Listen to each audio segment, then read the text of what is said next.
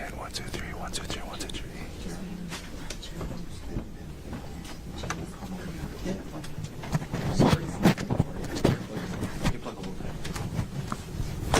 1, 2, 3, 4, 5, 6, 7, 8, 9, 10. 1, 2, 3, 1, 2, 3, 1, 2, 3, 1, 2, 3. 1, 2, 3, 1, 2, 3, 4, 5. 1, 2. Okay. My heart exhibits what I'm telling you.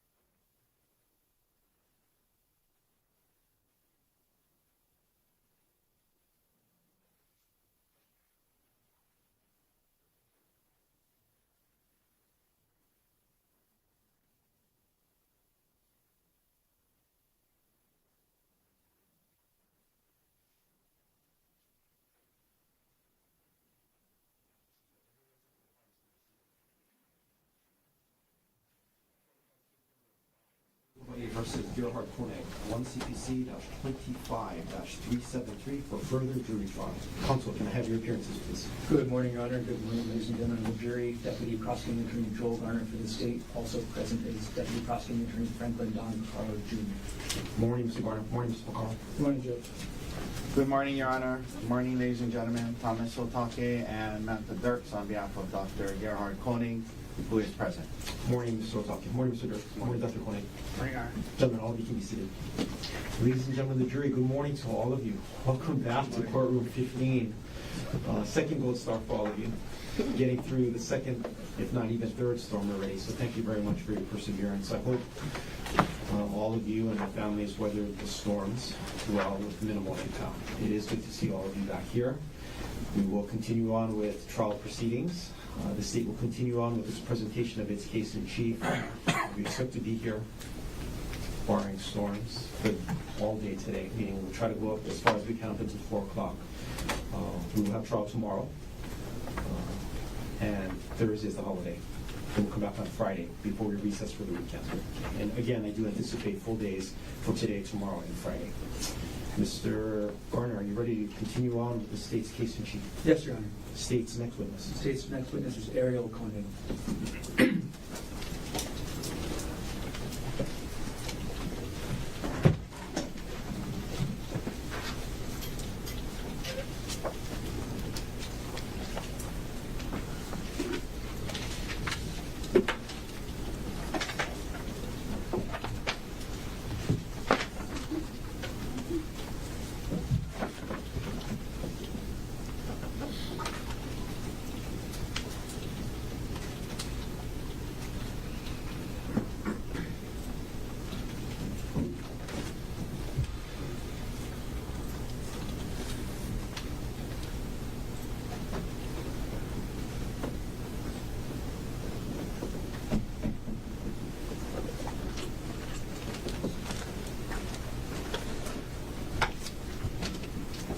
Please raise your right hand. You do solemnly swear or affirm that the testimony about to give shall be the truth, the whole truth, and nothing but the truth? Yes, I do. Please have a seat. Mr. Garner, whenever you're ready. Okay. Good morning. Morning. Okay. Before we get any further, first thing I'm asking you to do is can I ask you to sit as close as you can as to the microphone? Okay. And then speak into the microphone as much as you can today, okay? Okay. All right. Can you please state your name? My name is Ariel Konig. And Ariel, what do you do for work? I am a project manager for TerraPower. What does TerraPower do? TerraPower is a nuclear innovation company. Okay. When you say nuclear innovation, what do you mean? We're designing an advanced reactor to deploy to replace retiring coal plants. And what do you actually do at TerraPower? I work on the fuel supply. And Ariel, where do you live? I live on Maui, Okay. Where on Maui? in Kahului. Is that 19 Pu'u'ehu place? That's correct. Who do you live with? I live with my children. Which children? I have 2 little kids and then my stepson. How long have you been living on Maui? Just over 3 years now. Ariel, are you currently married? Yes, I am. Who are you currently married to? Gerhardt Konig. As of March 24th, 2025, how long had you been married to Gerhardt Konig? About 6.5 years. Okay, as of that date, 1 year ago today, how long had you been in a relationship with him? Would have been about 9 years then. When did you first meet Gerhardt Konig? We met in the spring of 2016. And you mentioned you have some children. Do you have any children with Gerhardt? Yes, I have 2 children with Gerhardt. How old are those children? They are 5 and 3. If you were to see Gerhardt again, would you recognize him? Yes. Could you stipulate to identification, Your Honor? Okay. Stipulation accepted. The court will reflect that there's identification by Mrs. Konig. Okay, I'll skip ahead a little bit. Ariel, I'm going to ask you about an incident from March 24th, 2025, around 10 o'clock a.m. Do you remember that incident? Yes, I do. Where were you going that morning? Gerhardt and I were going to a hike on the Polypuka Trail. Okay. And so, where is that hike again? The Polypuka Trail? Is that on the island of Oahu? Yes, it is. Why were you and the defendant on the island of Oahu on March 24th, 2025? We came to Oahu to celebrate my birthday. And when is your birthday? My birthday is March 24th. Okay. When did you actually arrive on Oahu? We got here March 23rd, the day before, Okay. And when were you scheduled to leave? on the 25th. And you said March 24th was your birthday. I'm going to approach now what's been marked as State's Exhibit 133, previously shown to defense counsel. 133. That's the defense. State 133. May I approach, Your Honor? Yes. Okay, Ariel, I've just handed you what's been marked as State's Exhibit 133. Do you recognize what I've just handed you? Yes, I do. Okay. What is this? This is a birthday card that Gerhardt gave me last year. And when did the defendant give you that birthday card? It was in the morning. We were at our hotel getting ready to leave for breakfast and then for the hike, and gave me a present and this card. Does this photograph fairly and accurately depict the birthday card the defendant gave you on March 24th, 2025? Yes, it does. Okay, at this point, the state will move State's Exhibit 133 into evidence. Mr. Otake. No objection. What has been marked for identification as State's Exhibit 133 is received into evidence. And I'm going to publish now what's been marked as State's Exhibit 133.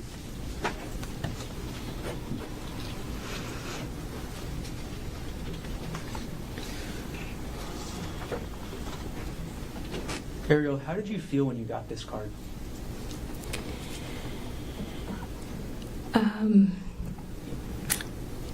Hopeful. I was just I teared up when I read it. I thought it was really sweet. And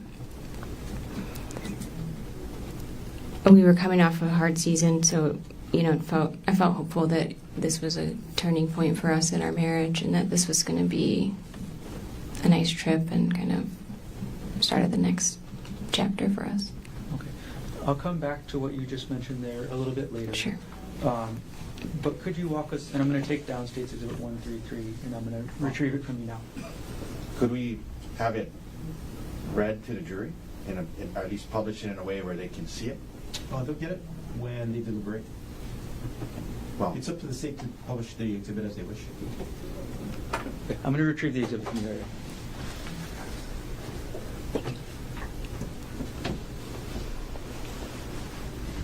I'm going to hand it to the book clerk. Okay. All right, Ariel, you got the birthday card in the morning, you said, and then you were late around 10 a.m. on this hike. Can you describe how you got to the Palipuka hike? We had a rental car, so we drove. Okay. Who drove? Gerhardt drove. And who planned the hike? Gerhardt planned the hike. Had you ever been on the Palipuka hike before? I had not, no. Had you ever been to Oahu before? No, this is my first trip to Oahu. I had flown through, but not visited the city. Okay, so you'd stopped at the airport before, Yes. but never left? Yes. Okay. Can you describe the area around the trailhead of this hike, or the start of the hike? Sure.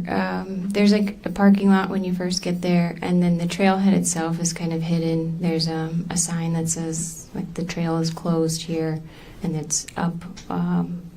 There's like a lava rock wall, and it's above that wall, and then there's like some porta potties off to the side. When you got to the trailhead, were there any other hikers around? Yes, when we first got there were two hikers walking around, looking on their phones, kind of looking like they were looking for the trailhead. When there's a sign that says the trail is closed, so it looked like they were trying to figure out where the trail actually was. And what did you and the defendant do when you saw those two would-be hikers? We saw them, and I was like, oh, they're looking for the trail too. We should tell them it's up here, because we had seen hikes like that before where you kind of go past the sign. And he said, no, it'll be nicer if it's just us.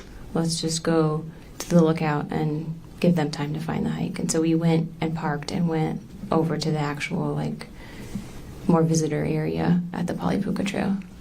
Okay. When you said the visitor area or the lookout, what area is that? There's like a big flat area, and there's plaques and things, and then there's a big view, so you can go and take pictures and read about the site. And how long did you and the defendant stay in that area? I'd say less than 10 minutes. Just Okay. took some pictures and looked around. And what were you looking out over at that area, or what were you looking at? It's this big valley.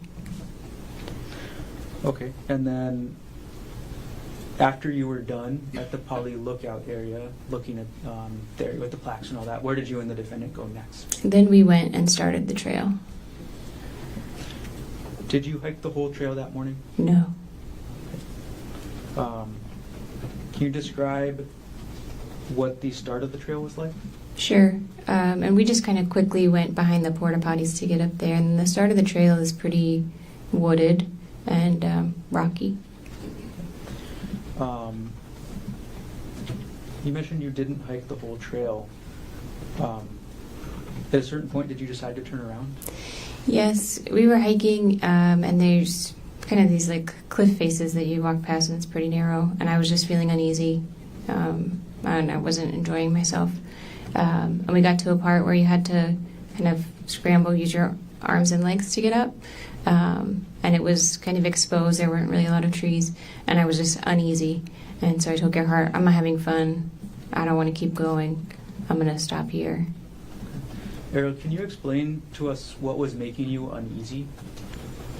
The cliffs were just feeling, it was windy, and the trail was narrow, and the cliffs were really steep. Do you know how tall the cliffs were? I don't, hundreds of feet, I would say. Okay, so you're feeling uneasy, and you just said you told the defendant you didn't want to continue. What happened after you told the defendant that? Well, I had hiked up part of that little scramble area, and I came back down because I was feeling it was like very exposed up there. And so I came back down, and I was like, I told him he could keep going if he wanted to, and I would wait there. And so he went on for a little while I just kind of hung out, and it was maybe again 5 or 10 minutes, and then he came back. Okay, so once the defendant got back, did he say anything? Yeah, he came back and he was like, it's really beautiful. You should really come on it. It's too dangerous for me to be walking around by myself, but you've already done the hardest part by coming up this part. You should really come up and we could keep going. And I was just like, no, I'm not enjoying it. I don't feel good. I'm not doing it. All right, so after you told the defendant no again, what did he do? Then we started making our way back down the trail. And can you describe for us what you and the defendant were doing as you started to head back down the trail? Sure, we were just walking and talking, and I was like, I'm not as much fun as I used to be since having kids, I guess, but yeah, I'm just not enjoying this today. And we were walking down, and there's this big tree, and I was like, I'll climb the tree, you can take my picture up there. And so we did that. Okay. Who took the picture of who in the tree? Yeah, I climbed the tree. I gave Gerhardt my phone and my purse to hold, and I climbed the tree, and he took the picture on my phone. So after you take the picture in this tree, where did you go? And I just climbed back down, back to Gerhardt in the trail. Okay. Once you climbed down from the tree, who had your phone and your purse? Gerhardt still had my phone and purse. Okay. What was in your purse? Well, my phone had with it my ID and credit card, and then the purse had, sunglasses and chapstick, something like that.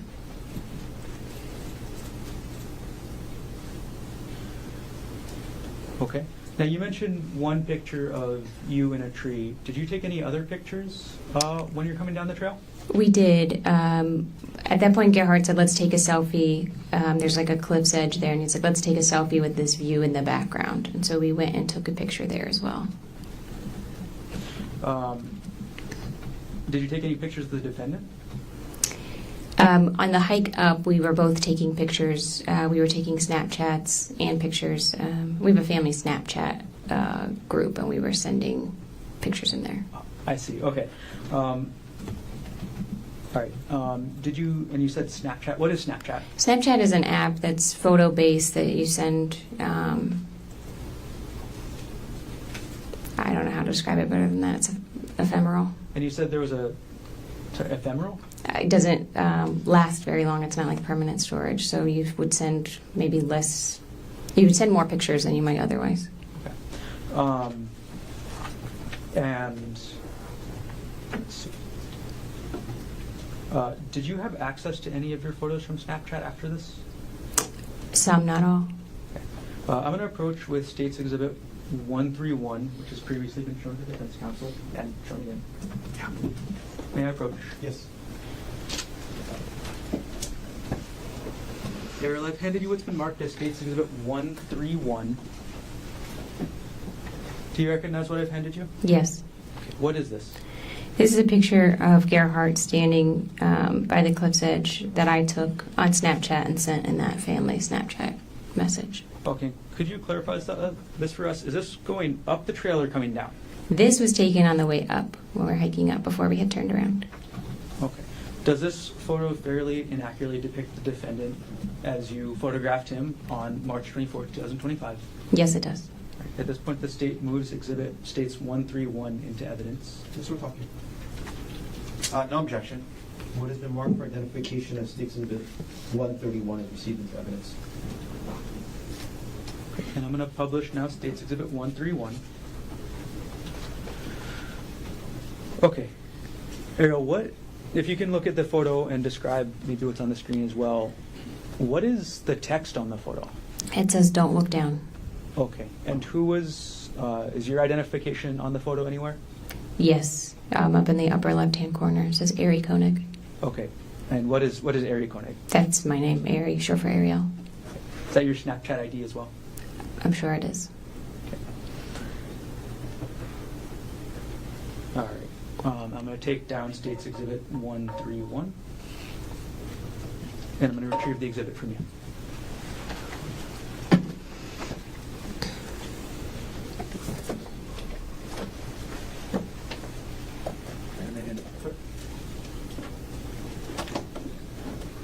Ariel, why did you say don't look down there? It's a very steep cliff behind him.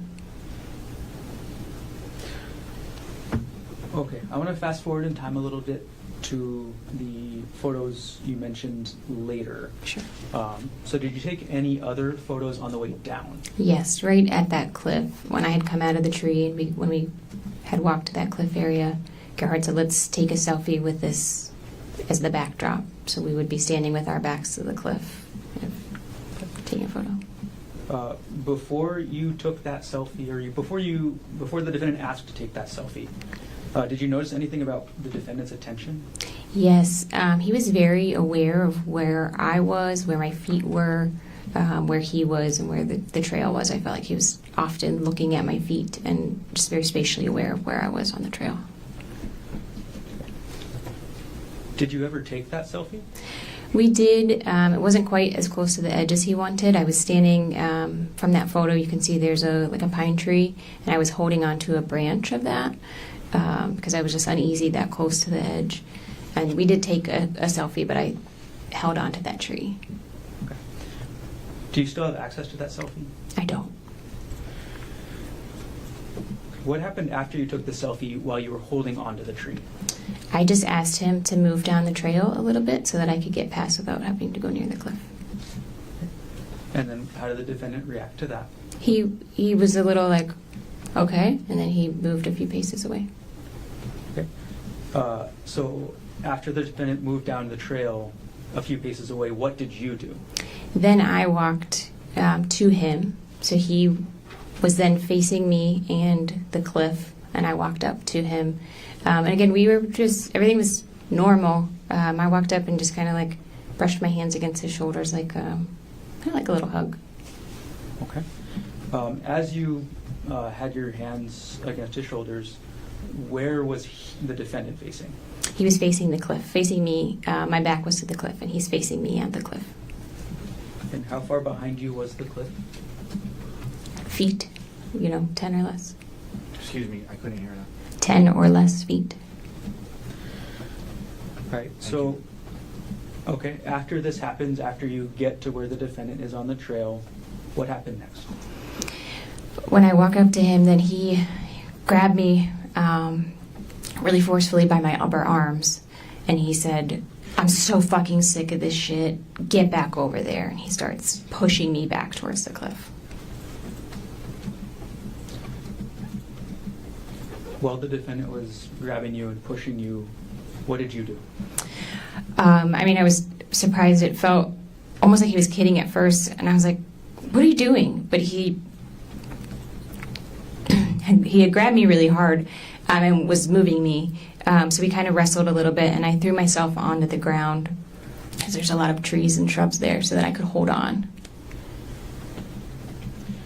As you threw yourself to the ground, how did the defendant respond? Well, he got on top of me, and he was kind of trying to pull me, and we're wrestling, and he ended up straddling me, so he had his legs on either side, kind of across my waist. On March 24, 2025, how tall were you? About 5'6". And how much did you weigh on that day? About 145 pounds. Okay. And on that date, how tall was the defendant? About 5'10". And how much did he weigh? Maybe 165 pounds. Okay, and then you said straddling. Can you describe what that looked like for us? Sure. I'm laying on my back, and he's on top of me with kind of like one leg on either side across my waist, facing me. Once the defendant was on top of you, what did he do next? So he was first trying to pull me, trying to get me closer to the cliff, and again, I could kind of hold on to the roots and stuff that were around us, and then he had a backpack that he was hiking with, and he, like I said, he's on top of me, and he had a syringe in his hand, and he says, "Hold still," and I see the syringe, and I just kind of like bat it away from us both. Okay. When you first saw that syringe in his hand, did you actually see where it came from? I didn't see where it came from, no.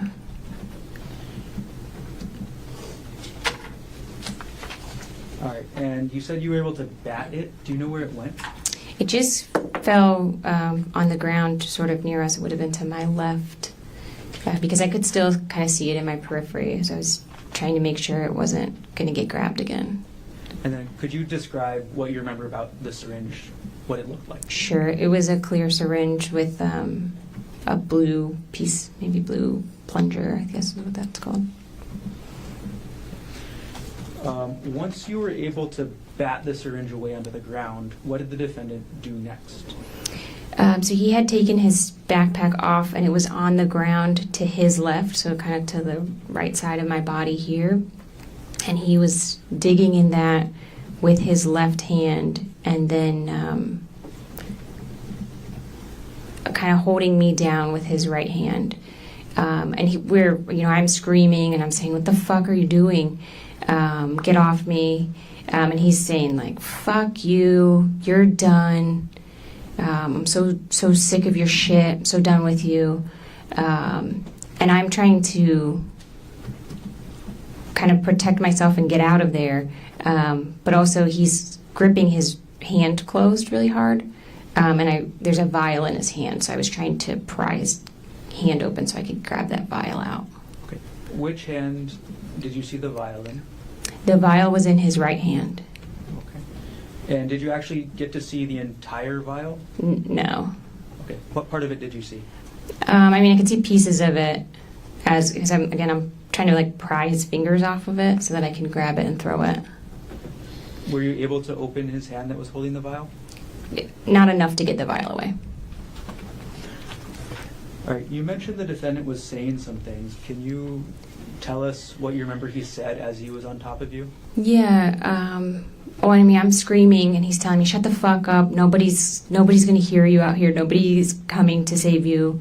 And I'm saying, like, "You can't do this. Everyone knows we're on a hike. They'll know this wasn't an accident, and our kids will be orphans. You'll go to jail, and I'll be dead. Like, you have to stop." And again, he's saying, like, "You're done. We're done with you. We don't need you anymore. You're done. You're done." Did telling the defendant any of these things that you told him, did that get him to stop? No, not really. And I had said, like, your mom just sent me a really beautiful text for my birthday. Like, your family will be upset if I die.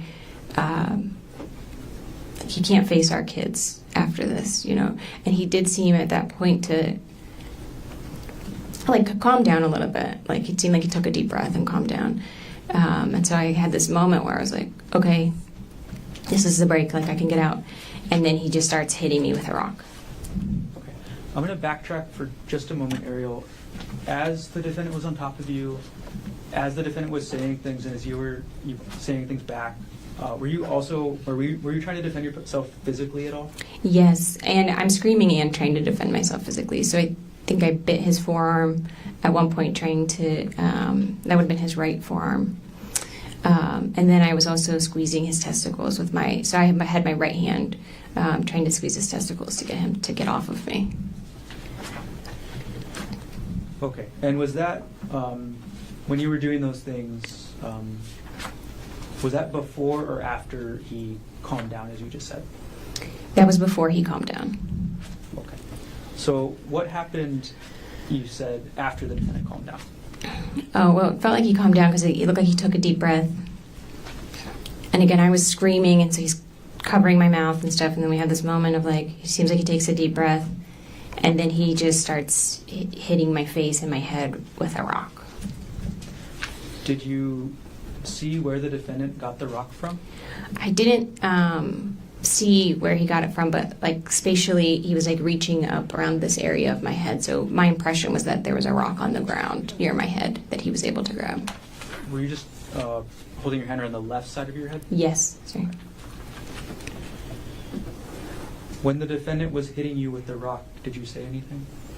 I just started screaming because in my mind, he was trying to knock me unconscious to get to be able to drag me over the edge. So I just was screaming then as much as I could.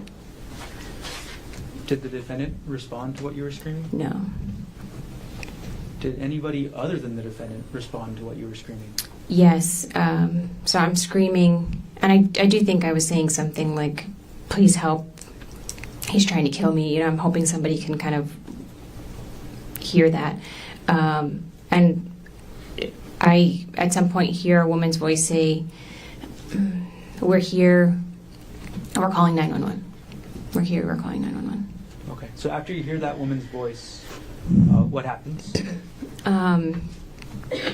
He just kind of Gerhardt just kind of froze and knelt back away from me. And I just crawled away really slowly.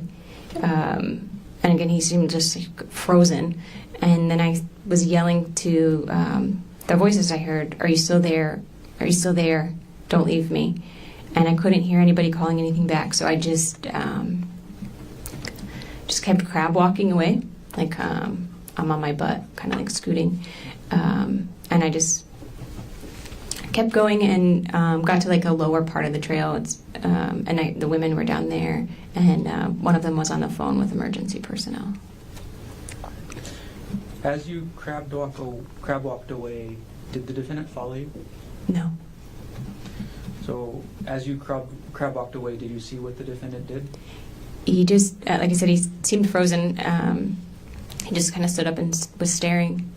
And then I didn't see where he went after that. He didn't follow me when I went down to those women. What happened when you got to the two women? When I got to them, we were just trying to figure out how to get out of there as quickly as we could. And so they tried to stand me up to see if we could walk down with me kind of draped over them to get through, but I couldn't stand. Excuse me. That was just like an unstable. So one of them went behind me and was kind of sweeping to make sure he wasn't coming after us, visually scanning to make sure he wasn't coming after us. And then the other one was in front, leading us. And one of the women had like a large metal water bottle, and she had that in her hand, and she was like, "This is the only weapon I have." But and then I crab walked or kind of scooted down the whole trail with them on kind of either part to try to keep us safe. After this happened, where was your phone? My phone and my bag were still with Gerhardt. Still with the defendant? Yes. So does that include your purse that you mentioned? Yes.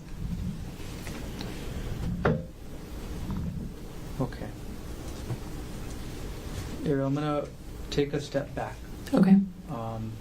There's something you mentioned earlier about a hard season. Were you having any marital problems before this happened on March 24th, 2025? Yes, we were. What happened to start those problems? Sure. In December, the year prior, Gerhardt had gone through he logged into my WhatsApp account and saw that I was deleting text messages between a coworker and I, and he got upset about that. When in December did this happen? This was the beginning of December. And when you say logged into your WhatsApp account, how does that work? First of all, what is a WhatsApp account? WhatsApp is a text messaging app. Okay. And you described the defendant logging in. Do you know how that works? Actually, not. I don't know how that worked. Did the defendant ever confront you about this? Yes, he did. My impression is that he knew about it for a few days and then confronted me about it a little bit later. Okay. And how did that confrontation happen?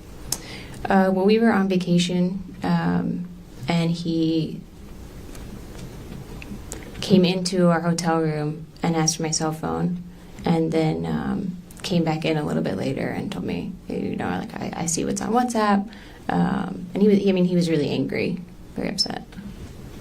Okay, you say angry, upset. Can you describe what he said to you? Yeah, called me a lying bitch, you're a whore, how could you do this sort of thing. Okay. Who were you messaging with on WhatsApp that caused this confrontation? It was a coworker from Terra Power. His name is Jeff Miller. Okay, and you said Jeff Miller also works at Terra Power. That's right. Is Terra Power on Maui? No. Okay, where is Terra Power located? It's headquartered in Bellevue, Washington, outside of Seattle. Okay. Do you work in person or do you work remote? I work remotely. So who is Jeffrey Miller to you? He's a coworker and a friend. Did you ever have sex with Jeffrey Miller? No. In these WhatsApp messages, did you ever send or receive sexual photos with Jeffrey Miller? No. Did you discuss sex at all in the messages? No. In these messages, did you flirt with Jeffrey Miller? Yes, some of them are flirty in nature. And when the defendant confronted you in December about these messages, how did you react? I was apologetic. He was obviously hurt, and I was really committed to my marriage and my husband, and so we agreed to work through it and try to, kind of rebuild, because I had definitely broken his trust and could tell he was hurt. As a couple, how did you and the defendant characterize these WhatsApp messages? It felt like an affair to him, so we called it an emotional affair. Did you say emotional affair? Emotional affair is the word, yeah. After the defendant confronted you and called you a lying bitch and a whore, did the defendant make any demands about your job? A little bit. I wasn't supposed to be in any kind of one-on-one work situation with Jeff. No emails or anything like that. All right. Can you describe a little bit about what that was like, or what the defendant asked you to do? It was really just anytime there was going to be a meeting, there had to be another person there as well. And then Gerhardt would kind of go through my stuff at the end of the day to see, what I was doing. So if I was sending emails or who I was meeting with. After this happened in December, did anything change with your sex life with the defendant? At the time, Gerhardt kind of expected to have sex every other day, and when this happened, he made it clear that if I refused to have... An objection. Can we approach?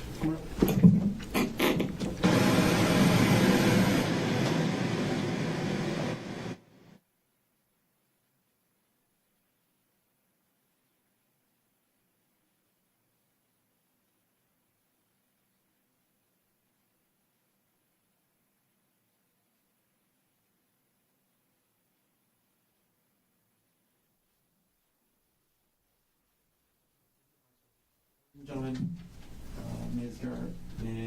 Konig's last answer stricken from the record. Okay, Ariel, I'm going to rephrase the question. How often did the defendant demand to have sex in December after this emotional affair came out? Every other day.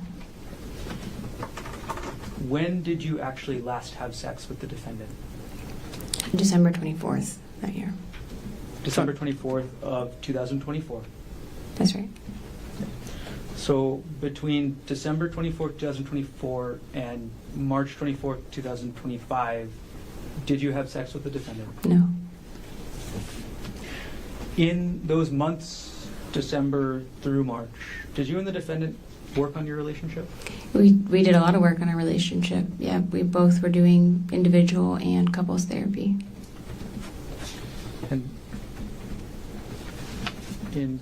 And can you describe a little bit about, what that was like?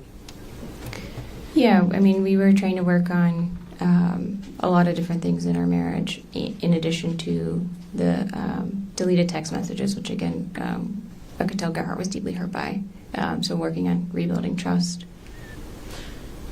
In terms of non-sexual intimacy, did anything change in that with regards to your relationship with the defendant after this all came out in December? A little bit, yes. And in that, Gerhardt really wanted a lot of touch, physical touch.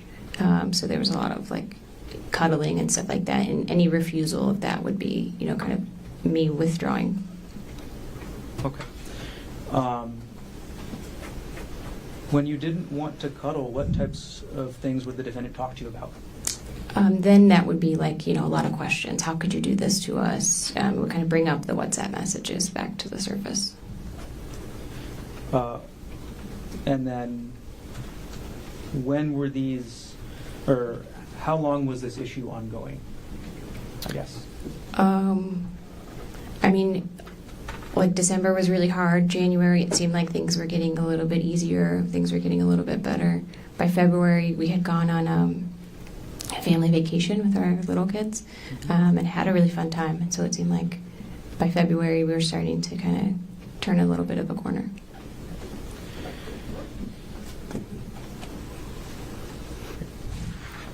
And were you and the defendant still talking in January? Yes. Okay. I'm going to approach now with States Exhibit 130 and 117, pre-decision of the defense. May I approach, Your Honor? You may.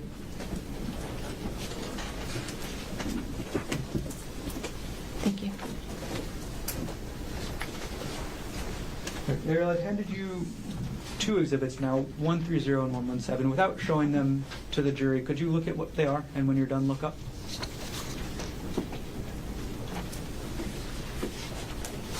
Okay, let's start with the one with the sticker on the back that says 130.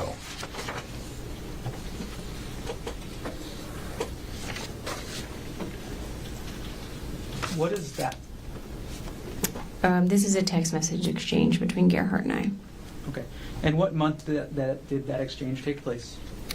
This would have been in January. Okay. Who does this exhibit fairly and accurately depict the text message exchange between yourself and the defendant in January 2025? To the best of my knowledge, yes. Okay, at this point, the state moves exhibit 130 into evidence. Mr. Otake. No objection. It has been marked for identification as States Exhibit 130 was received into evidence. Okay. I'm going to now publish and put up on the screen what's been marked as States 130. Okay. And then can you describe the context of this message?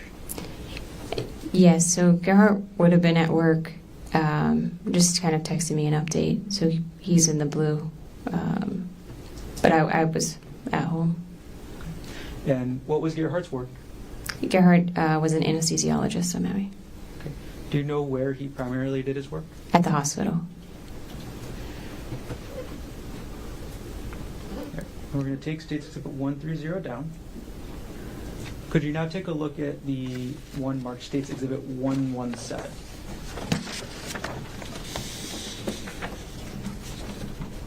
Okay, what is that? This is an email that Gerhardt sent me also in January. Okay. And what is the email about? It's about life insurance. And is this a true and accurate copy of the email the defendant sent you? And sorry, what date was the email sent? The date is January 21st, 2025. Is this a true and accurate copy of the email the defendant sent you on January 21st, 2025? To my knowledge, yes.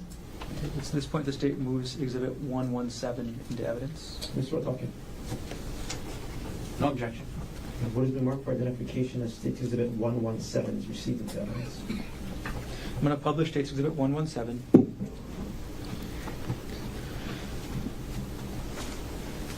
Ariel, what was the defendant asking you to do in this email? He wanted me to reach out to an insurance representative from AAA to apply for a life insurance policy. At the time that you saw this email, did you think anything of it? No. We're going to take Exhibit 117 down from the screen right now. And I'm going to retrieve both exhibits from you, Ariel. Thank you. Hand it into court.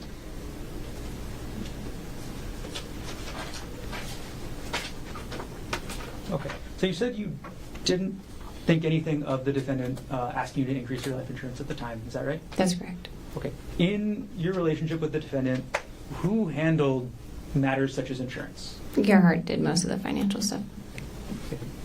The financial stuff, is that even more than insurance? Yeah, I mean, did taxes and, tracking everything. Okay. Can you describe what financial things the defendant actually took care of? Sure. He made sure did all of the utility payments and bill payments. And then in this case, looked at our life insurance and how much we would need if either of us were to pass away to keep our kids in our house. Who set the budget? We didn't really have an established budget. I'm going to move forward in time just a little bit, Ariel, to February 2025. Okay. How did your relationship with the defendant progress into February? Yeah, like I said, January, was better than December. February is better than January in terms of, stability and kind of seeming like things, being hopeful for the future.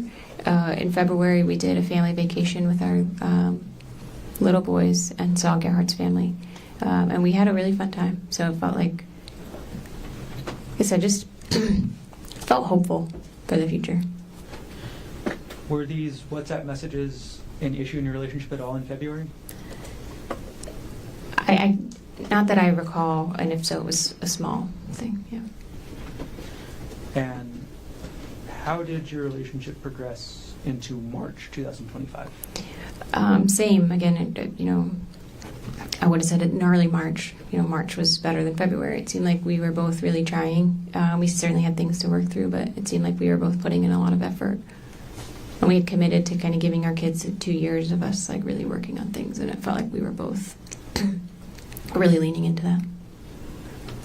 And this birthday trip in March, at the end of March, who planned that trip again? Gerhardt planned the trip. And how did the trip go before you took the hike on March 24th? The trip was going well. We came out the day before in the morning, and we went to a spa, and we did like a long couple spa thing, a couple hours long. Did a nice lunch. We walked around and shopped and had a nice dinner. It felt, normal. We were having fun together, relaxing. You mentioned the spa thing. Is that something that you and the defendant talked about before you did it? Yes. Okay. How far in advance did you know you guys were going to the spa? Weeks or less, 1 to 2 weeks, I would estimate. Did you and the defendant talk about the Polypuka hike specifically before you did it? No, not really. Maybe the night before. Did you research it together? I did not know. So did you look at any web pages about the hike before you went on it? No, I didn't.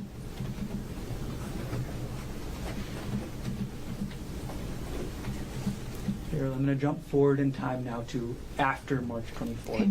or after the incident on March 24th. After this happened, Did you receive any medical treatment? I did, yep. I was taken by ambulance to the hospital where I was treated for severe complex scalp lacerations, and they did some imaging and stuff. How long did you stay at the hospital? I was in the hospital for one night. So you got out of the hospital then March 25th? In the evening of the 25th, yes. And where did you go once you got out of the hospital? To my house in Maui. When you, sorry, can you say that one more time? To my house in Maui, sorry. And is that the 19 Pu'uehu Place address that you mentioned? That's correct, yes.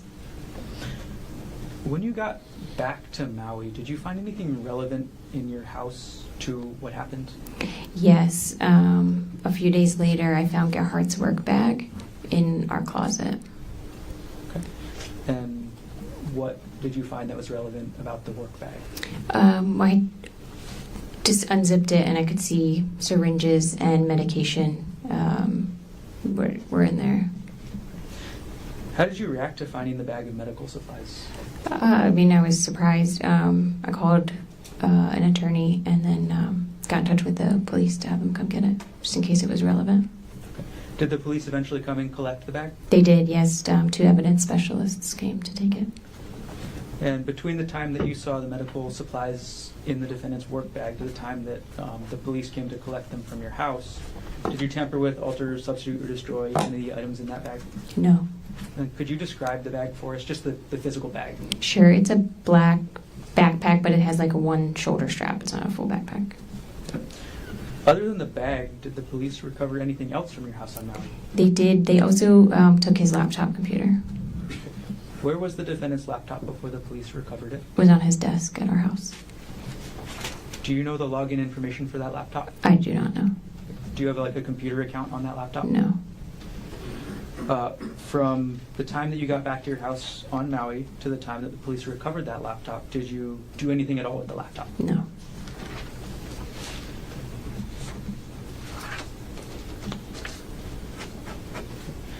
Now, you talked about your treatment on Oahu so far. Did you have any sort of medical treatment after you got back to Maui? I did. I had a lot of wound care for. I had a bunch of stitches through my scalp. I had a lot of wound care for that, and then I had some treatment for a distal fracture of my thumb. Were you able to work after this happened?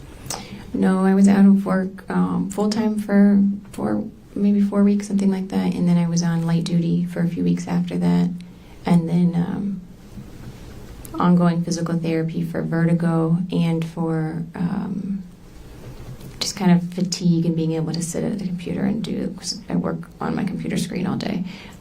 So did physical therapy to kind of strengthen the ability to do that. How long before you were fully recovered, just in terms of able to work a normal work day? Maybe between 2 and 3 months. Do you have any visible long-term effects from the injuries from March 24, 2025? Yes, I have scarring on my scalp and my face. And Ariel, could you show everybody in the courtroom the scar on your scalp? Sure. And I want the record to reflect the witness is just pulled her bangs up on the left side of her head to display a scar. Yes. Ariel, how do you normally cover that scar? Until Objection irrelevant. Sustained. Does your hair grow in the area where that scar Same is? objection, Your Honor. Overruled. no, my hair does not grow there. Ariel, on March 24, 2025, did you give the defendant permission to try and push you off the cliff? No, I did not. Did you give the defendant permission to try and inject you with a syringe? No, I did not. Did you give the defendant permission to hit you with that rock? No, I did not. Thank you. I have no further questions at this time. Keep going. looking to recess? We have a lot to set up. Maybe this might be a good time for a morning recess. I think so. Let's take our first morning recess, ladies and gentlemen. 10-minute recess. Ms. Alfred Fisher and Mr. Patrick Bernie will come get you at just past 10:15. Leave your local temperature. All right.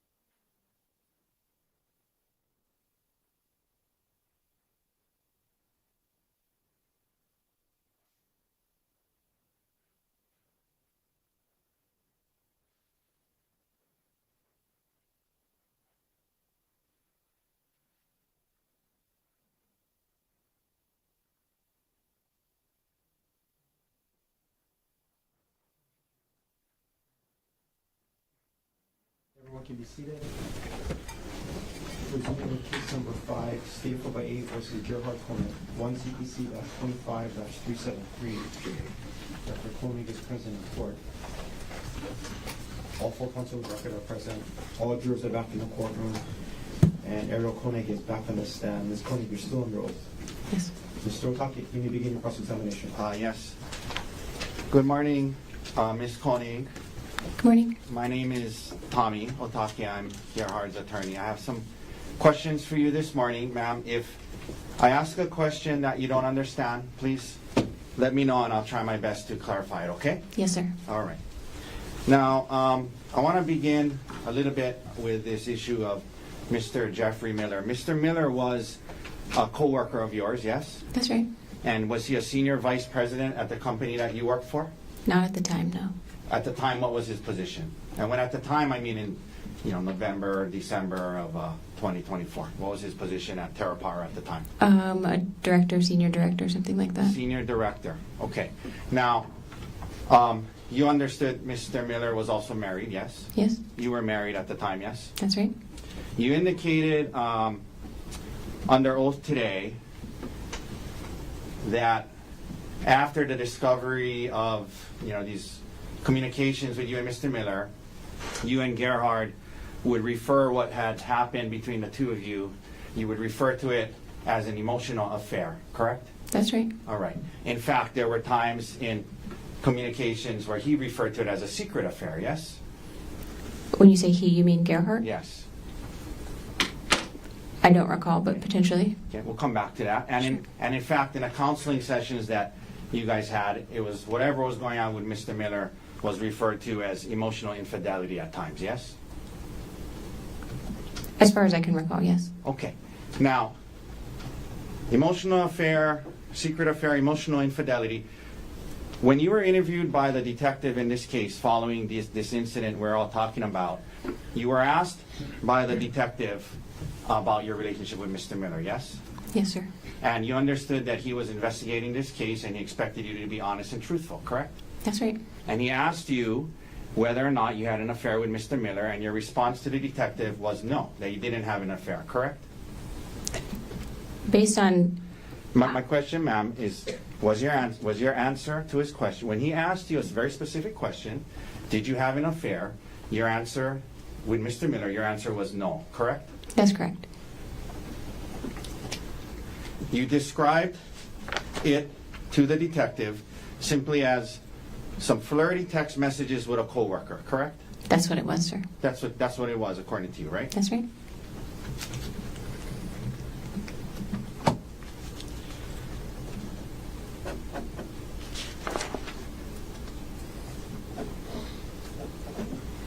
Now, after the discovery of these messages and what was going on with you and Mr. Miller, there were times when you and Gerhard would communicate about the situation by text messages between the two of you, correct? Yes, sir. Okay.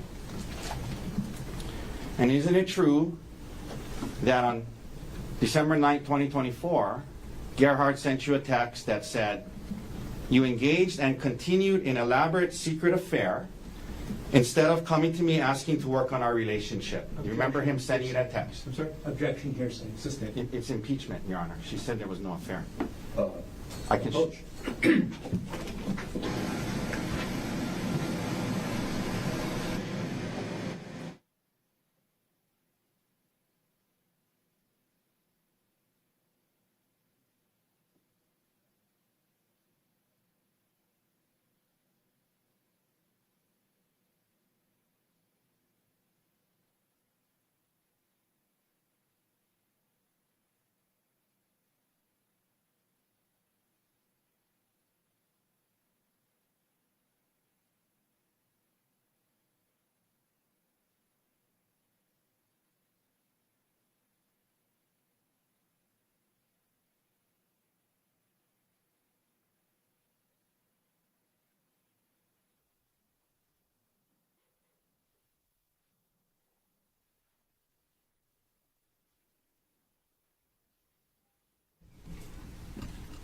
Thank you, Your Honor. Please.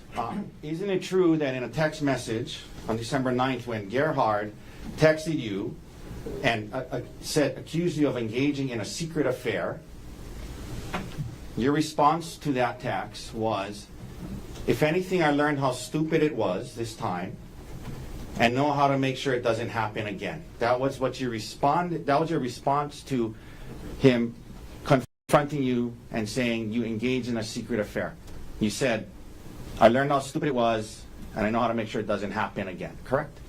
It felt like an affair to Gerhardt, and that's how we were treating it in our marriage. Ma'am, can you listen to my question? Sure. Okay. My question is about the text message. Isn't it true in a text message, I'm not asking you why you said what you said, in a text message, when Gerhardt accused you of engaging and continuing an elaborate secret affair, your response was, if anything, I learned how stupid it was this time and know how to make sure it doesn't happen again. My only question is, do you recall sending that response to him when he accused you of being in a secret affair? Yes.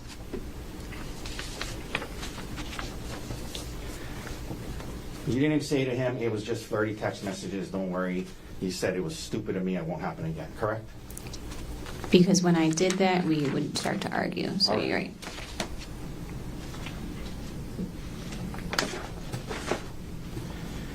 And when you said in your text message, it won't, I know how to make sure it doesn't happen again, that was in reference to the elaborate secret affair that he was referencing, yes?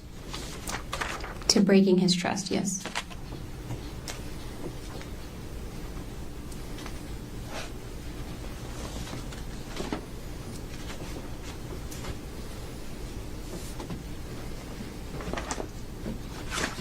Another thing that happened after the discovery of your relationship with Mr. Miller,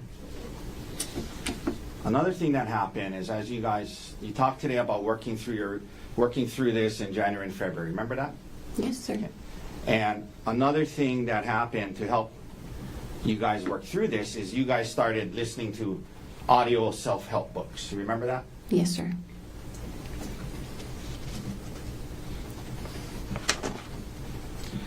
One of the audio books that you purchased and listened to was entitled How to Help Your Spouse Heal from Your Affair. You remember purchasing and listening to that audio book?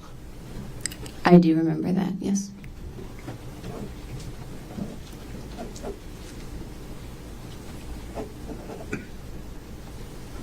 You took the time to purchase it and listen to it, and that was the title of it, How to Help My Spouse Heal from My Affair, as in your affair, correct? That's correct.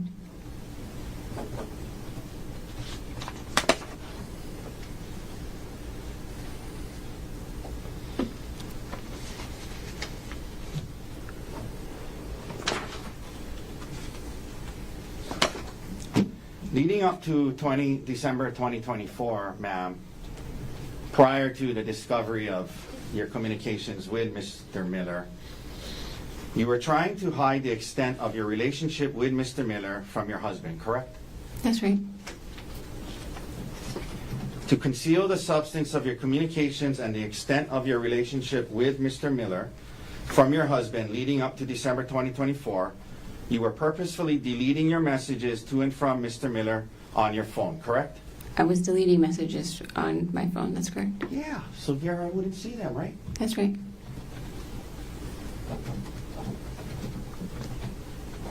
And by the way, you work with Mr. Miller, correct?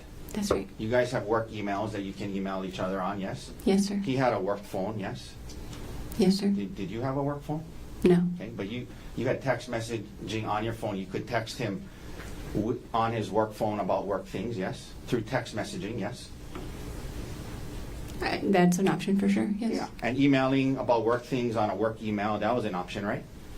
Yes. But you chose to communicate with Mr. Miller, this other married man, on WhatsApp, correct? I use WhatsApp for work for other things too, yes. Ma'am, that wasn't my question. Yes, I talked to him on WhatsApp, sir.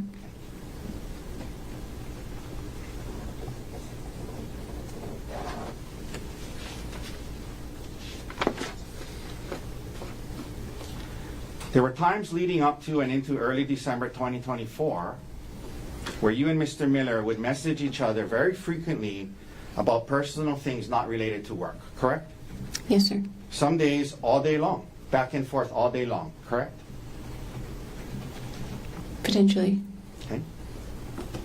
Your Honor, I'm going to ask Your Honor to take judicial notice that December 1st, 2024 was a Sunday, and I believe we have a calendar here somewhere. May I approach, Your Honor? This is from timeanddate.com. Or the witness? Excuse me? The bench or the witness? You want to You, Your Honor? Ideally, to show you the calendar. Come on up. December 1st, 2024. Mr. Gardner, any objections? None at this time. Yeah, so the court would judicially notice that December 1st, 2024 was a Sunday. Okay. December 1st, 2024 was a Sunday, not a work day, correct? Sure. I'm going to show you now what's been marked as D123. D123. May I approach, Your Honor? You may.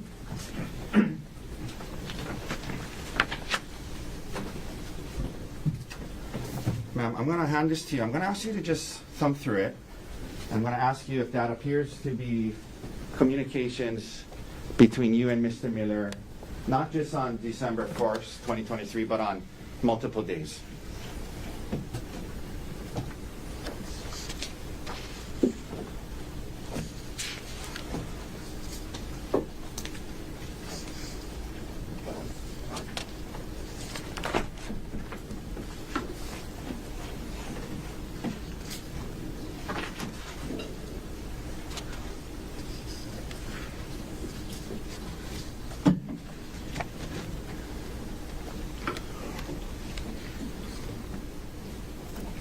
Will you please repeat your question?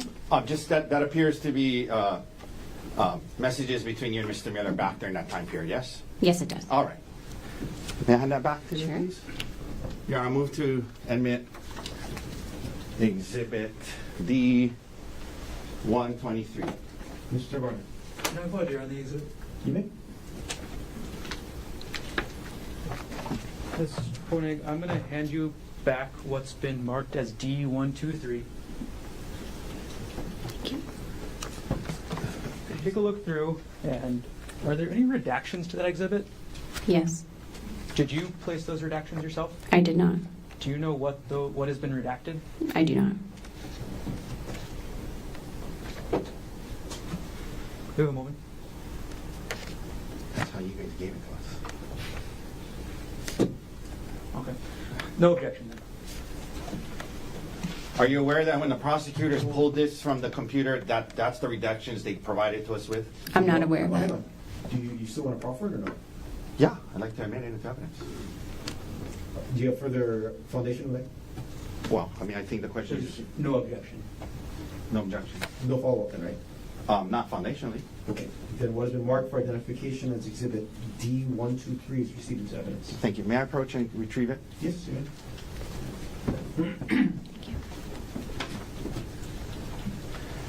May we publish, Your Honor? Yes. Granted. And Mr. Dirks, if you can please go to 12:1. First of all, this goes on for pages and pages and pages, correct?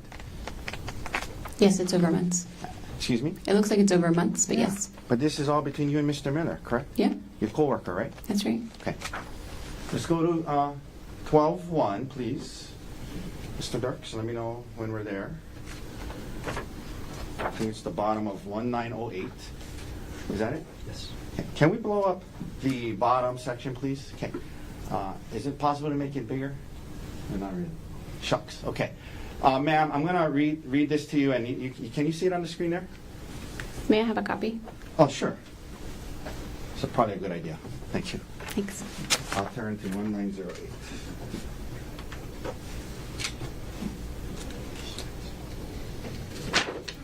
Thank you, at the bottom. Thank you, sir. Okay, so the day starts off on this Sunday.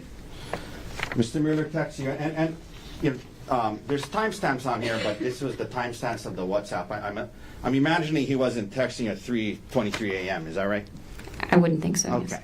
But in any event, he starts on this Sunday, and he starts off, he says, "Good morning, sounds good. I hope you're getting some good sleep. I've slept a ton over the break," which has been, and we'll go to the next page. Okay.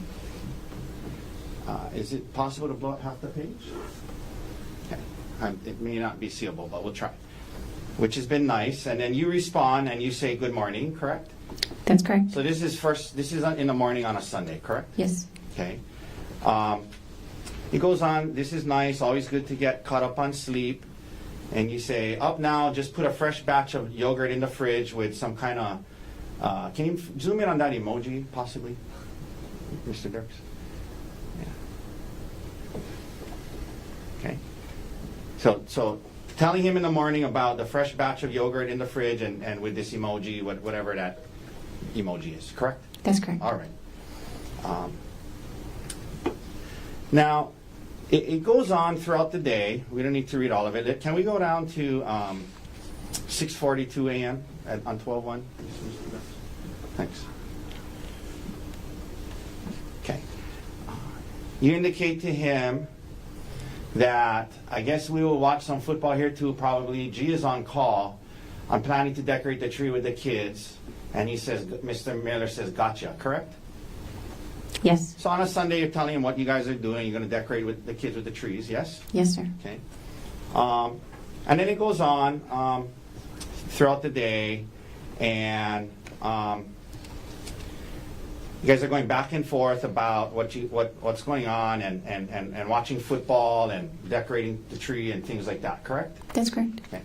Now, at the bottom of the page there, you guys are talking about the football game. Looks like Pittsburgh is winning. You see that? Yes, sir. Okay. And then let's go to the next page. Continues on the first. And more communication. 11:13:29. If we can zoom in on that, Mr. Dirks. Okay. He says, checks back in. I hope you're having a nice morning. So good so far. That's what you guys are saying all throughout Sunday, correct? That's right. Okay. Then let's go down to 3:28:55. If we can blow that up. Mr. Dirks, please. Thank you. Okay. Now,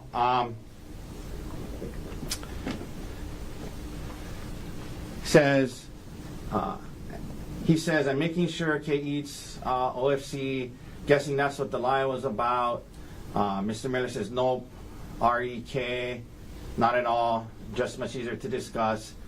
And then he says, plus I'm looking forward to chatting at some point anyway. And can we blow up that emoji, please?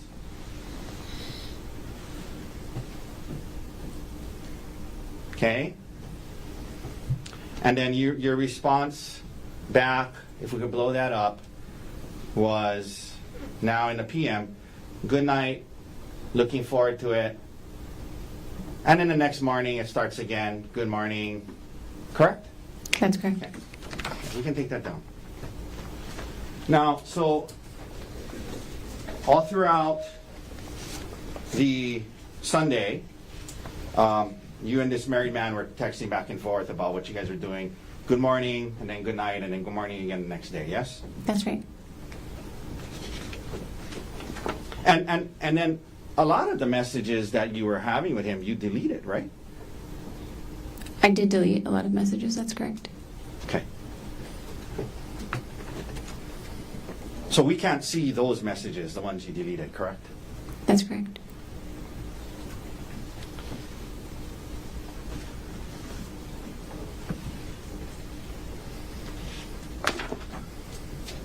Have you ever heard of the word, and I may not be pronouncing it correct. Actually, can I think of that? Have you ever heard of the word Heleu? How do you say H-E-L-E-U?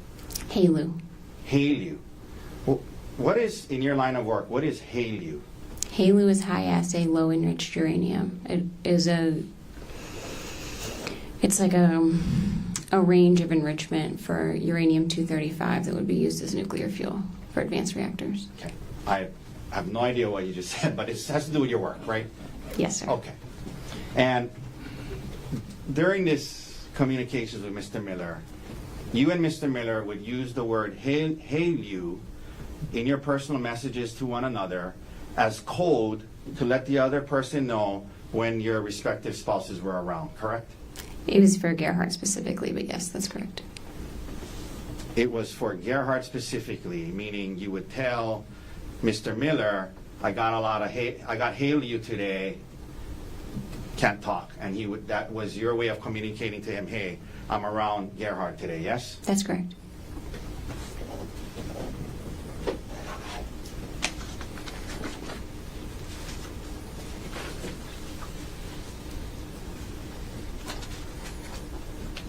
During this time period, leading up to December 2024, you and Mr. Miller would share photos of yourselves, both from the past and the present, and also during certain activities that you were engaged in, yes? Occasionally, yes. Okay.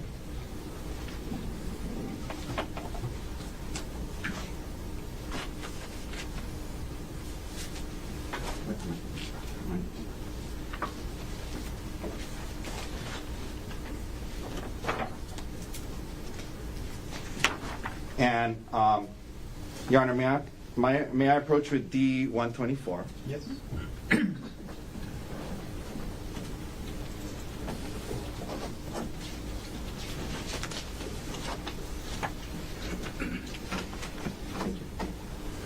Now, I'm going to show you D-124. If you can look through that, and I'm going to ask you again if that looks to you to be messages between you and Mr. Miller, and also photos that you guys would send to each other. And let me know when you're ready.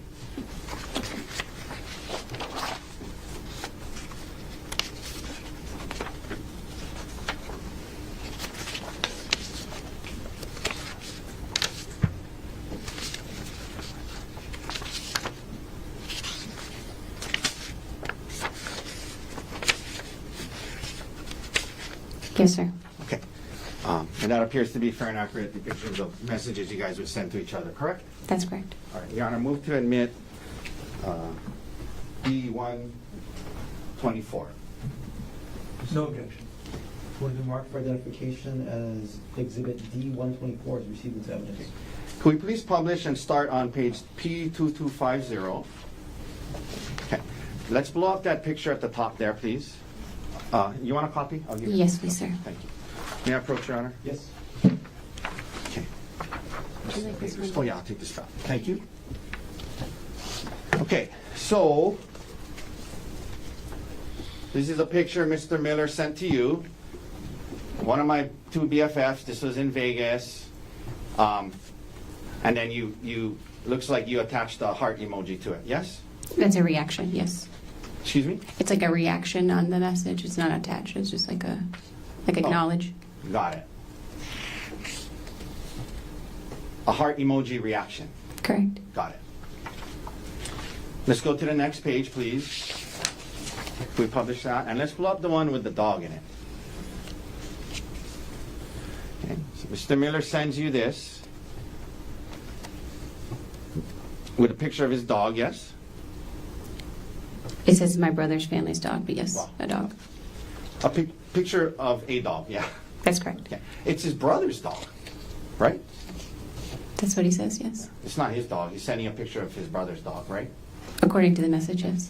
And is he making a kissing face at you, or you don't know? I don't know what it, Okay. Let's go to page 2253. This is from October. Can we blow up the beaches on the top, please? You sent him photos of, this is you sending him photos of beaches, correct? That's correct, yeah. All right.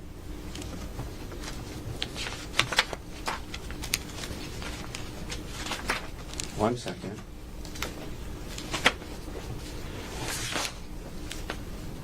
Now, while we're here, why don't we go to page 2256 while we have this up.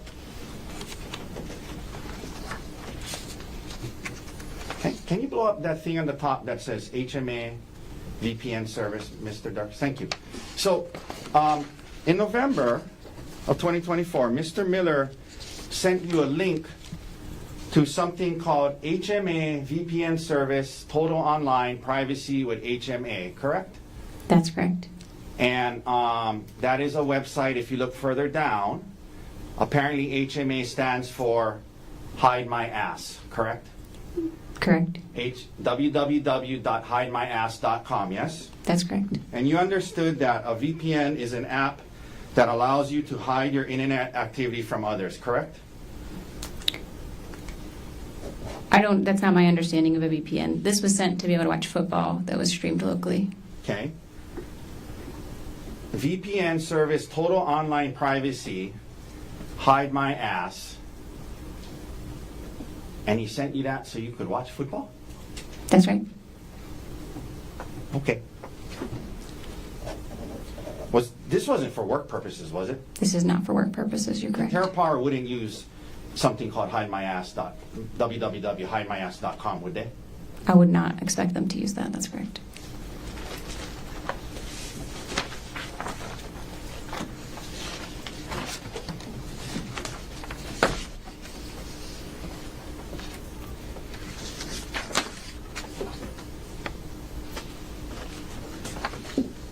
One second, Your Honor.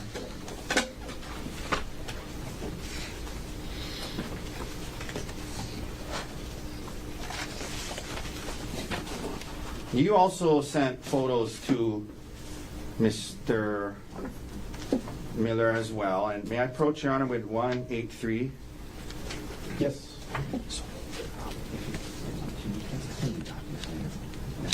Okay. Can I approach, Your Honor? I'll bring a copy. Right, Jeff. Okay, thank you, Latrell. If you can look through this, and aside from the text written on the bottom, do the messages appear to be messages that you and Mr. Miller were sending to each other back during this time period? Yes, they do. Okay. Your Honor, may we please admit Exhibit D183? Mr. Martin, No objection. what is the mark for identification as Exhibit D183 is received as evidence? If we can, Mr. Dirks, please publish the first page of this exhibit. Okay, can we blow up the picture? Just the picture?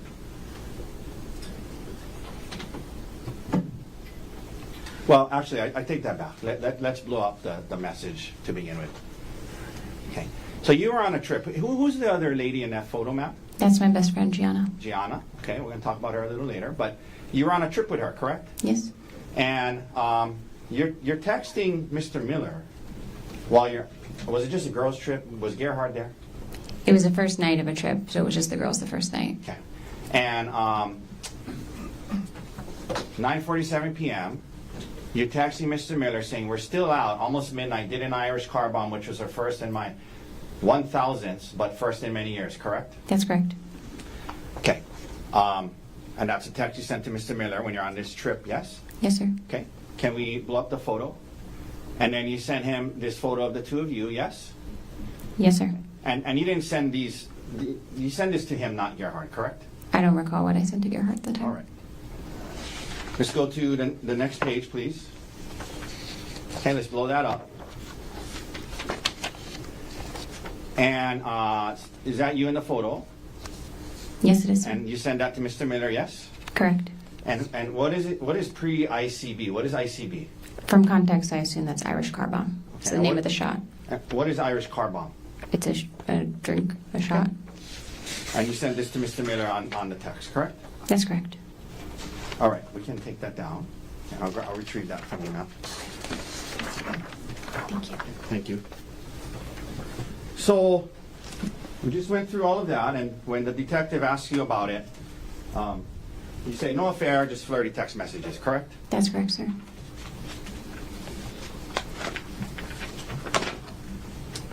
Okay, now, it's true ma'am, that Gerhardt took it pretty hard when he found these messages, yes? He was upset, yes. Yeah, and he took, he confronted you when you were on a trip with your friends Gianna and Brian in San Luis Obispo, correct? That's correct, sir. And was that the trip that we were just talking about? Yes.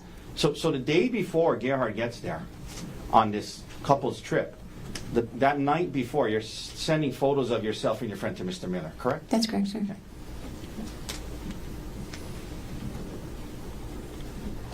Did he have a code word for you that he would tell you when his wife was around? Not to my knowledge. All right. Now, Gerhardt confronts you on this trip in San Luis Obispo, and he had actually told Gianna and Brian about it before he confronted you, correct? That's correct. And that upset you, correct? Yes. Yes, you didn't want them to know, right? Oh, I would have just preferred to be able to talk with him first. I tell Gianna almost everything. I think I would have told her about it anyway, but You think you would have told her about it anyway? Had you told her about it prior to him confronting you? I mean, had he confronted me, I would have told Gianna that we were working through that. But- There wasn't, in my mind, A something. second ago, you just said you were a little upset that he told Gianna, right? He told them before telling me. Right. And that upset you, right? Yes, that felt unfair. Now, Gianna and Brian had actually been through something similar recently, where Brian supposedly had cheated. Oh well, strike that question. Recently, Brian had an affair on Gianna, correct? And they were working through that, yes, They were working through marital problems. involving him in infidelity, right? That's not my marriage. Doesn't feel like that should be my business. I'm not asking if it was your business. I'm asking if they had Gianna had shared that with you. You guys are best friends. You guys share everything. Sure. So is that what she shared? I was aware they were working through marital troubles, and fidelity specifically was an issue.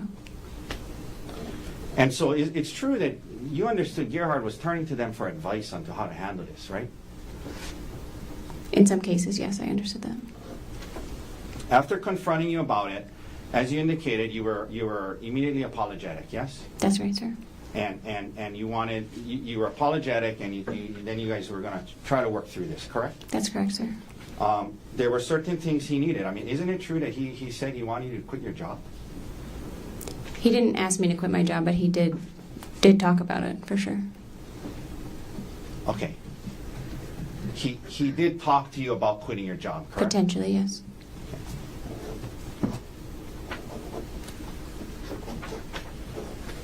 And he also demanded that you cease all contact with Mr. Miller in person, yes? Yes. And in fact, you had a trip planned coming up to Seattle with Mr. Miller that you ended up canceling, yes? He would have been there. There were several people from Terra Power there. Okay, let me rephrase that. You were going to go on a work trip at which Mr. Miller was going to be at, correct? Correct, sir. And in fact, on that trip, you had changed your hotel to be in the same hotel as Mr. Miller, correct? And several other Terra Power employees, yes, sir.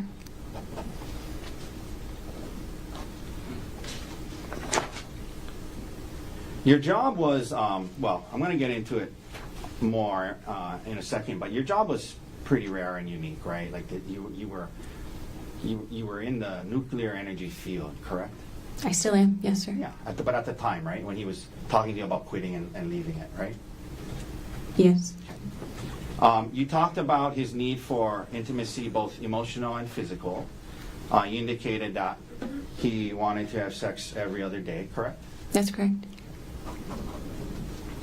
And he also wanted you to be less, I guess, secretive or give up some privacy. And he wanted to see your emails and communications, correct? He looked through my phone almost every day. Yes, sir. And in fact, these were not just desires that were unique to him. You listen to audiobooks, like, for example, How to Help My Spouse Heal with My Affair, right? Yes, sir. And in that book, they recommend cutting off all contact with your affair partner, yes? To my recollection, yes. They recommend that you share passwords, share your whereabouts, share communications, because secrecy is what caused the damage, openness is what repairs it, right? You remember learning things like that in these books and counseling? Yes, sir. Okay. And that's what Gerhardt was asking for, right? He wanted to see what you were, just see what you were messaging with others, right? In some cases, yes, sir. Okay. Now, back to your career, ma'am. You mentioned him talking to you about quitting your job so that you wouldn't have contact with Mr. Miller anymore. You're a nuclear engineer, is that right? Yes, sir. You graduated from and got your degree in nuclear engineering in what year? 2011. And after 2011 till about 2022, you worked in this nuclear industry, yes? I've been in the nuclear industry my entire career, yes. I understand that. I understand. I'm just saying specifically for 11 years, from 2011 to 2022, you were in the nuclear industry, yes? Yes, I don't understand the 2022 distinction. I apologize. Well, I'm going to get to that. Didn't you quit your job in 2022? I left Westinghouse in 2022, yes, sir. Yeah. So that's the Okay. distinction I'm getting at. Sure. Okay. Thank you for clarifying. So, Appreciate it. so in 2011, you enter into this industry and you start working at a company called Westinghouse, correct? That's correct, sir. And you were into, is it called core design? Yes, sir. And what is core design? Core design is figuring out how to load nuclear fuel assemblies into a reactor core in a way that meets the safety requirements and optimizes fuel efficiency. Okay. And again, I'm not too sure what you said, but basically it's dealing with nuclear fuel, right? Yes, sir. All right. And you were helping to do that at Westinghouse, correct? That was one of the jobs I held at Westinghouse in that time. Yeah. And you were trying to move up the corporate ladder, right? You're trying to advance in the industry, yes? Yes, in general. Yeah. And like, so for example, in 2018, you entered a MBA executive program to try and get your MBA because you thought that might help you move up in this field, correct? It wasn't an executive MBA program. I was doing a part-time MBA after work. I am only making that distinction because there are two different programs. Okay, I thought that's what an executive MBA program is where you still work and do it at night. But maybe There we're are talking about separate this- ones. There are separate things. That's more focused and faster. Understood. So is more accurate to say you entered an MBA program that allowed you to work during the day and go to school at night. That's correct, sir. And the purpose was to try and get your degree advanced in the field, yes? It was to develop in the role I was in. I was doing a more business-facing position at the time, and it was thought the MBA would help me develop those skills a little bit more. Okay. And then after doing that, in 2022, you quit, right? I mean, I'm sorry, what's the wording you like to use? You left your job at Westinghouse. I correct? quit Westinghouse. Okay. That's In accurate. 2022, and part of that was, it was, you didn't feel it was the right fit, you're trying to move up, there wasn't opportunities, you thought it'd be best to just leave and focus on your kids, correct? No, sir, I wouldn't characterize it that way. Okay. But you end up leaving Westinghouse, yes? I did leave Westinghouse, but for different reasons. And when you left Westinghouse, there was it around shortly thereafter? Well, when you left Westinghouse, you didn't have another job lined up, correct? I was in the late stages of another job that fell through, yes. Okay, and then that job fell through, right? Correct, yes. And so when you left Westinghouse, it was after that this conversation, because at this time you guys were living in Pittsburgh, yes? That's correct, sir. And it was after that you guys decided maybe it would be best to move, yes? Yes, sir. And you guys even looked at moving to Australia, correct? That's correct, sir. And you knew that moving to Australia would make it hard for you to continue on in this nuclear energy field, yes? I don't think the potential move to Australia was driving career decisions necessarily, but that would have been a complicating factor for sure. Yeah, moving to Australia would have been a complicating factor, and you guys were considering it, right? That's right. Okay. But they do have like uranium trading and things. And then you guys end up settling on Maui, correct? That's correct. On Hawaii at the time, yeah. Hawaii and then Maui, yes? Correct, sir. And part of that, well, the timing of that, you mentioned your stepson Emil, that's Gerhardt's son, yes?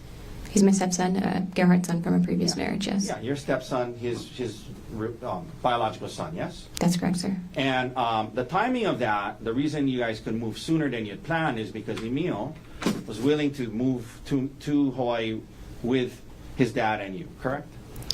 Just to clarify, our original plan was to stay in Pittsburgh until Emil graduated high school. Right. And then he said he would be willing to move depending on where we went. And so we were able to move to Hawaii sooner. I Right. just want to make sure we're saying the same thing. Yeah, we are. Great. We are. So in other words, Emil wanted to come with his dad and you, right? Yes, he wanted to come with us. So now, at some point, and you guys get moved to Maui, and then this opportunity with Terra Power comes up, correct? No, sir. I was employed by Terra Power when I lived in Pittsburgh. Okay. But after you quit the Westinghouse job, right? Yes, I quit Westinghouse, and I was hired by a contract agency called System One, and on contract to Terra Power starting that September. Okay, but when you move to Maui, you're a contractor for Terra Power. You're not an actual employee of Terra Power, correct? That's correct. And that was in part because you weren't going to live in Seattle. You were going to live in Maui, yes?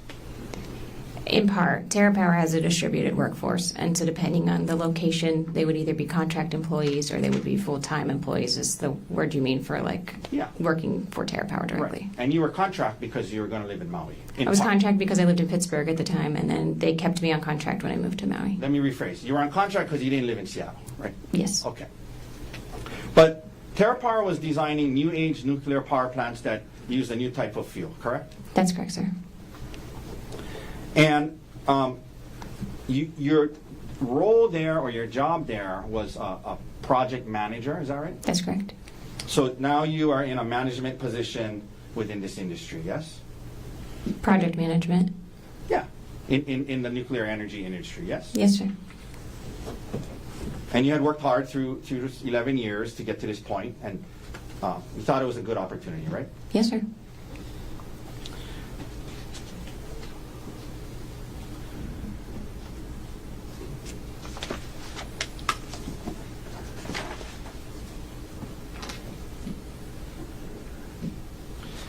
Now, we just talked about Gerhardt, when he found out about this, talking to you about leaving so you wouldn't be around Mr. Miller, correct? That came up. I recall one time that came up. That didn't seem like a key point of the discussion to me. But you didn't want to quit your job at Terra That's Power. correct. I did not want to quit my job. I like my job.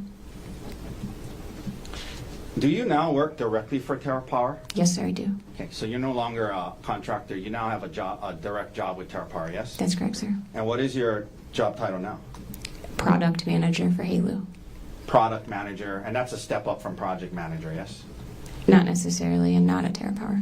Okay, but now you're a direct employee of Terra Power. I am, yes, sir. And to obtain that, have you committed to move to Seattle at some point? No, sir. Okay, but did they change their setup where now you cannot be there and be a full-time employee? They did, and they have several arrangements with different personnel for that. Okay, so you didn't want to quit your job. You're still at Terra Power to this day, now as product manager, yes? Correct, sir. Okay.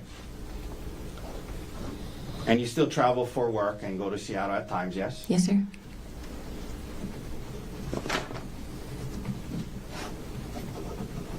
Now, at some point you mentioned engaging in counseling, yes? After the discovery of this communications with Ms.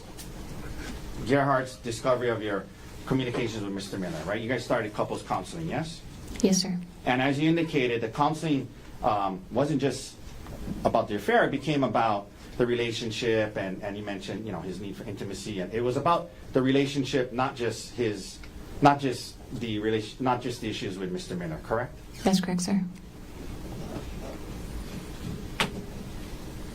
And you mentioned January into February, you felt you guys are making some progress, correct? Yes, sir, that's correct. But the issue with Mr. Miller would still come up from time to time, yes? Occasionally, I would say occasionally at that time. I have a hard time recalling that in February. Okay.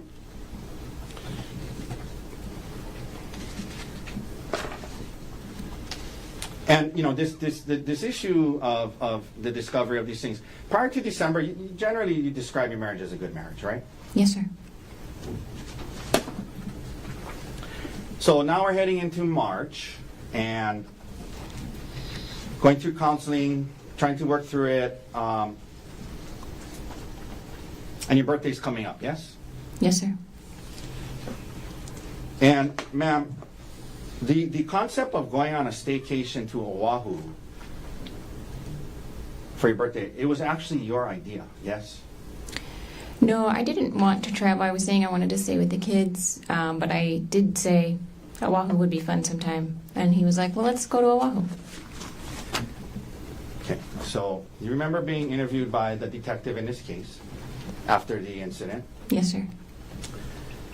Do you remember being asked by the detective who planned this trip? And do you remember your response was, he planned the trip. He was kind of asking what I wanted to do for my birthday. And I said, like sometime I want to go to Oahu, it doesn't need to be now. Remember saying that to the detective. That sounds accurate, yes, sir. So at least that's what my question was. The concept of going to Oahu was something that you brought up, right? And you said it doesn't need to be now, but I've always wanted to go there on a staycation. It doesn't need to be now. And he said, oh, let's go, right? Sure, yes. Okay. It's not like out of the blue he said, hey, we're going on this trip. It's going to be on Oahu. This is what's happening. You raised the concept, yes? I raised the concept of wanting to go to Oahu at some point, yes, sir, that's correct. In response to him asking what you wanted to do for your birthday, right? Potentially, I don't recall that. Is that what you told the detective? I think you and I are interpreting that differently. I'm not asking about interpretation. I'm asking about the words you use Objection to argument. the detective. Sustained. Can I get the exhibit page and line? Sure.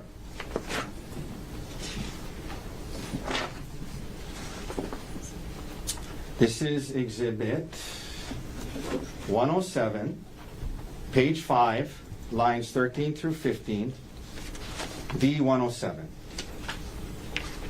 Ma'am, when the detective asked you who planned this trip, your response was he planned the trip. He was kind of asking what I wanted to do for my birthday, and I said, sometime I want to go to Oahu, but it doesn't need to be now. That's just the words you said to the Yes, detective. you and I agree on that, yes. Okay. Thank you. Sure.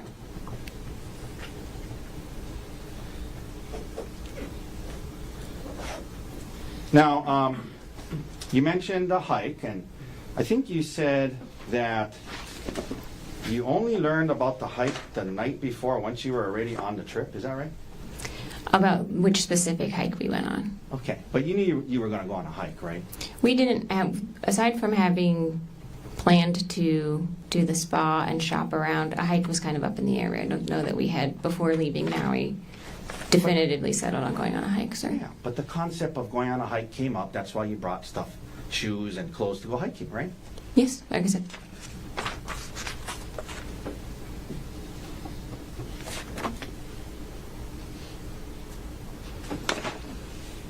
And in fact, hiking, it was not unusual for you guys to go on hikes. That's something you guys did from time to time, yes? Yes, sir. Okay.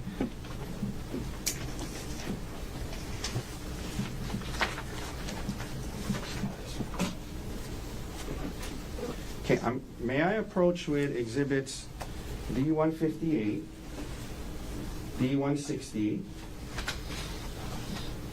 and D154? Yes. Okay, ma'am, I'm gonna approach. I'm gonna ask you to, I'm gonna hand you D158. Can you, what is that a photo of? That's a photo of you and Gerhardt on a hike, correct? That's correct, sir. Okay. Is that a fair and accurate depiction of you and Gerhardt on this hike?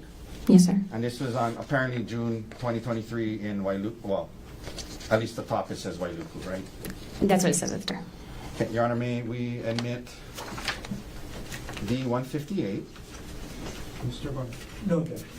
What has been marked for identification as exhibit D158 is received into evidence? Ma'am, same questions with D160. This is, well, just one page. Is that a photo of you guys on a hike as well?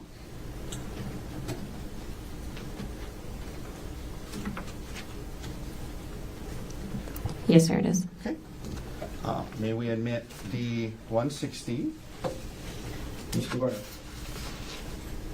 Can I set date for that first? The date says, at least on the top, it says September 11, 2023, yes?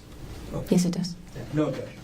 And then lastly, Then what has been marked for identification as exhibit D160 is received into evidence? and then lastly, thank you, Your Honor. Lastly, this is D154. Is that a fair and accurate depiction of a photo of you on a hike as well? Yes, sir, it is. All right, okay, thank you. May we admit D154, please? Mr. Barnett? No objection.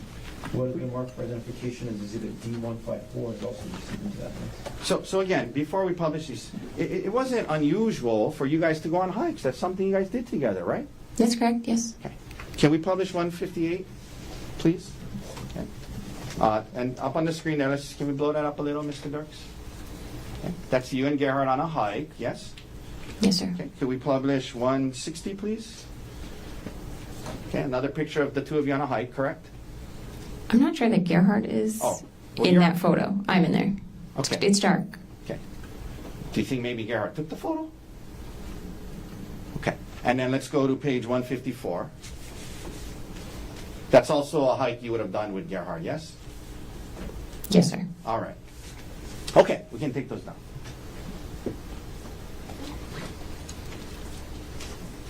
Now, the day of the trip comes, and you guys go to the airport on Maui, presumably together, yes? Yes, sir. We went together. And isn't it true that you, because it was a short trip, you didn't check bags, you just carried on luggage, right? Most likely, yes. I don't recall, but most likely. And you would have gone through TSA security screening with Gerhardt, correct? Yes, sir. It's not like he went first through the TSA screening, and then later on you came and met him there. You guys went through the screening together, put your bags through the screening together at the same time, correct? I would assume so, yes, sir. And no problems getting through TSA that day, correct? Not that I recall, sir. You get to Oahu, and the first day and night, as you indicated, you guys are having a fine time, right? Yes, sir. Go to the spa, go to dinner, and everything seems fine, right? Yes, sir. Okay. Next day is your birthday, right? That's correct, sir. And you wake up, and the prosecutor admitted a letter that Gerhardt gave you. I want to read it now since it wasn't read earlier, okay? Objection to argumentative. Well, we'll let the jury see it now, okay? So, the birthday card, in addition to that, he gave you a gift, right? Yes, sir. And it was a nice necklace, yes? Yes, sir. He gave me a necklace. Okay. So with the card, that morning of your birthday, he gives you this nice birthday card and he gives you a nice gift before you guys head out on the hike, correct? Yes, sir. And 1 second, Your Honor, if we could, it's a similar.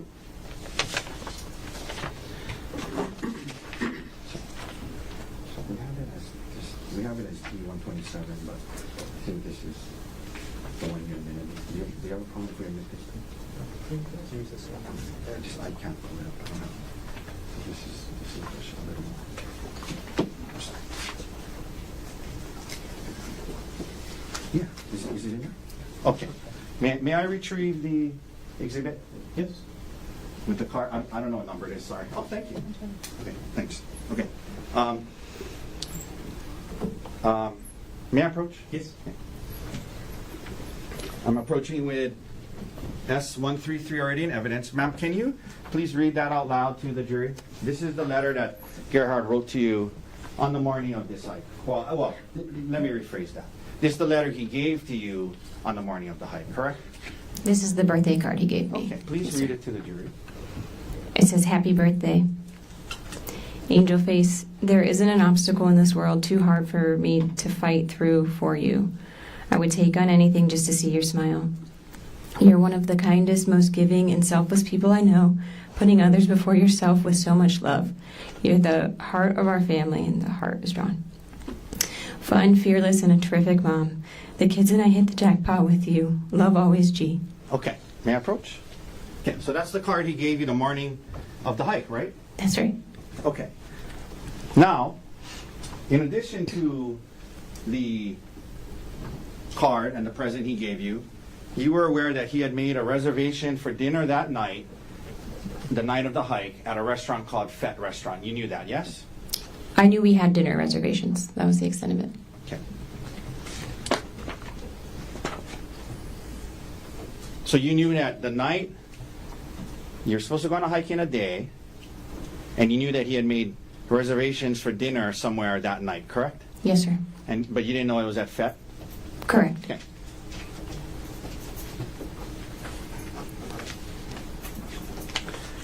Now, after you guys went downstairs, had coffee in the morning, yes? We had coffee and breakfast in the morning. And Yes. then you head to the hike, correct? We went and got a coffee on the way out to at a different place. Okay. And then you had drive to the hike in your rent-a-car, correct? That's correct, sir.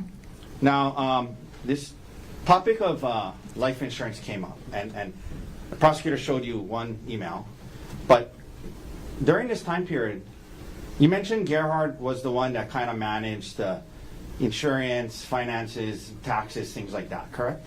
Gerhardt managed our finances, that's correct. Pretty anal guy, yeah, in terms of managing that stuff, right? Kept records, had documents about retirement, and that's just how he was, right? During your marriage, yes? He was a good record keeper, yes. Yeah. And so, leading up to March, as part of you guys working through this issue, right? As part of we're gonna be together, there was a discussion about, increasing life insurance for both of you in case something happened, to make sure that the kids were okay and the house could be paid and things like that, right? That's correct, yes. And in fact, he suggested that he would increase his life insurance to over $1 million, 1.5 million, correct? I don't remember the amount of his, but the rationale is correct. We looked at how much money we would need to keep our kids in our home, and based on our pay disparity, he would need a higher life insurance policy than I would need. Yeah, and so you remember telling the detective that yours was closer to 100 and his was closer to $1 million? Yes. Okay. So the effort to do this, he made it a point to make his way more than yours, correct? Again, based on that rationale, yes, sir. The morning of the hike, prior to heading to the hike, Gerhardt showed you an email from that morning showing that the second half of his increased life insurance had been confirmed and put into effect that very morning. You remember him showing you that email? I do not, sir. Would seeing that email from that morning help to refresh your memory? Potentially, I'll look at it, sure. May I approach? I'm not going to admit it. This is the email. Okay. D116, Your Honor. Thank you. I'm going to show you this email, and I'm going to ask you if you recall seeing that the morning of the hike. And when you're done reading it, hand it back to me, and we'll read it to yourself and then hand it back to me. Do you want me to read the email itself? No, Oh, okay. I want you to read it to yourself, and then I'm going to ask you a question when you're done.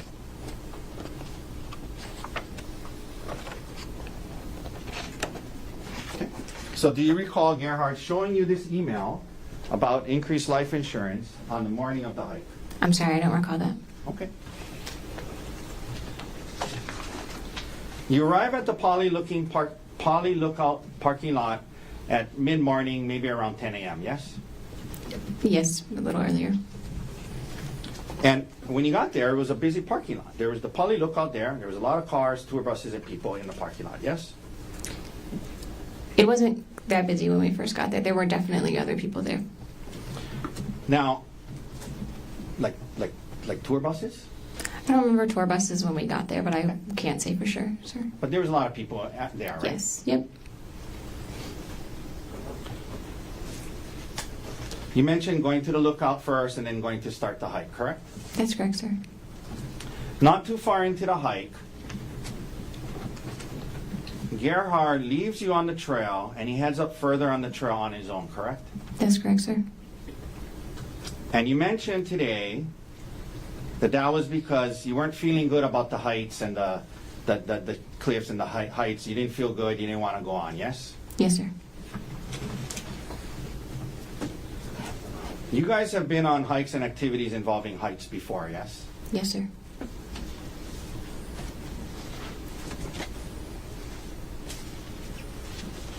Okay.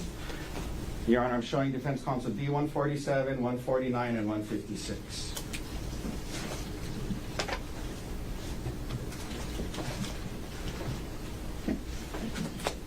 May I approach? Yes.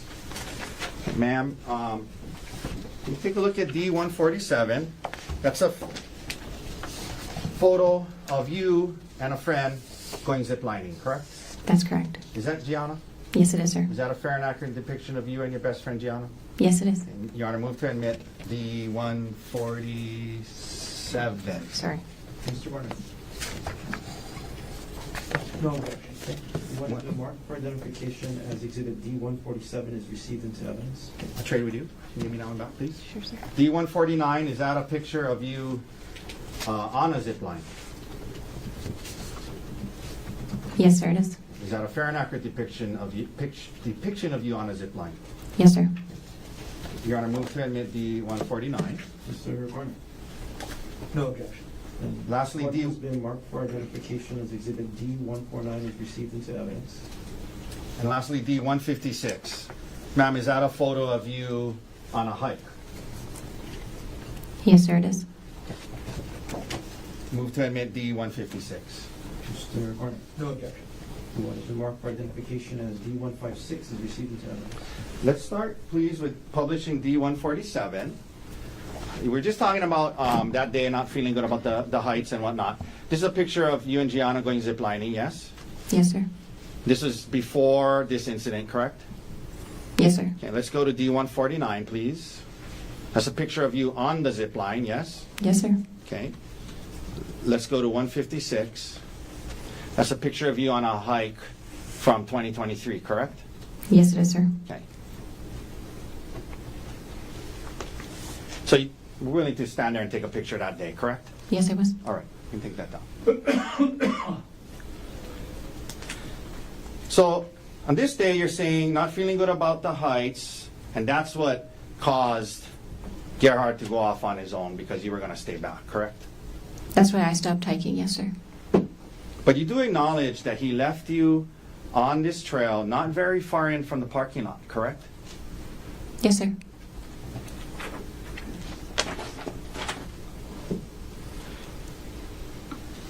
Now,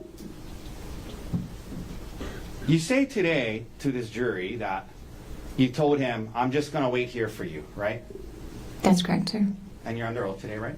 Yes, sir, I am. Isn't it true when the detective interviewed you about this situation, when he gets back to you, he says to you, oh, you're still here? Remember telling that to the detective? Not specifically, but that sounds accurate. Okay, well, would seeing the transcript of what you told the detective help to refresh your memory? Sure, but I don't disagree that happened. So I don't know that I need to look at it, but I will if you would like me to. Well, it depends. So, Sure, let's look at it. Okay, well, let's just, to be fair, and give you a chance to look at it, okay? Thank you. And this is D-107, Your Honor, and Mr. Gardner. Page 7, lines 1 through 4.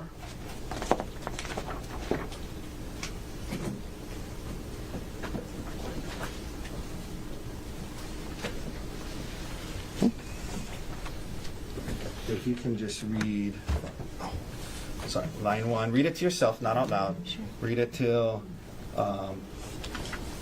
line 4, and let me know when you're done. Sure. Okay. Thank you. Okay, ma'am, isn't it true you told the detective that day when Gerhardt got back to where you were waiting, he said, oh, you're still here, right? Yes, sir, that's true. As in, he thought you were going back to the car, right? That was not the implication, sir.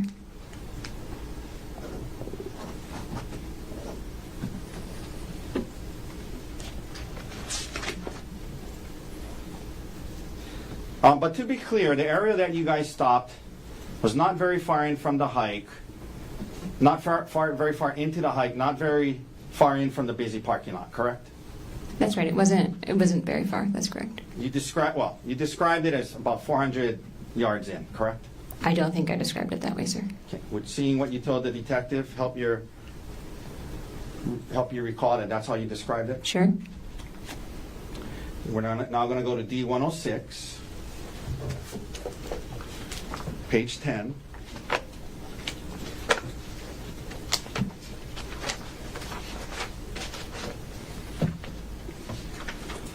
One second.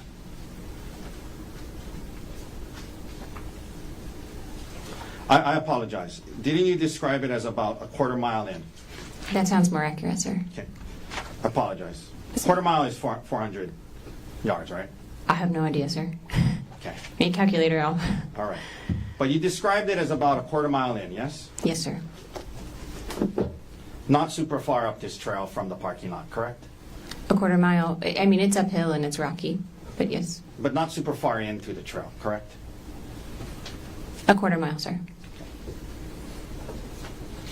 So now he comes back, and you say he wants to, at some point, take a selfie, correct? That's right, sir.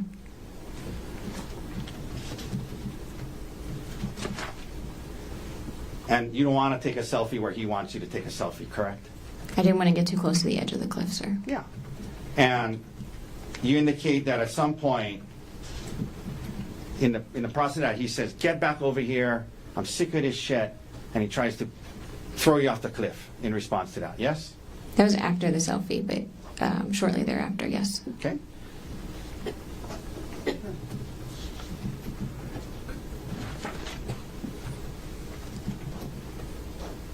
And you indicated that when he initially, according to your version of events, when he initially grabs you, Objection argumentative.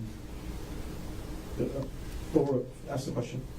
according to your version of events, when he grabs you, he says, "Get back over here." And your first thought was that he was kidding because he really wanted a selfie, right? It was just very shocking. So yes, my initial reaction was, he must be kidding, yes. But isn't it true you told the detective, "My first instinct was that he was kidding and he really wanted a selfie"? Yes, sir. And then you throw yourself on the ground, correct? We're like wrestling. So he grabs me. I realize he's not kidding because he's forcefully moving me towards the edge. We wrestle and I throw myself on the ground. Yes, sir. Okay. And when you did that, you were about 10 feet away from the cliff, correct? Something like that, yes, sir. And that's what you told the detective, you're 10 feet away from the cliff, yes? I think I said I was about 10 feet away from the cliff, sir. Where you end up on the ground, there were plants, shrubbery, and trees in that area between you and the cliff, correct? Yes, sir.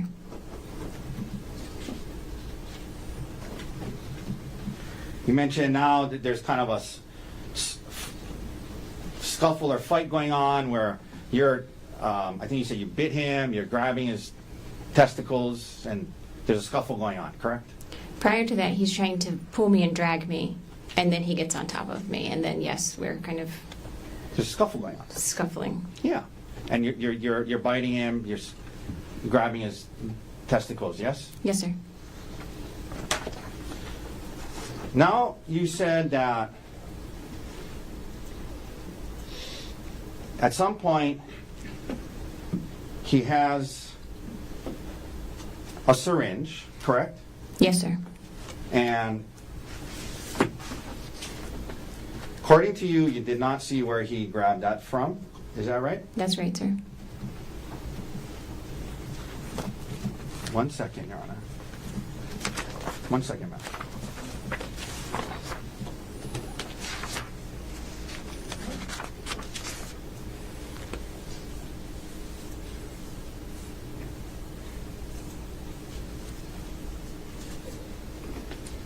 And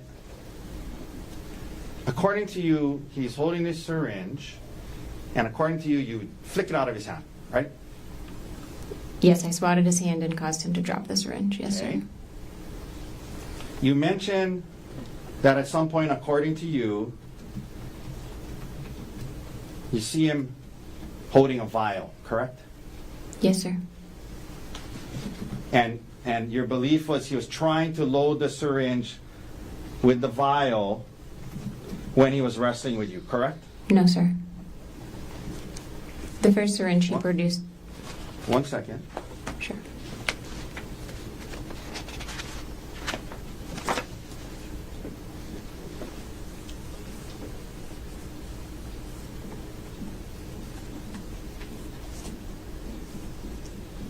Okay, so you knocked the first syringe, he's getting the second syringe, but you think the vial is because he wants to load the syringe, right? That's right, sir. Right. According to you, this is happening while you're on top. He's on top of you. According to you, there's a kind of a scuffle going on, and he's holding a vial with one hand, reaching for another, into his bag with his other hand, and he's also covering your mouth at some point, right? Yes, sir. If I can explain, he has the vial in his right hand in a closed fist, and so he's using that arm and hand to kind of hold me down. And then when I'm trying to talk to him too, and when I start screaming, he gives up his search for the syringe with his left hand, and will hold his hand over my mouth while I scream, and then resume looking in Okay. his bag. So holding the syringe in one hand, No, sir. That's a vial in his hand. I'm holding the vial with one hand, holding you down with that same hand, according to you, reaching for another thing, then covering your mouth. That's what's going on, according to you, yes? When he's sitting on top of me, so his Right. weight is on me too, sir, yes. And then you guys are having a conversation as well. You discussed that, yes? I don't know that I would call that a conversation, but yes, we were. Now,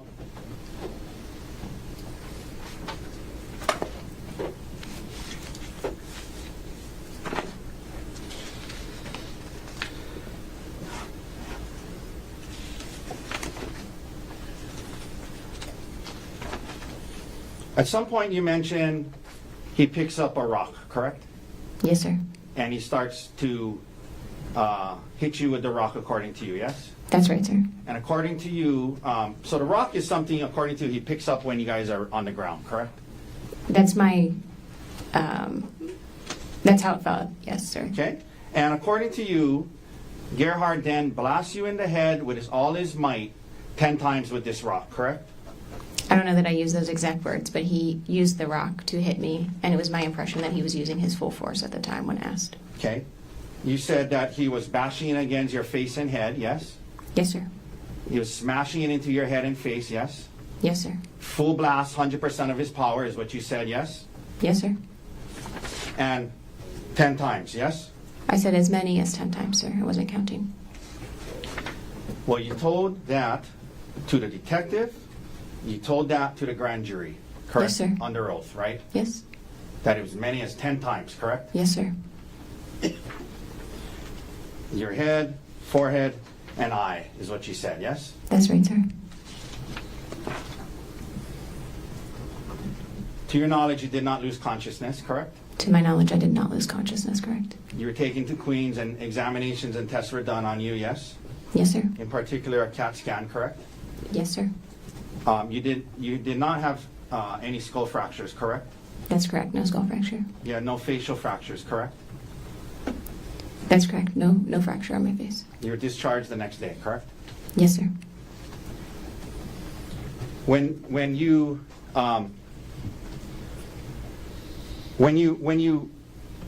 started to head towards where the witnesses were, Gerhardt didn't come after you, correct? That's correct, sir. And they help you down the mountain, and towards the bottom, you actually stand up and walk for the bottom part to get to the wall with their assistance, right? I didn't really walk there. I was holding on to both. I was more carried than walking. But yes, I was Well- upright. Okay, you were more carried than walking. Is that your testimony? Yes, sir. Okay. But you were standing on your 2 feet walking, correct? I was upright. Okay. You were standing on your 2 feet and moving, correct? Downwards, right? With their support. Sure.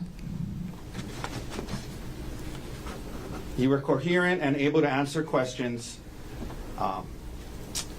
when the first officer got there, yes? I don't know if I spoke to an officer. I recall talking to an EMT at the bottom. Okay.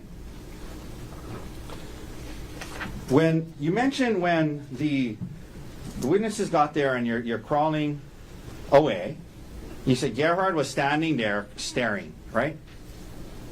Yes, sir. He was sort of frozen. Yeah. So he saw you, conscious and alive, crawling away, talking and yelling to the witnesses. He saw that, right? Yes, sir.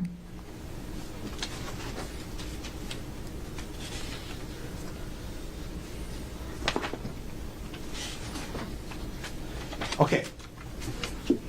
You go back to Maui.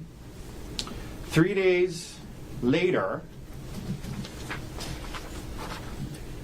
you say that this work bag of his gets turned into the police, correct? The evidence specialist picked it up on that Friday.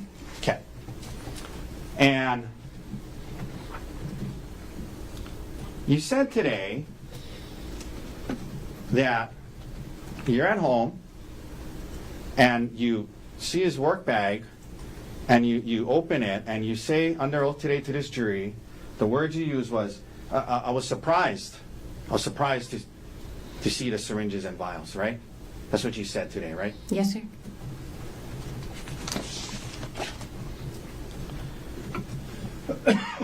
You were aware that work bag was something he kept with him at home and would take to and from the hospital every day.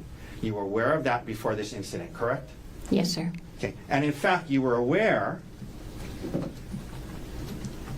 that he would bring syringes and vial, lidocaine and other stuff and have it at home in case of emergencies, right? Yes, sir. Okay. You knew that before you discovered this work bag, correct? Yes, sir.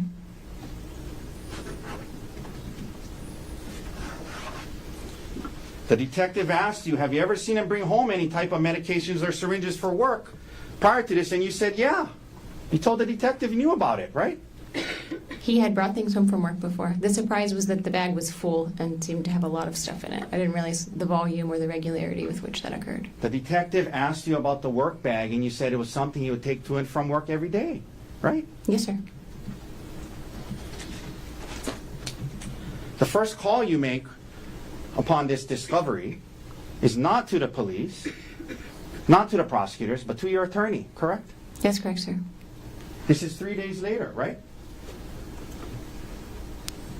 The 27th of March, 2025, correct? That's correct, on a Thursday. By then you had an attorney, yes?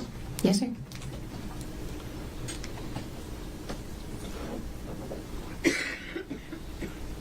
First call you make is to your attorney. He says, we're going to introduce this into the case, and he calls the police, correct? I'm not sure. He says it's relevant. We need to have the police come get it. It's probably relevant.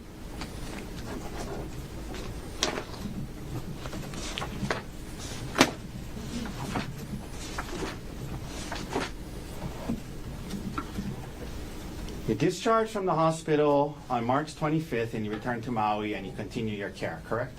That's right, sir. And we mentioned by the March 27th, you had an attorney, yes? Yes, sir. On March 31st, you go to see your primary care doctor on Maui, Dr. Joanna Yun, correct? Or Yun, correct? That sounds right. The date, I'm not certain of, but thereabouts, for sure. She was your primary care doctor, yes? Yes, for You had a sure. doctor-patient relationship with her from before this incident, correct? Yes, sir. She examines you, discusses your symptoms, and during that visit, correct? Yes, sir. She comes up with well, could you actually access your, that was with Kaiser, correct? Yes, sir. Could you access your Kaiser records at that time online? I'm sure I could. Yes, sir. She comes up with a diagnosis list for the visit, and then the next day on April 1st, you email her and you ask her, hey, doctor, do you mind adding traumatic brain injury to your diagnosis list? Objection, rule of completeness. Sustained. I'm going to get to the second part of it. We'll read the exact email. Isn't it true you emailed Dr. Yun? Hi, Dr. Yun, on April 1st, 10 a.m., 10:03 a.m. Would you mind adding either traumatic brain injury or concussion to the diagnosis notes from my appointment on March 31st? I want to make sure the documentation is consistent between my care at Queens and back on Maui. Do you remember emailing that to your primary care physician on April 1st, about a week after this incident? Yes, sir. She had not included that on her diagnosis list after your visit, correct? Traumatic brain injury or concussion, correct? Correct. That's the I'm purpose sorry, of the I apologize. She had not added traumatic brain injury to her diagnosis list, correct? For her notes for the 31st. That's correct. You had an attorney by March 27th, correct? Yes, sir. April 1st, you emailing your doctor saying, can you please add traumatic brain injury to my diagnosis, correct? Objection, rule of completeness. Sustained. Partially what you emailed your doctor was, can you add traumatic brain injury to my diagnosis? Yes? Sustained. Okay, I'll read the whole email again. You said to your doctor, would you mind adding either traumatic brain injury or concussion to the diagnosis note from my appointment on March 31st? I want to make sure the documentation is consistent between my care at Queens and back here on Maui. That's what you told her, right? That's what you emailed her, right? Yes, sir. Are you aware that nowhere in your Queens records does it ever say traumatic brain injury? Are you aware of that? I'm not aware. Sure. Did you review your Queens records before you emailed that to Dr. Yoon? When I met with Dr. Yoon on the Ma'am, 31st, my question is, did you review your Queens records from your stay at Queens before you emailed Dr. Yoon on April 1st saying you want to make sure the documentation is consistent between my care at Queens and back here on Maui? Did you review your records at Queens before you sent that email? I don't recall, sir.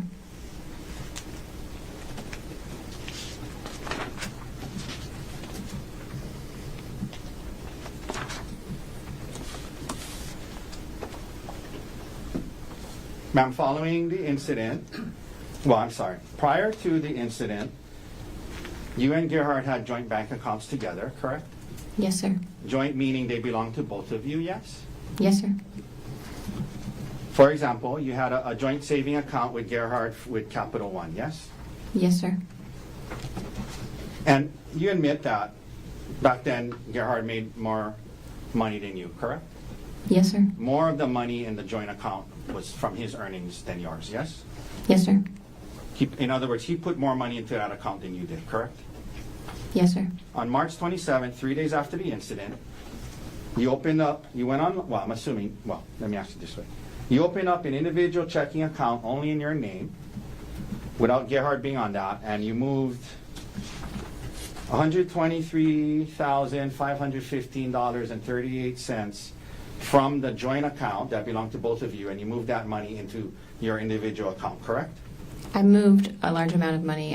The exact dollars I'm not sure of, but it is in that ballpark, sir. In the ballpark of 120, 130 grand, right? For sure, yes, sir. And you didn't ask Gerhardt's permission to do that, did you? That's correct, I did not. Now, you didn't take half of it and leave half of it for him, did you? No, sir. Okay. Is that something you did online, Yes, sir. in front of a computer, Yes, sir. logged on, Yes, sir. created your own new account, I made a new bank account, yes, sir. online, right? Yes, sir. Okay. 3 days after the incident, correct? Yes, sir. Did that by yourself, right? Yes, sir.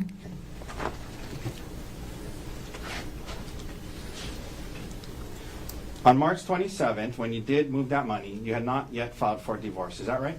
That's correct. You were planning to do so, correct? Yes, sir. And you were aware, weren't you, when you did this, move the money, that once you filed for divorce, there would be a automatic restraining order that prevented you from moving money like that. I was not aware of that at this time. So you moved the money without his permission before filing for divorce, and you talked to your attorney about that as well, correct? I talked to my attorney about whether or not I was allowed to move money from a joint bank account. Okay. Yes, sir. Now, and he told you you can so long as you don't file for divorce yet, right? He did not say that, sir. Later on, when you were asked about this, you indicated to the prosecutors that you did it because, in part, there was a need to pay back your parents $85,000 from a loan that they had given you and Gerhardt, correct? That's what you told the prosecutors, that partly why you moved that money, partially, was because you wanted to, there was a loan your parents had given you and Gerhardt for $85,000, and you wanted to pay them back with the money you moved, yes? Yes, sir. Okay. And your parents were not in a rush to get paid, correct? You guys had been paying them off slowly, correct? Prior to this, we had been paying them off slowly. That's correct, sir. And in fact, isn't it true that later on when you filed for divorce and you and your divorce attorney tried to get access to Gerhardt's retirement accounts, one of the things that was stated in that proceeding was that you had been making ends meet by seeking the financial support of your family, meaning your parents. You remember asserting that to the family court in your divorce case? Yes, sir, I remember that. Okay. So in the family court divorce case, you're indicating that your parents are helping you get by financially, but in response to this money, this thing about moving the money, you said that he needs to pay them back the 85 grand right away, correct? At the time when I paid them back, I did not know that they were going to be in a financial position to help me in the way they are now. Did they say to you when you told them, hey, here's the 85 grand, did they say to you, hold on to it, use it, you're going to need help? No, sir. And by the way, this online banking that you did on the 27th of March, online, created your new account, moved the money. On the 27th of March, I guess that was 4 days before you asked your primary care doctor to add traumatic brain injury to your diagnosis, correct? Objection, rule of completeness. Sustained. At the time you moved the money, on March 27th, that was 4 days before, sat down at a computer, logged onto it, opened up your online banking, created a new account, moved the money from the joint to that one, new one. That was 4 days before you emailed your primary care doctor asking her to add traumatic brain injury and concussion to your diagnosis list, correct? I'm not sure of the exact date of the bank account, but yes, in general, that's correct. You eventually do get a divorce attorney named Brianne Wong Leong, yes? That's correct, sir. And you guys do file a complaint for divorce, correct? That's correct, sir. And you indicate on the complaint that you should get full custody of the kids, correct? Yes, sir.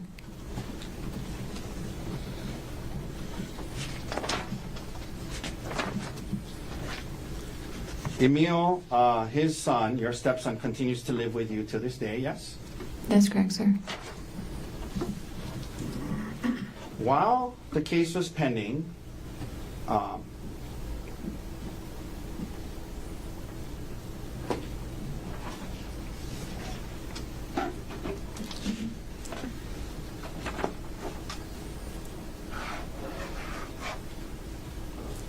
after the incident and Gerhardt is arrested, you start having phone calls with Mr. Miller again, correct? Occasionally, yes, sir. 1 second.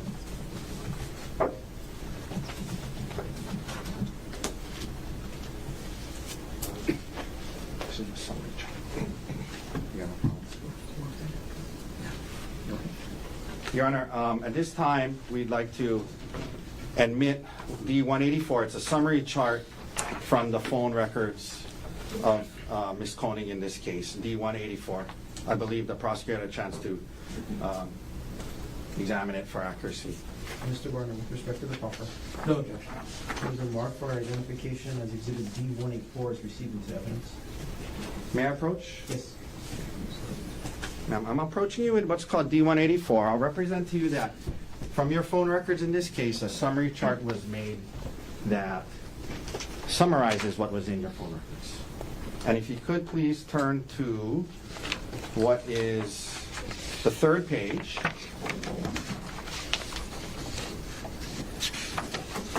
Let me know when you're there. It starts on September 5th, 2024 at the top. You see that? Yes, sir. Okay. If you go down to March 29th, 2025, which is 5 days after the incident, it looks like Mr. Miller tried to call you 3 times, correct? Please give me a second to look at this.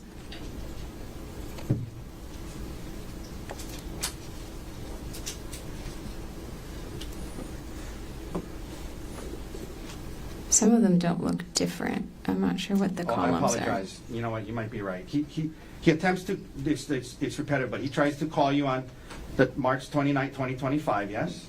are. That's correct. March And 29th. then, and yes. then at 23:51, it looks like the two of you have a 13-minute phone call, yes? At least according to the phone records, right? Just a second, please. Number, if you go to the left hand marking, number 620. Yes, sir. And that was with his personal cell phone, correct? I'm not sure which numbers, but how it's marked, that's how it seems. And then again on April 22nd, there's another call that's 31 minutes 36 seconds long on 8:14, correct? Yes, sir. Okay. And then there's other calls, but that's all the ones I'm going to talk about right now. You can hand that back to me. Thank you, sir.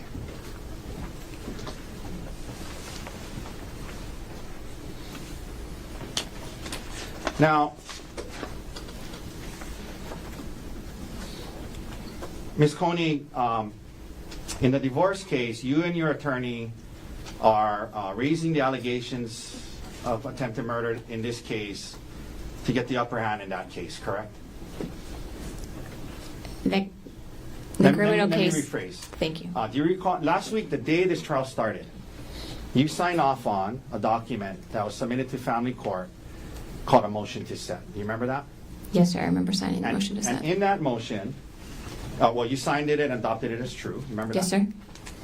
And that motion details the allegations in this case and then states that you should get full custody of the kids, correct? Yes, sir. That the father should not have any contact with the kids due to a finding of family violence, yes? Consistent with previous ruling, yes. That you should keep your retirement and get half of his, right? Yes, sir. That you should keep the house, right? Yes, sir.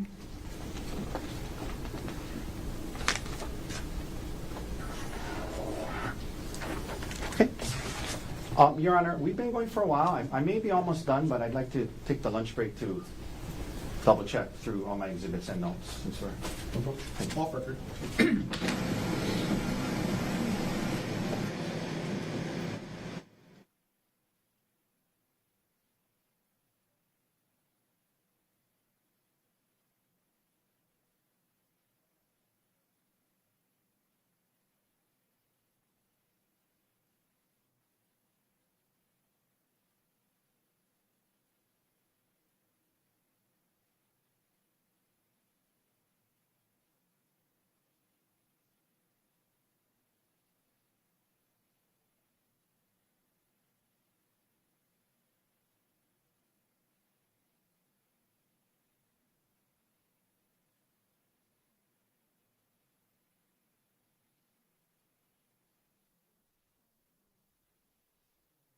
So, ladies and gentlemen, we've been going for a long stretch this time. I'm going to call it early lunch break. So we'll take our lunch break now, but I'll have you come back early as well. Instead of 1:30, I'm going to have you come back at 1 o'clock. Still an hour lunch. Try to recapture our time. Leave your notebooks on a chair. Don't talk to anyone about this case. Keep an open mind. Do not try to learn about this case outside of the courtroom. All of you have a good lunch. See you at 1 o'clock. All rise.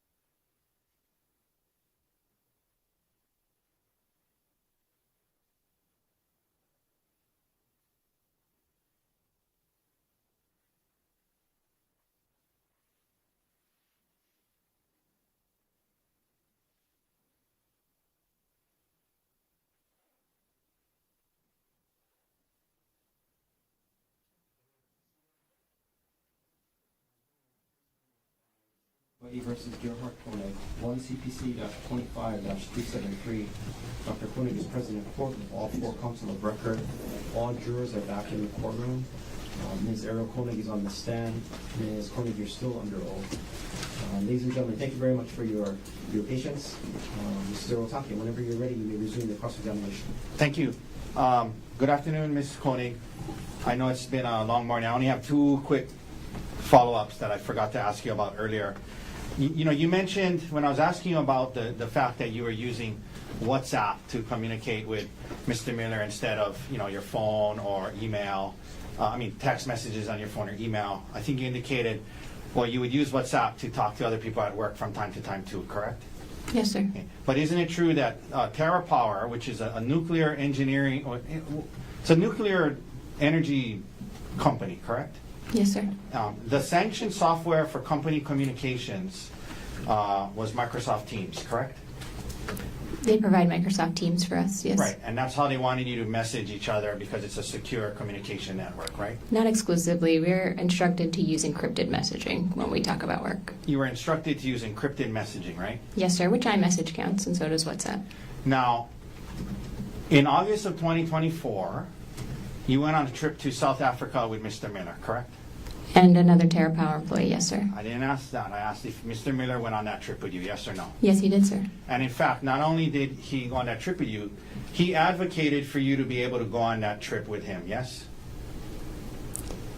He helped set the group of people going, yes, sir. And he specifically got you to be able to go on that trip with him, yes? I don't know the answer to that, sir. Do you recall messaging him on WhatsApp on October 30th and saying, I know I said it earlier, but I sincerely appreciate you getting me on this trip? Do you remember messaging that to Mr. Miller in August after this trip? Yes, sir. No further questions. Thank you, Ms. Konig. Thank you. Mr. Gardner, any redirect? Yes, sir. Can I have just a moment to get this Yes, take your time.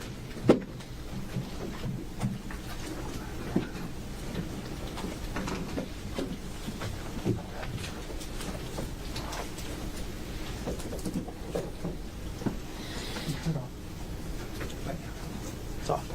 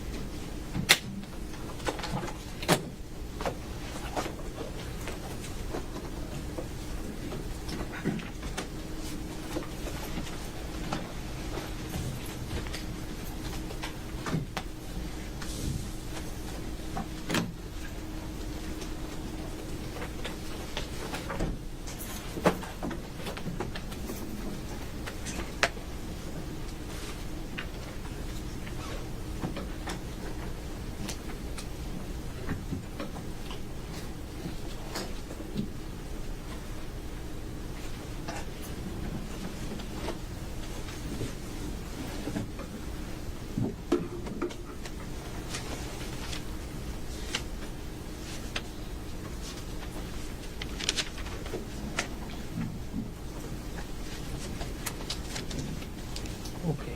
Good afternoon, Ariel. Hi, Joe. Thanks for giving me a moment. Sure. Okay. You were asked earlier this morning about what you told to the detective about whether this was an affair or not. Why did you describe what happened to the detective in the way you did? When everything happened, Gerhardt and I talked in couples therapy and discussed whether or not this was, quote unquote, an emotional affair. And we determined that it felt like an affair to Gerhardt, an emotional affair to Gerhardt. And so that's how we treated it in couples counseling. But in the traditional sense of an affair, aka, sex or something like that, I would not say it was an affair. And that's why I answered that way to the detective. So was there anything physical? Nothing, no. The text on December 9th, 2024 that Mr. Otake asked you about, was that the first time the defendant confronted you? I'm sorry, can you remind me the text that you're referencing, Joel? I apologize. Oh, no problem. It was a text message that you were asked about this morning and essentially took responsibility for the quote secret affair.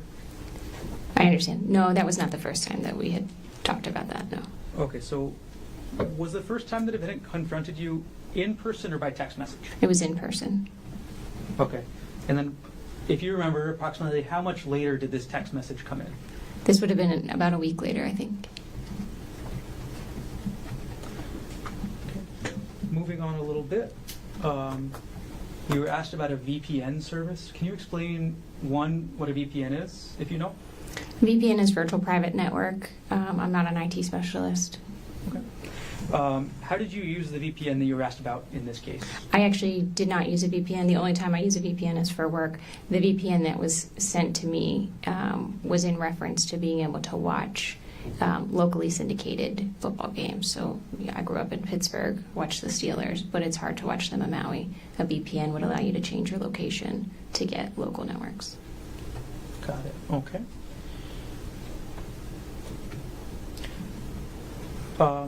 Going back to this confrontation about this quote, emotional affair, who did the defendant tell first?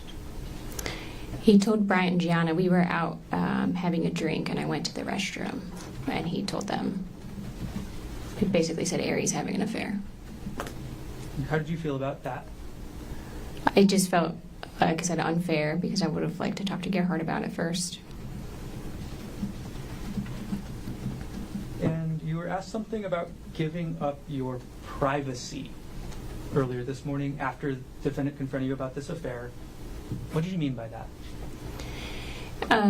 After this, Gerhardt oftentimes would either have my phone or would go through my phone regularly, look through my messages, my email, things like that. That's where I was giving up privacy, just allowing him access to my digital communications. And how long did that last for? I would say weeks. By the end of December, did you have your phone back?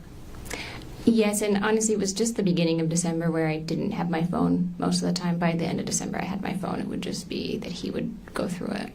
Okay. And how long did the defendant keep going through your phone after this came out? I don't recall. I think maybe periodically, still in January, potentially.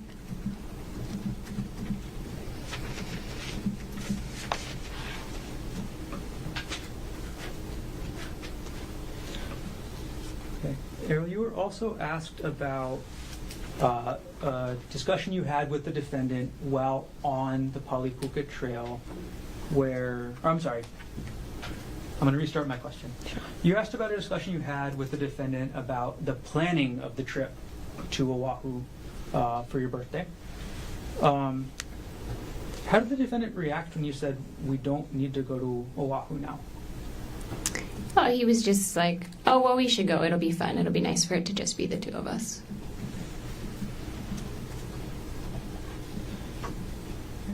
Just a couple more things to follow up on. You were asked this morning on cross-examination about, and you said something to the effect of wanting to keep the kids in the house. Could you explain that for us? Yes, just after everything happened, wanting to be able to provide the same life that they were having, right? You know, they already went through a traumatic situation, so just making sure that they could continue to live in that home for as long as possible. That's Okay. what I was referencing.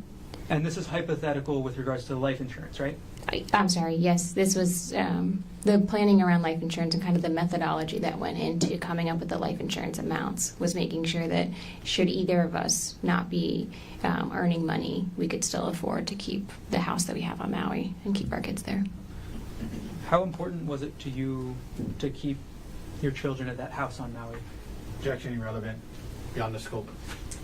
Overruled. Very important. But, that was the basis for us really working on our marriage and, for a lot of the things, trying to keep the kids stable.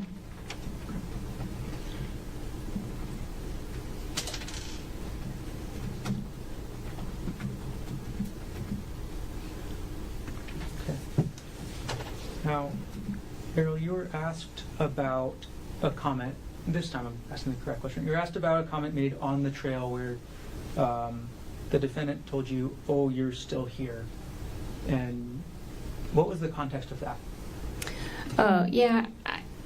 Whenever this is referencing when I decided not to continue on the hike and Gerhardt went up and continued to hike a little bit, when he went up the hike, there was never an implication or discussion that I would go back to the car. It was that I was going to wait for him there on the hike. So him saying, "Oh, you're still here," was maybe like thought I was going to maybe look around and explore a little bit from where I was. Your Honor, calls for speculation.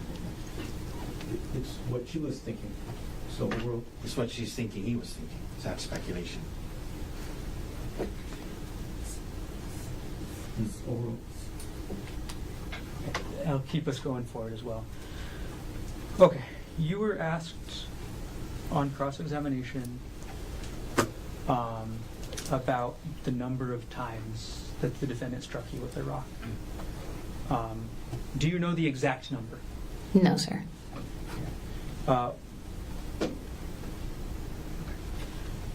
When you talked to the detective, did you give him an exact number or an estimate? An estimate, sir. And what was the exact words that you were asked about and used? As many as 10 times. I said he hit me as many as 10 times. And you were asked this morning about being hit in your head. So let's go over. Where were you hit? Where did the defendant hit you with the rock? I was struck on my right eye. I had a laceration down to the skull above my eyebrow here. And then all over my head, I had a large laceration that went back here and down here. So I was hit kind of all in this area. Were any of your other body parts hit? Yes, my left hand was hit where I was... Objection. Oh, beyond the scope. Overruled. My left hand was hit where I was blocking my face from the rock. And so I had a distal fracture, which is basically like the end of the I'm going thumb. to pause you there. Sure. Okay. Okay. So, and again, can you demonstrate where your left hand was when the defendant struck your left hand? It was in front of my face.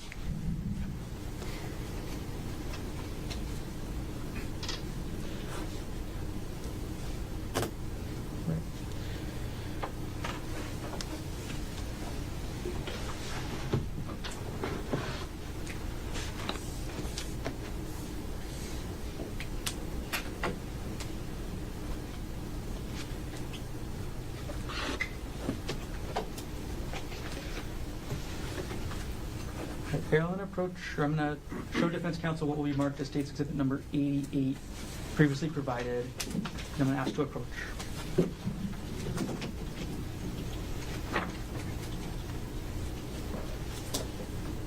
Is that?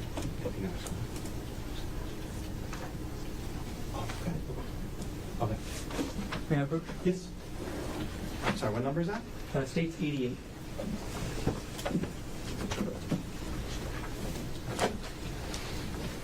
Ariel, I've just handed you what's going to be marked as State's Exhibit 88. What, do you recognize what that is? Yes, sir. Okay, what is that? This is Gerhardt's work bag.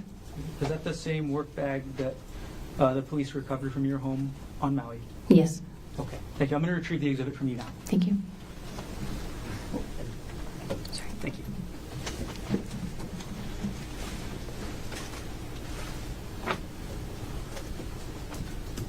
All right, my next section of questions has quite a few follow-ups, Ariel. The bank accounts.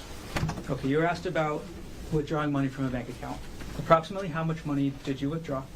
It's about $123,000, I believe. And why did you withdraw that money?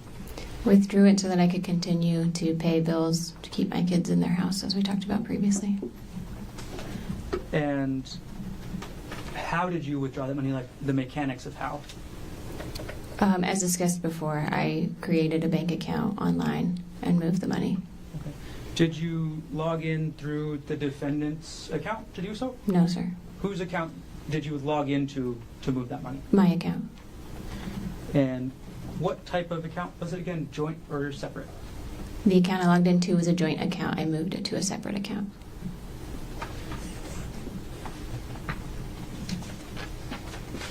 And what did you spend the money on? Spent the money on a mortgage. Should I talk through like approximate values? Yeah, why don't you give us an estimate of where that money went? Sure. Okay, so if you just take like some of the big hitter items, my mortgage is $8,000 a month. My HOA is just over $300 a month. I have a car payment that's just under $400 a month. I have a solar loan on the house that's about $800 a month. So that's $9,500 roughly. And then I pay about $4,000 a month in childcare for my youngest. So that's $13,500 a month. So in 10 months, that's $135,000. Okay. Now, you were asked about a loan that you paid back. Can you explain that? Yes, Gerhardt and I had previously taken a loan from my parents, a personal loan, to pay back costs associated with a home construction project we did in Pittsburgh. And so it was kind of a long-standing loan from them. And at the time, I wasn't sure what was going to happen financially, and I wanted to make sure that their retirement wasn't going to be impacted by this. Okay, when you say at the time... Right after the attack and everything. And did you settle any other debts? I did. I paid off Gerhardt's outstanding credit card balances, just so those wouldn't be overdue. Again, that was joint marital debt, so I tried to pay down joint marital debt. Okay. Do you remember how much of that joint marital credit card debt you paid off? I don't remember the values. I apologize. Okay. If you were to see your bank statements again, would you be able to remember? Yes. Okay. I'm going to approach with what's been marked as states 156.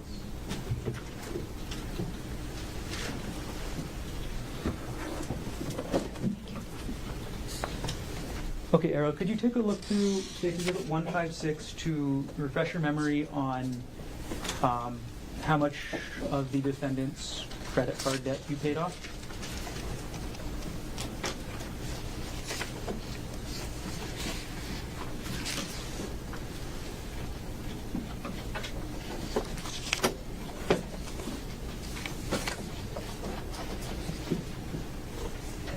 And when you've reviewed, let me know. Sure.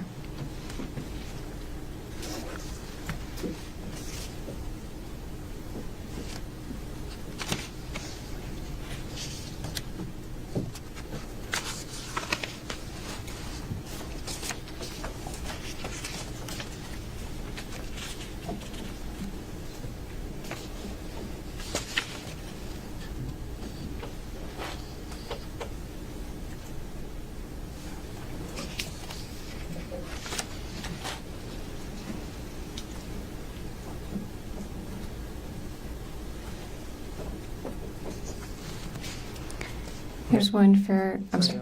Have you reviewed the exhibit? Yes, Is I your have. memory refreshed? Yes. Okay, I'm going to come collect the exhibit from you, and I'll ask you the same question again. Okay. I'm collecting State's Exhibit 156.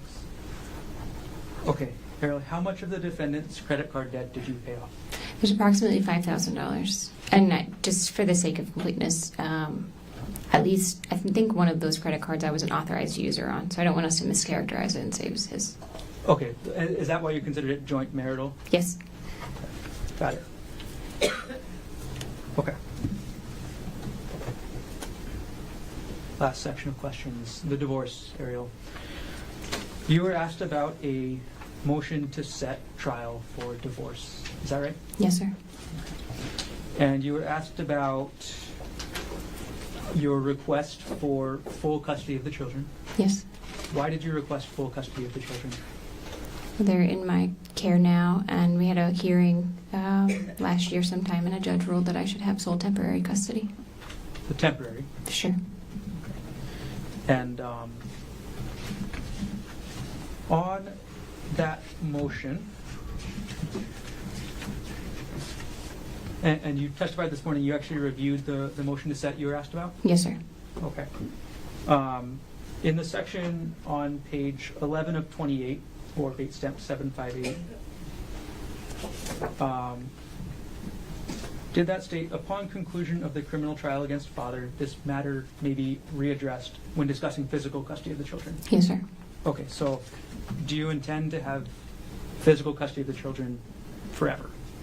I intend to work through the courts to determine that.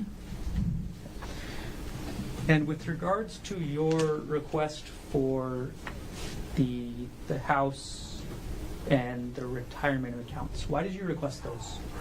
The house also comes with a mortgage against it, so I basically requested that I have kind of the current state of things in Maui. So it's a house with a mortgage and a solar loan. Again, to try to keep my children in a stable environment. That's the house that they're used to living in, and the school district that they're used to, and the neighborhood they're used to. And then the split of the retirement account was again based on discussions with my divorce attorney and what would be reasonable in lieu of any kind of child support. I'm sorry? I thought we were just getting to hearsay, but that's fine. Okay.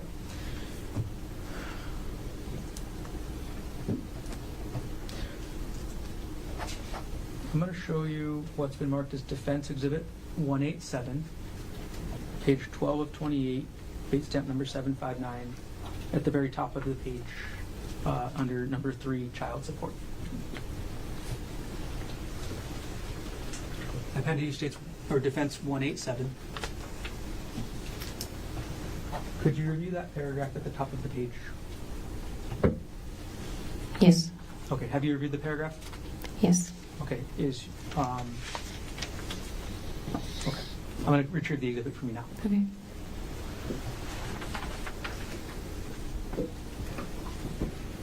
Ariel, why did you request the house and the defendant's, part of the defendant's retirement accounts? Since he can't earn his previous income, he would be unable, it's unlikely that he'd be unable to pay child support that would keep their standard of living the way it was previously. Okay. Understood.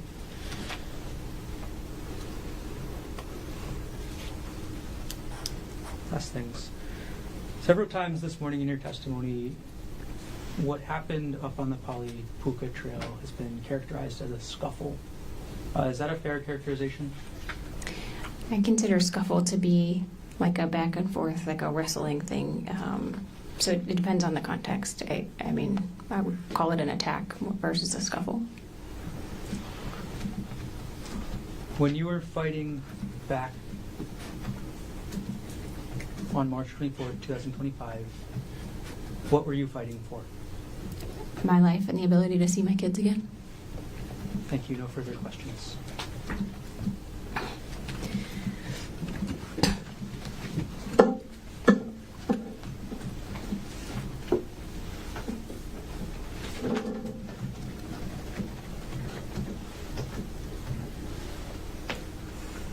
Mr. Otake, recross based on what else on redirect. Thank you. You were being asked about the motion in the divorce case and why you were seeking child support, or why you were seeking the house and his retirement, and you said because he can't earn his same income. And what you wrote in, what was written in the report is that because he's incarcerated, correct? Yes, sir. Because of this case, because he's incarcerated and he can't earn his income, you guys in the divorce case are using that to say you should get the house and his retirement, yes? Yes, sir. You indicated when you were asked about physical custody, prosecutor pointed out that you have temporary physical custody, you're seeking physical custody, but it was written in that motion, upon conclusion of the criminal trial against father, this matter may be readdressed, correct? Yes, sir. Meaning you understand if he's found not guilty, it can be readdressed and he can try to get physical custody of the kids, right? Yes, sir. I understand that. And if he's contrary to that, found guilty, you know that he's not going to be able to have custody of the kids, right? Yes, sir. And then you would get full custody of them for the remainder of their juvenile life, correct? Yes, sir. He wouldn't be able to see them or have a relationship with them for the rest of their juvenile life. You understand that if he's convicted, right? And that's why you guys wrote that in there, right? Yes, sir.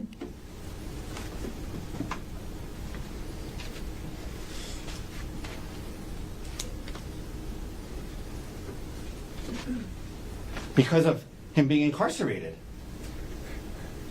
You wouldn't be able to see them, or you wouldn't be able to have custody of them till they're adults. Cumulative. Sustained.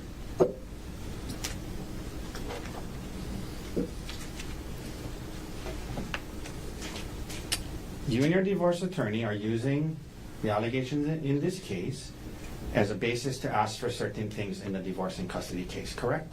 Objection, argumentative. No, overruled. Correct? Yes, in certain cases where it's applicable. You were asked about this idea again about it being an emotional affair, emotional infidelity, and that's how you and Gerhardt talked about it and described it, correct? Yes, sir. When the detective asked you the question, well, did you have an affair? You said no, correct? That's correct, sir. You didn't say, well, sir, we didn't have sex, but we've been talking about it as an emotional affair. You could have said that, but you didn't, correct? That's correct. I did not say that. You described it to the detective as some flirty text messages, correct? That's correct. That's what it was. To this day, in front of this jury, that's how you're still describing it.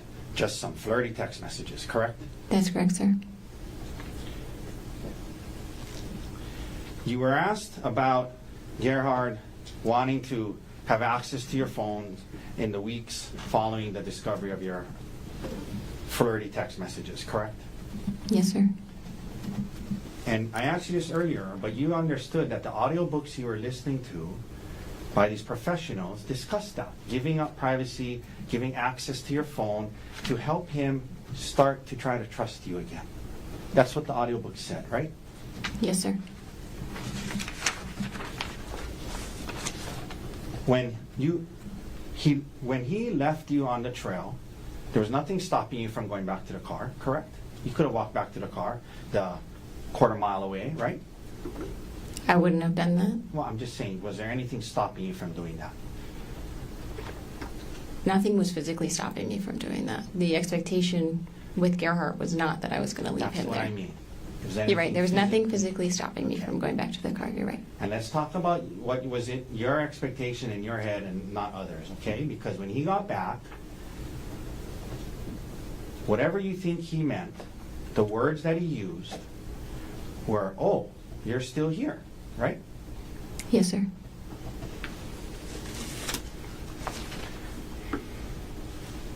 Let me. So you were asked about the number of times you're hit with the rock, and you told the grand jury as many as 10 times, yes? Yes, sir. You told the detective as many as 10 times, yes? Yes, sir. But today you're saying you don't know how many times you were hit, correct?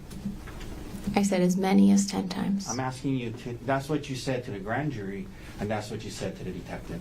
Today on redirect, when you were asked about that, your words were, "I don't know how many times I was hit," correct? Objection, misstates the testimony. No overruled. That's what you just said. I don't know how many times I was hit, right? I don't know an exact number of times that I was hit. The credit card that you were paying off, at least some of that was a joint credit card that you were on as well, correct? As stated, yes.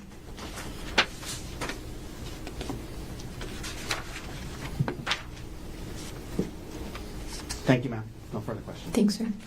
Any other questions? No, thank you. Ms. Konig, thank you very much for being here. You can sit down. Again, watch that first time. Thank you, Your Honor.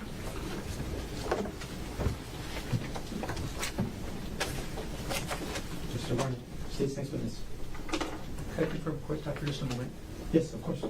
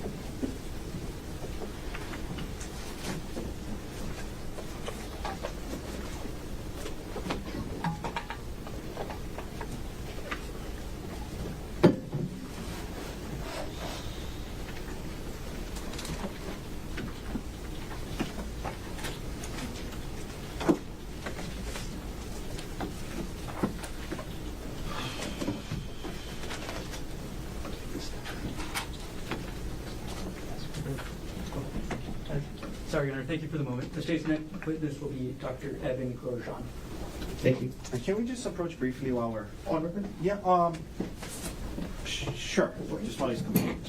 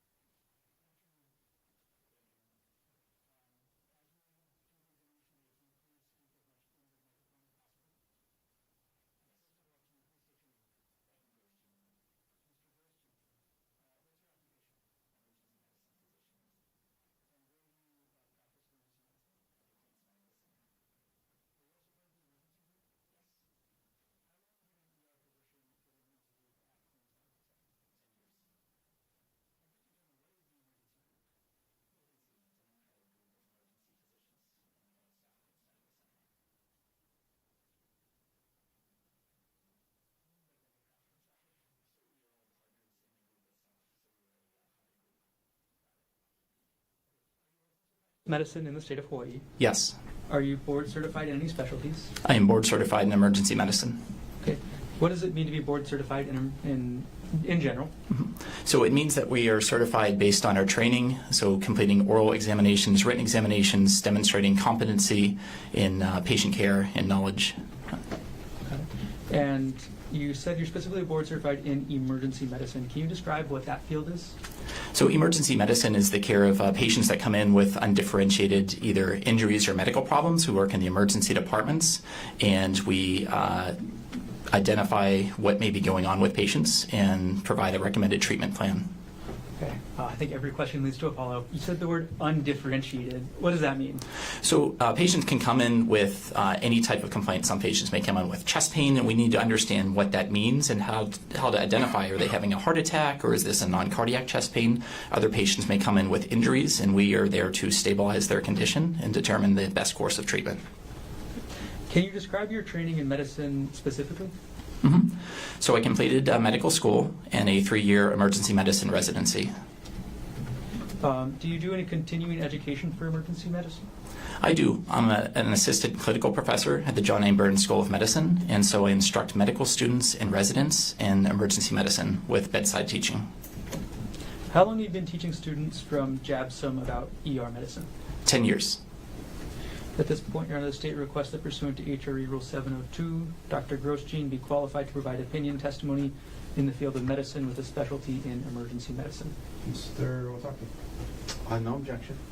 And Ladies and gentlemen of the jury, Dr. Grostein will be allowed to provide opinion testimony in the field of medicine with a specialty in emergency medicine. You may proceed, Mr. Garner. Dr. Grostein, do you agree that all your opinions you offer in this case will be to a reasonable degree of medical certainty? Yes. Were you on duty at the Queens Punchbowl ER on March 24th, 2025? I was. On that date, did you treat somebody named Ariel Konig? Yes. Before you treat somebody, do you obtain a patient history? I do. Okay. And what is a patient history? A patient history is what a patient tells me about their condition, about why they came to the emergency department. It can be about their symptoms, or in other cases, it can be about if they come in with an injury. I ask them about the injury, what happens. Why is it important to obtain a patient's history? It's important so I can correlate clinically their concerns, their symptoms, their injury, to understand what happened so I can order the best testing and management plan for them. Without going into the identity of any persons responsible, was Ariel able to explain the mechanics of any injuries she reported? Yes. Did Ariel report any symptoms aside from physical injuries? Yes, she reported a headache, pain to the face, pain to her left hand, nausea, and dizziness. And what were the mechanics of any injuries she reported? It appeared that she was struck with an object. As an ER physician, do you compare the history that a patient gives you with your physical examination of a patient? Yes. And why do you make that comparison? I make that comparison to understand the severity of injuries and determine what type of treatment and what type of testing I may order to evaluate the condition. And did you actually observe any injuries on Ariel on March 24th, 2025? I did. Can we walk through those injuries, starting with her head? So, Dr. Grostein, I'm going to publish what's been entered into evidence as State's Exhibit 25. And you can see it on the screen there to your left. And as I have this on the screen next to you, I'm going to hand you the iPad that I have right here with the laser pointer working. And I'm going to ask you to describe the injuries that you saw in Ariel.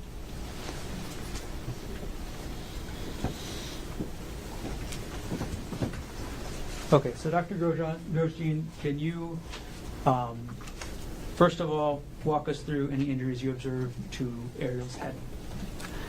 So in this photo here, this is a complex stellate type laceration. Stellate meaning kind of star-like. So looking at that, you can see the branch out points like a star, multiple branches out here. This is a complex laceration because the borders of this are very irregular. And then you can see that, especially here, you see crushed or macerated tissue as well. Looking into the laceration itself, you could see down, and through portions of this laceration, you could actually see the skull, so all the way down to the bone. And then within this laceration, especially in the areas here, I observed pieces of rock and material that were actually embedded in the laceration. Okay. Dr. Grostein, what are some of the difficulties in repairing this type of laceration? Mm-hmm. So several things. The first is that this wound was grossly contaminated with innumerable amounts of rock and debris. So that all needs to be washed out, debrided, and removed. Otherwise, this laceration is at risk of infection.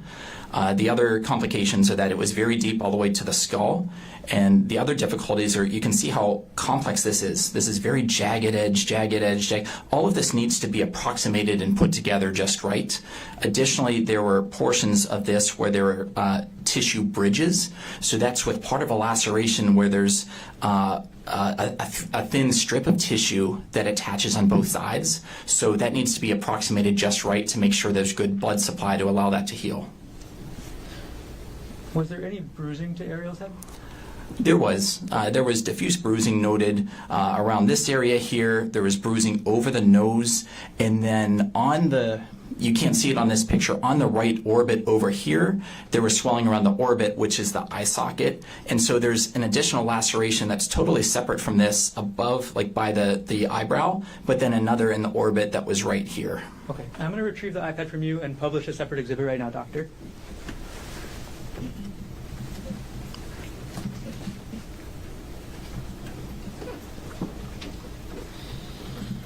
Okay, now I'm publishing State's Exhibit 22. Dr. Grosjean, is this what you were describing with regards to the right side of Ariel's face? Yes, the laceration above the right eyebrow underneath, and then there's bruising around the right orbit and along the forehead and over the nose. Were there any injuries to Ariel's extremities? There was. She had a lot of bruising to the left thumb and the second finger. There was pain with range of motion of the left thumb. And on the thumb itself, there's what's called a subungual hematoma, which is if you get a large bruise that's under the nail itself. And there was also a small open wound just at the nail bed, which is on the bottom. So that constellation of symptoms, I was concerned that there could be an underlying fracture of the thumb. Okay, I'm going to publish State's Exhibit 28. Okay, and I'm going to hand you the iPad again, and if you could point out the injuries that you were just describing to us.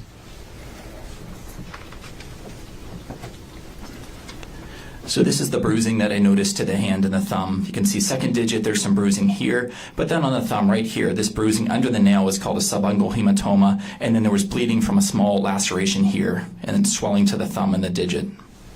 Okay, thank you for explaining. I'm going to retrieve the iPad from you now.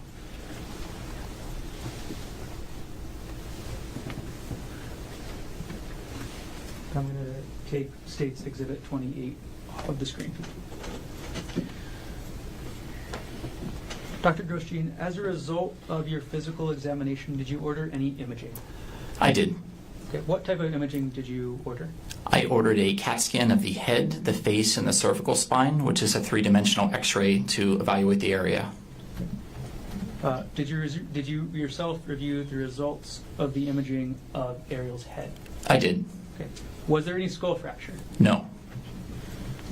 In general terms, Dr. Grosjean, is the human skull the same thickness at all parts? It is not. Okay, can you tell us which parts of the skull are thicker and which parts are thinner?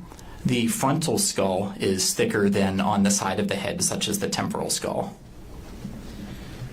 For the part of the skull where you showed us where Ariel had these lacerations, is that the frontal skull or the temporal skull? This was along the frontal skull, Okay. So again, is that the thicker part or the thinner part? the thicker part.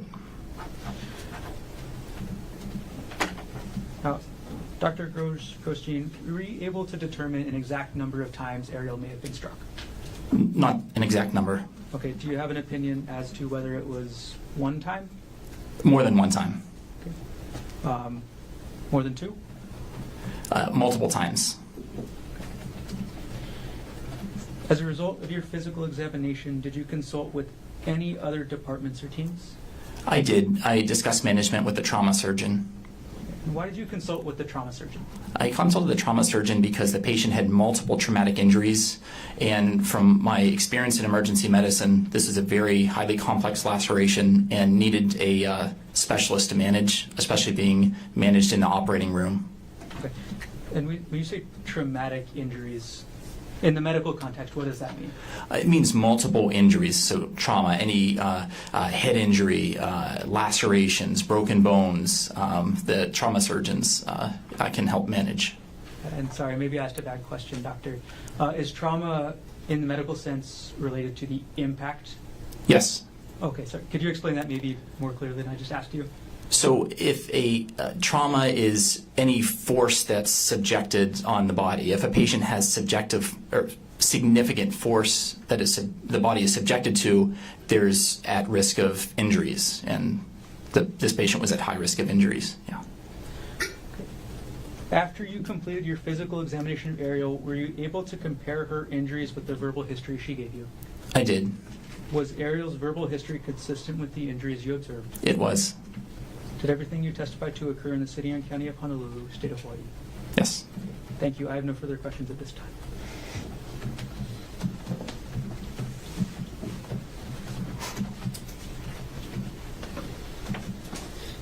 Mr. Otake, cross-examination. Thank you, Your Honor.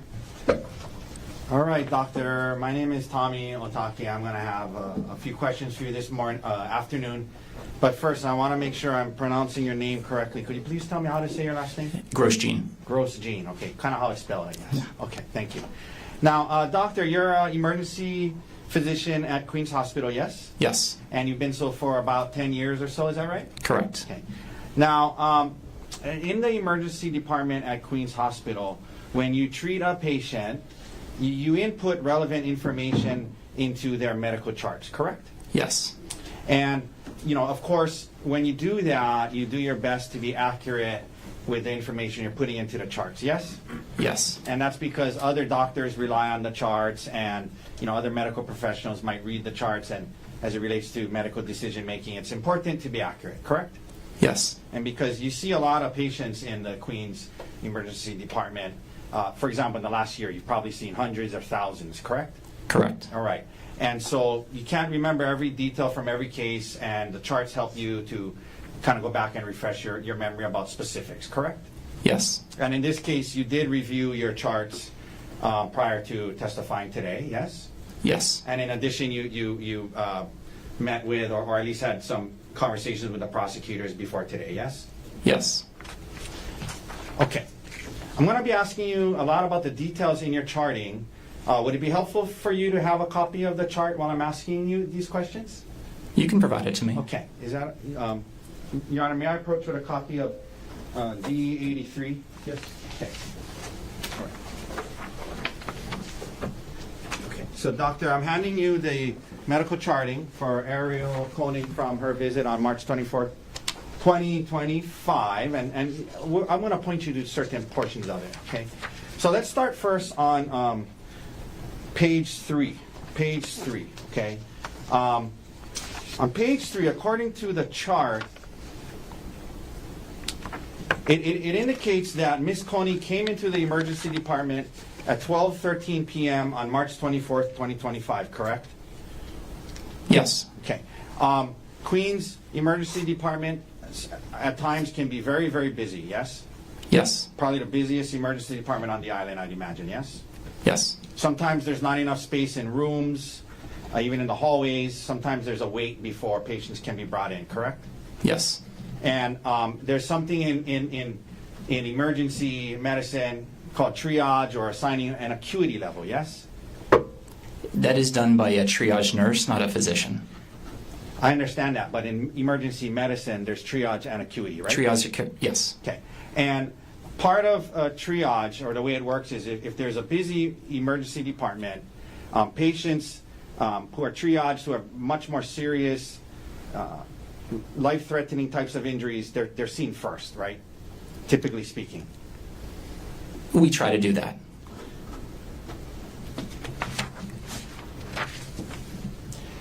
And sometimes if somebody is stable enough and there's not enough room in the emergency department, sometimes they got to wait in the ambulance outside for a bit, correct?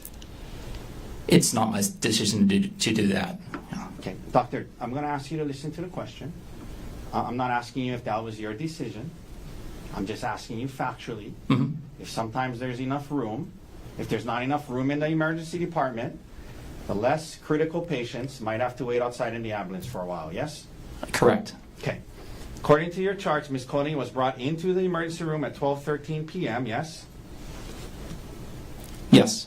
That would be an hour and 45 minutes after 10:30 a.m., correct? Roughly. Roughly, right? Yeah, say that again. 12:13 Mhm. is about an hour and 45 minutes after 10:30 a.m., yes? Yes. Okay. Then sometimes when a patient is brought into the emergency room and there's not enough room, sometimes if there's no rooms available, they're kept in the hallway, yes? Yes. Once in the emergency department at Queens, doctor, a physical exam is done and vital signs are taken and reviewed, correct? Correct. And oftentimes the vital signs are probably not taken by you, but taken by nurses or staff there, yes? Correct. Okay. But you, as part of your job in assessing the patient, you review the vital signs and the history that was taken by others, correct? Yes. Okay, so let's go to page 4 of the charting.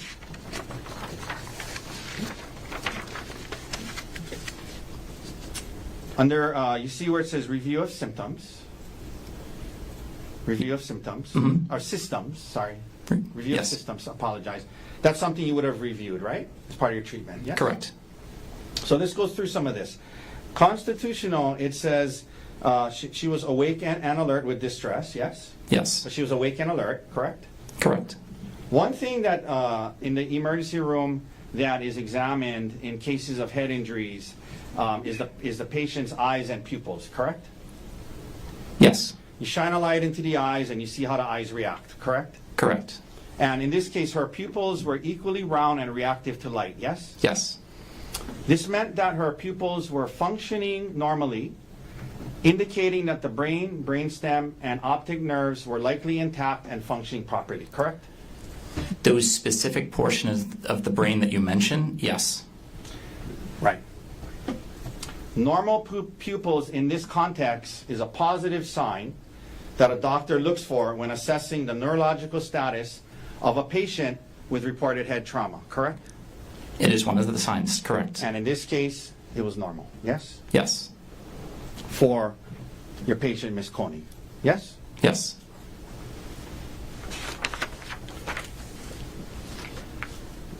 The patient's heart rate is also checked as part of the initial examination, correct? Correct.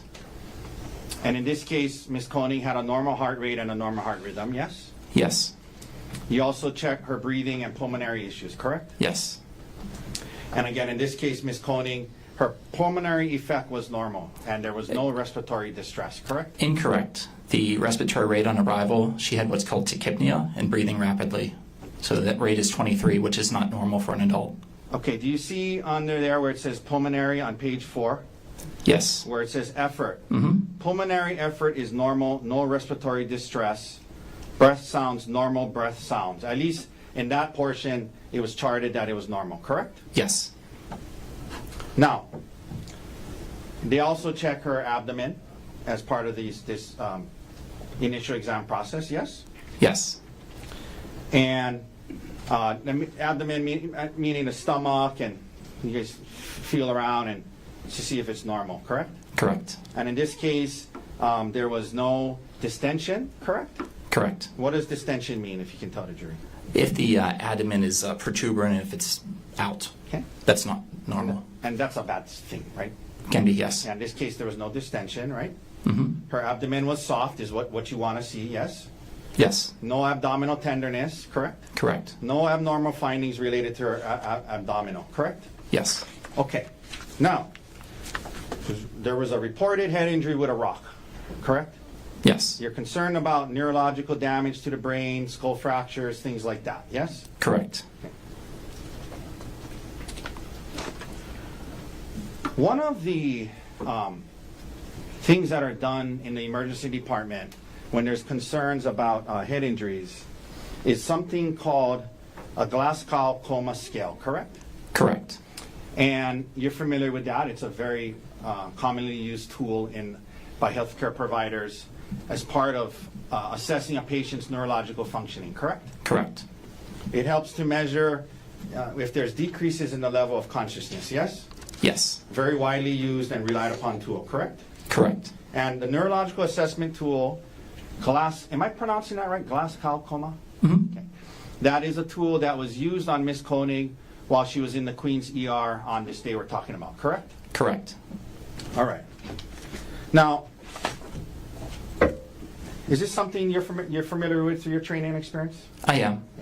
It's true then that the Glasgow Coma Scale has 3 categories that are part of this neurological exam: eye response, motor response, and verbal response, correct? Correct.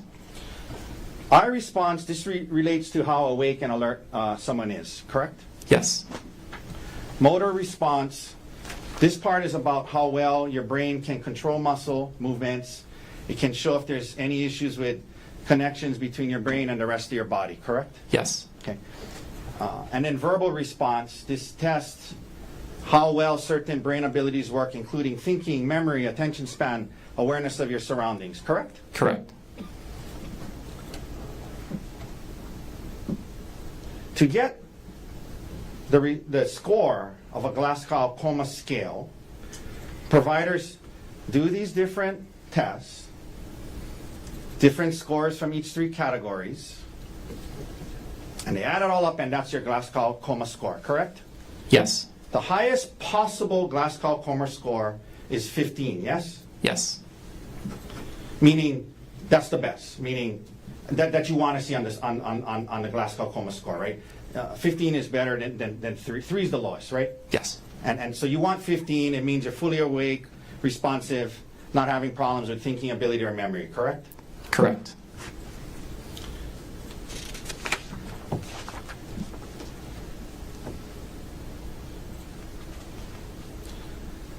Doctor, on page 5, what was Ms. Konig's Glasgow Coma score on March 24, 2025, in a couple hours after the incident in Queens Hospital? 15.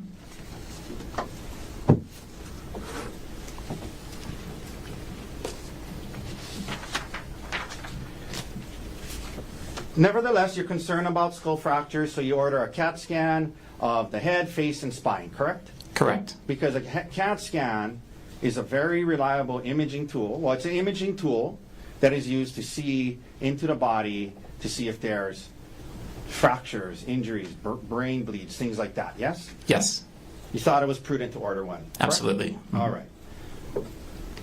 And you reviewed the results of these imaging tests and factored that into your medical decision making, yes? I did. The CAT scan of the head, you're looking for any skull fractures or hematoma, given the report that she was hit multiple times in the head with a rock, yes? Yes. And doctor, the CAT scan to the head indicated that there were no skull fractures, correct? Correct. And no hemorrhaging was found either, yes? I mean, No. correct? No internal hemorrhage, yes. Yeah, that's what I mean. No brain bleeds were found, correct? Correct. You also do a CAT scan of Ms. Konig's face, and the results of that, like as well, there were no mandible fractures, yes? Correct. Well, what is a mandible? That is the jawbone. Okay. I guarantee I'm going to pronounce some medical words wrong, but ossicles, is that a word? I can't even pronounce it close enough for you to recognize it. Ossicles? It is a word, yes. Okay. How do you say it? So ossicles. Okay. What is that? So it depends where you're looking. There are ossicles in different locations. Well, So- after the CAT scan of the face said ossicles are normally aligned. It said it was normal. Okay. Okay. So what is that? So the facial bones were aligned. There was no facial bone that was out of place. Okay. No skull-based fractures, correct? Correct. No zygomatic arch or pterygoid plate fractures, right? Yes. And what is a zygomatic arch or pterygoid plate fracture? So they're the pterygoid plate. They're parts of the face and the skull. So zygomatic arch kind of goes over here, and then the pterygoid plate's nearby. And the CAT scan to the face showed no fractures to that area, correct? Yes. No maxillary sinus fractures. What is the maxillary sinus, doctor? Maxillary sinus is, again, one of the bone structures of the face, so that would be right here. Okay. No fractures to that area, yes? Yes. Now, I wanted to ask you about this. The orbits are intact and the globes are normal. That's what the CAT scan said, right? Yes. You were asked earlier about the thickness of skull in different areas. Remember that? Yes. By the prosecutor? Mm-hmm. And you said certain parts are thicker than others, right? Yes. And you have the skull and different parts of the skull. But isn't it true, doctor, that the orbital bones, it's a thin, fragile bone? So these are facial bones, not the skull bone. So these are facial bones here, and so over the sinus, it is thinner than the frontal Yeah, no, skull. I understand that. I'm not saying you misled anyone. I'm just clarifying. You're talking about the skull. I'm talking about the orbital bones, right? Mhm. Isn't it true, doctor, that the orbital bones around the eye is a very thin, fragile bone in a person's body? On the inferior portions and the medial portions, which are here and here. They are thin and fragile, yes? They are one of the thinner portions of the face, of the bones, yes. And in the ER department, you often see people with orbital bone fractures because they are thin, fragile bones that can be broken by getting hit in the face with a baseball, for example. You've seen that in your time, I'd imagine, yes? Yes.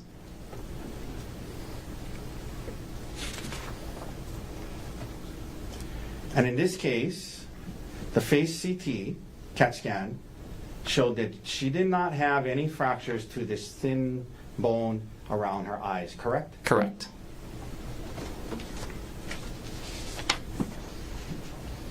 The CAT scan of her cervical spine, likewise, doctor, no fractures of her cervical spine was found, correct? Correct. Okay. I want to ask you now a little bit about this laceration on her head, and you refer to it as a stellate laceration, is that right? Yes, And am I pronouncing that right, stellate? you are. Stellate laceration is a star-shaped complex skin tear featuring multiple arms, often caused by blunt force trauma, correct? Correct. So in other words, it's different from like a cut or laceration caused by like a sharp edge of a knife or something like that, correct? Correct.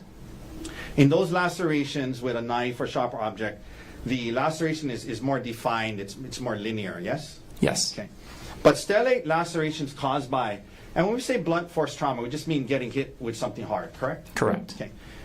Stellate lacerations caused by getting hit with something hard, the skin breaks apart differently than it does from a cut with a knife, yes? Yes. And often there are multiple jagged edges to the laceration that extend outward from an impact point, correct? Yes. There's a central impact, point of impact, and multiple edges branching out from there, which is what you saw in this case, yes? Yes. So to the untrained eye, it can look like multiple separate lacerations, but for those who understand stellate lacerations, there's an impact point and it branches out from there, correct? Yes.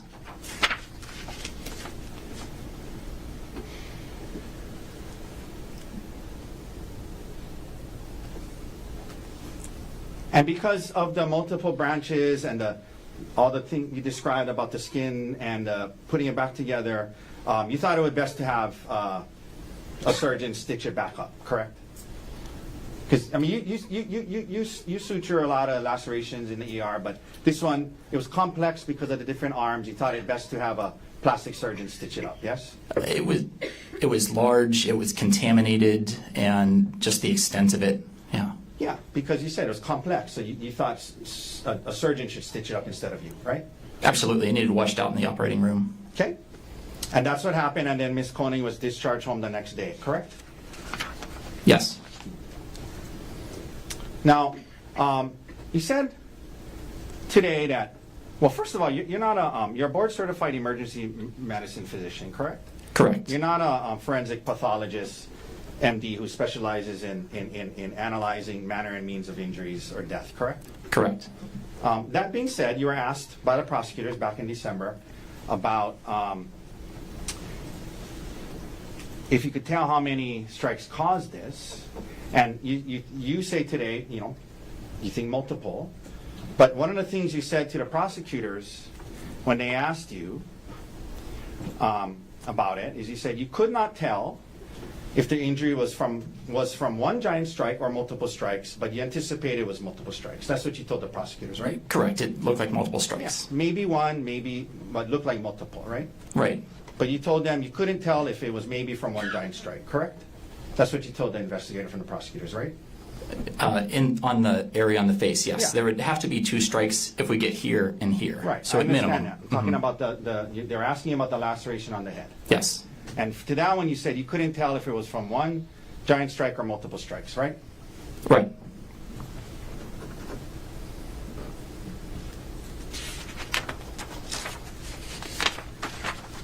Okay, doctor, as part of your job as a physician in the emergency room,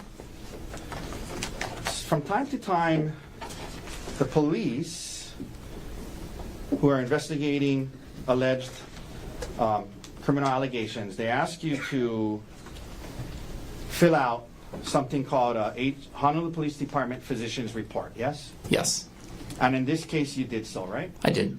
And the way that works is it's a form that after you see the patient, you go and you check boxes on the form, correct? And you can write in some narrative, but you check boxes, correct? Correct. Now, you were today qualified with no objection from us. I mean, you're an expert in emergency medicine, correct? Being qualified as one today, right? I believe so, yeah. And you were an expert in emergency medicine on the date of the incident, March 24th, 2025, right? I mean, you've been doing it for almost 10 years, right? Over 10 years, yes. And you understand that the Honolulu Police Department relies on you in these forms to provide accurate, unbiased medical opinions related to the extent of a patient's injuries when there's a criminal investigation, correct? Yes. And you try your best to do so. You know it's important, so you try your best to be honest and accurate in these forms, yes? Yes.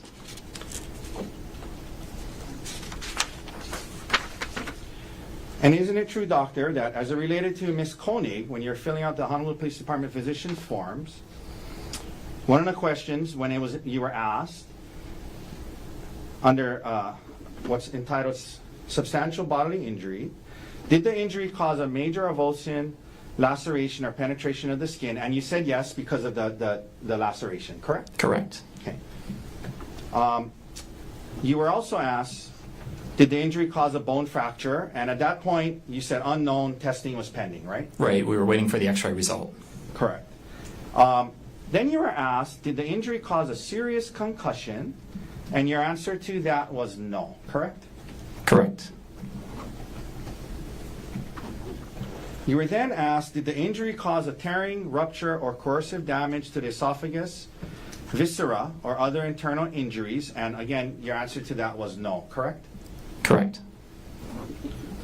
Then under the subsection serious bodily injury, you were asked, as in, being the expert in doing emergency medicine all these years, did the injury create a substantial risk of death?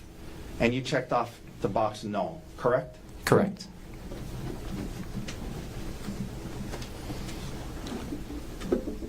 Then you were asked, will the injury cause any serious permanent disfigurement? And you said unclear, pending trauma team repair of wound, yes? Yes. Because this was on the first day she was there, right? This was early on in the course Yeah. of treatment, so. Right. Yeah. Then you were asked, will the injury cause a protracted loss or impairment of the function of any bodily member or organ? And again, you answered no, correct, doctor? Correct.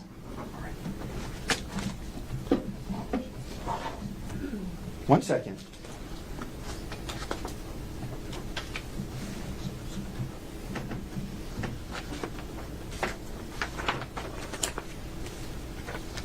All right, doctor, thank you for your time today.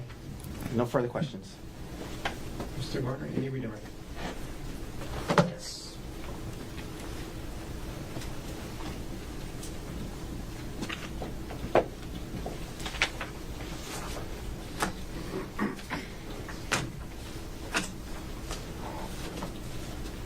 Okay, Dr. Gosheen.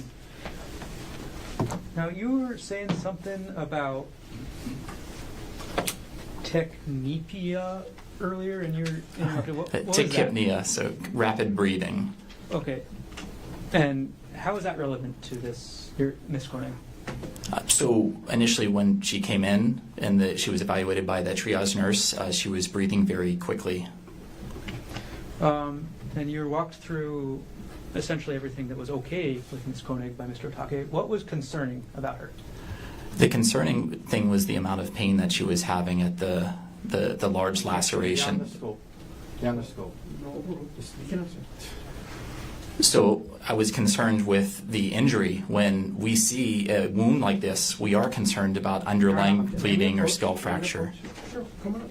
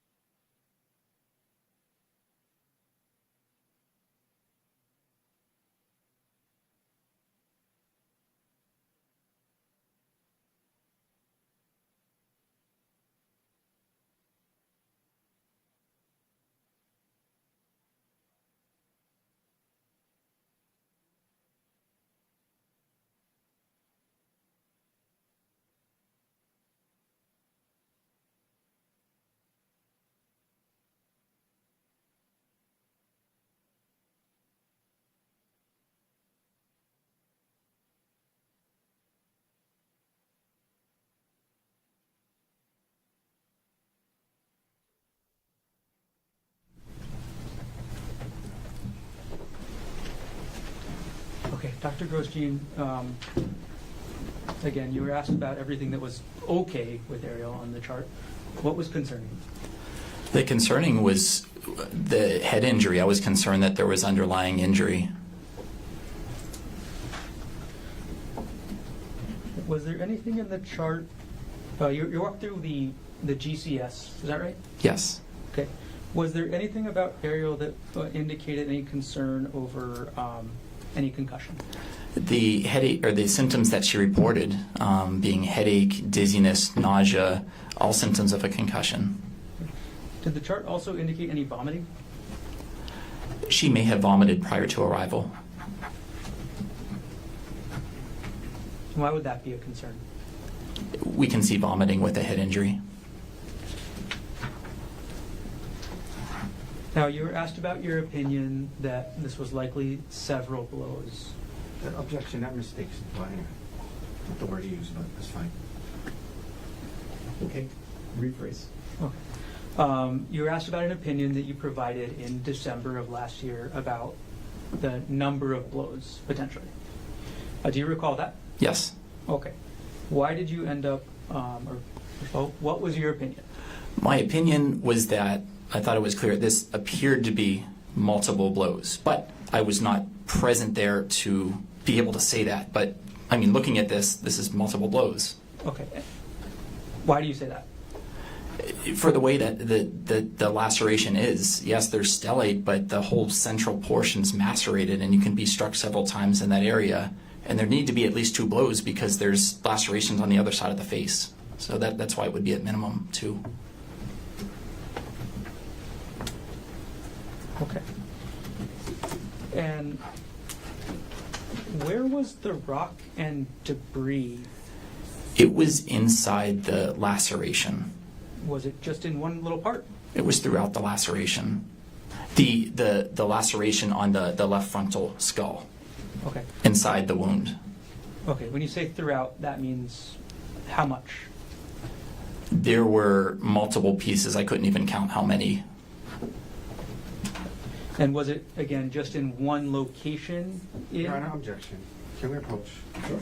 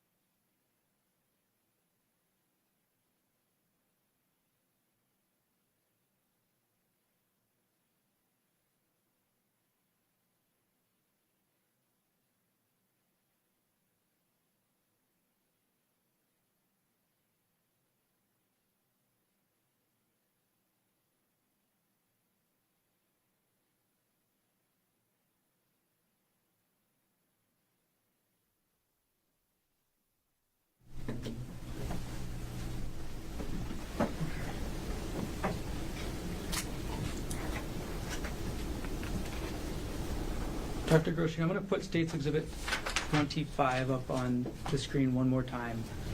And if you could describe for us where in this laceration or how many different areas you observed rocks and debris. Yes. Okay, and I'm going to hand you the iPad with the laser pointer again.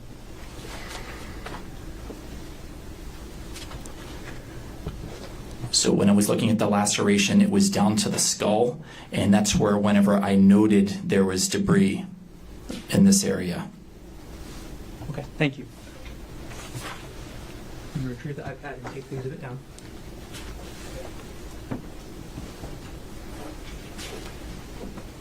All right, now, Dr. Grosjean, you were also asked about an HPD 13 you filled out. Yes. And you were specifically asked about whether or not the injuries caused a substantial risk of death. Is that right? Correct. Okay. And you noted that the injuries did not cause a substantial risk of death. Is that right? Correct. And that was a medical opinion you gave when you filled out that form, right? Yes. Is that, and again, what was the mechanism of the injury that you determined here? The mechanism was blunt force trauma to the head. Was this opinion that the injuries Your Honor, that can we Ariel approach? suffered? Can we approach? Jim, come on.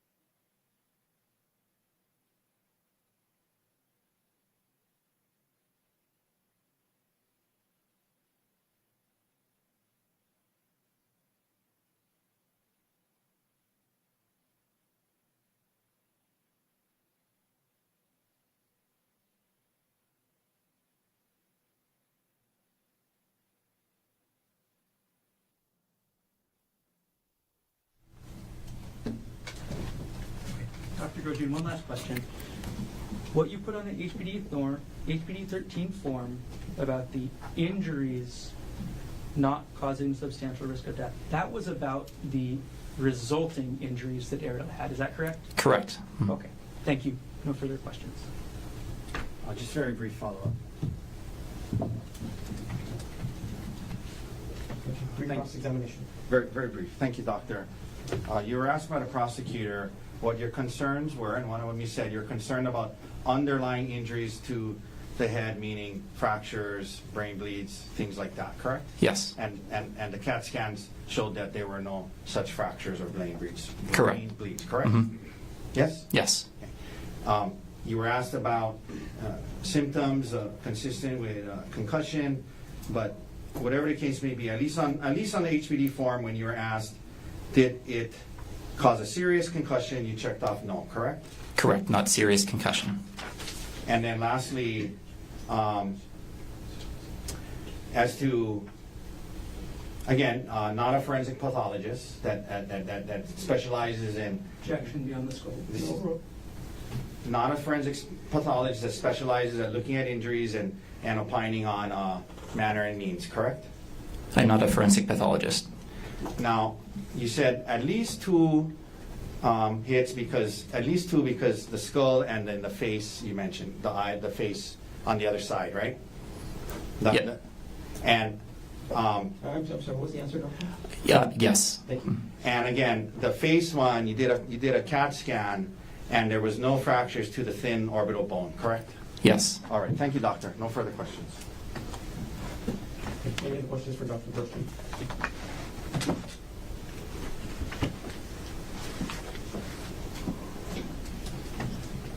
Dr. Grosjean, you said at least 2 impacts? It appeared to be. Okay. When you say at least 2, do you have an upper limit? I don't.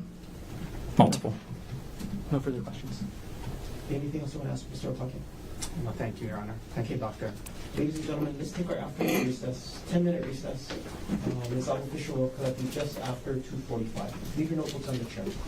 All rise. Be careful.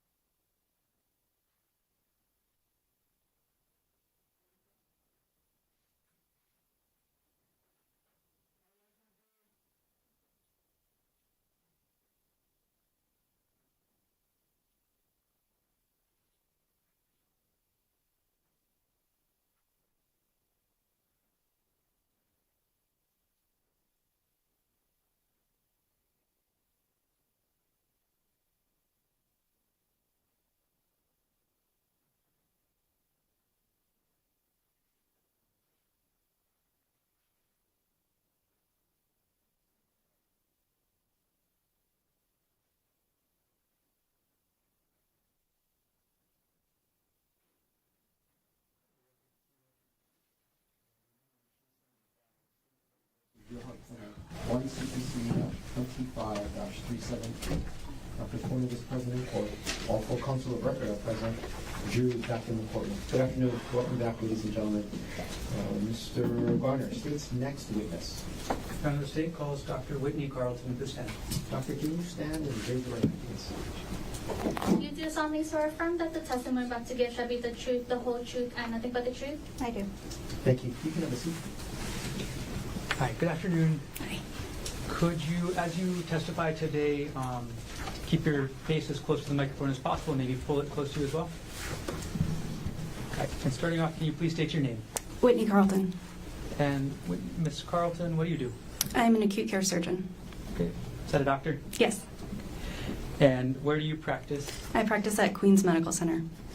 And how long have you been an acute care surgeon at Queens? 5.5 years. Are you licensed to practice medicine in the state of Hawaii? Yes. Are you board certified in any specialties? I'm board certified in general surgery and surgical critical care. What does it mean to be board certified in general? It means that the physician has voluntarily completed a rigorous set of standards set forth by the board. Generally means you've done training in residency, passed a number of comprehensive exams, and have a commitment to continuing education. And what does a board certification in general surgery mean? It means that you've completed all of those requirements with a specialty in general surgery. Maybe I should clarify this. What is general surgery? General surgery is a practice focused on surgery of the entire body, but focused mostly on the chest and abdomen. And you mentioned a second board certification in, what was it? Surgical critical care. What is surgical critical care? It is an additional year of training that focuses on patients that are critically injured or critically ill, and it allows us to practice in the ICU. Can you describe your training in medicine generally? I graduated from the University of Maryland School of Medicine, and then I completed a general surgery residency. And then I came to Hawaii to complete advanced training in surgical critical care. And I'm currently assistant clinical professor of surgery at the John A. Burns School of Medicine here in Hawaii. And I'm an active acute care surgeon at Queens. How long have you been teaching students from JABSOM? 6.5 years. Do you have any scientific publications? I have a few. Just approximate how many? Maybe 2 or 3, and as well as a couple of book chapters that are in press. At this point, Your Honor, the state would ask that pursuant to Rule 702, Dr. Carlton be qualified to provide opinion testimony in the field of medicine with a in surgery and surgical critical care.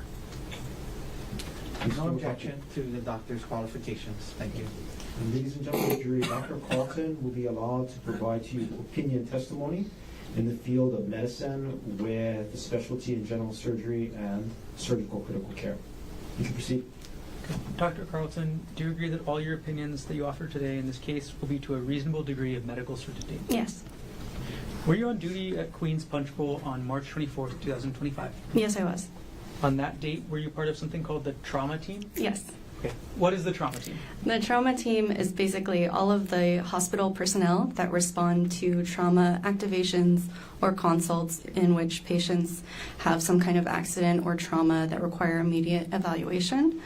I am the attending trauma surgeon when I'm on call for surgery or trauma surgery, so we lead the trauma team.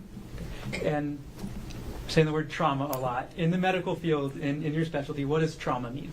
Trauma is just any accident or mechanism of injury that a patient could come in with injuries. It's also bodily impact? Yes. Right. What type of cases do you get called in to help with as part of the trauma team? All kinds. So everything from like a trip and a fall to moped accidents, car accidents, assaults, gunshot wounds, stab wounds, all those kind of things. On March 24th, 2025, did you treat somebody named Gerhardt Konig? Yes, I did. Before you treat someone, do you obtain a patient history? Yes. Okay. What, to you, is a patient history? A patient history is kind of a prescriptive account of a patient's current presenting clinical symptoms, as well as an account of their medical history. Why is it important to get a patient's history? It's important for our differential diagnosis, or a list of potential causes of what their complaint is, and it's important in order to come up with an individualized treatment plan for the patient.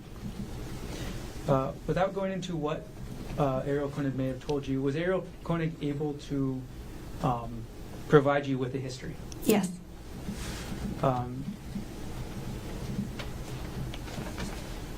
We're going to jump ahead a little bit. Did you actually observe any injuries on Ariel Konig yourself? Yes. Okay. I'm going to walk through a couple photographs. I'm going to have you describe what injuries you observed, okay? Okay.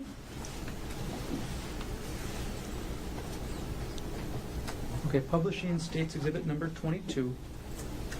It's on the screen next to you, doctor. What injuries did you observe from this view, the front of Ariel's face? So she had ecchymosis or bruising around the eyes, and then also had a small laceration around the right eyebrow. Okay. Now, publishing states exhibit 25. What injuries are we seeing on Ms. Konig in this photo? So this is a photo of what I would call a large, complex stellate laceration of the scalp that extends onto the face, meaning it's kind of star-shaped with a lot of jagged edges. Large and complex, meaning it goes through a number of layers on the scalp. As a surgeon, what are the difficulties in repairing this? Or are there any difficulties in repairing this kind of laceration? There can be. Okay, and what are those difficulties? So in this case, and in general, I would be very concerned about the potential healing of the jagged edges. Creating those kind of skin bridges or skin strips decreases the blood supply. And so even when you suture it back together, it can have a high chance of necrosis or dying, creating a larger wound. And then there was also a really high risk of infection, just given how big the wound was and the stated mechanism. And what was the stated mechanism? Ariel said she was hit with a rock. I'm going to take the States Exhibit 25 off the screen now. Were there any injuries to Ariel's extremities? Yes, she had bruising of the left hand that turned out to be a distal phalangeal tuft fracture. Okay.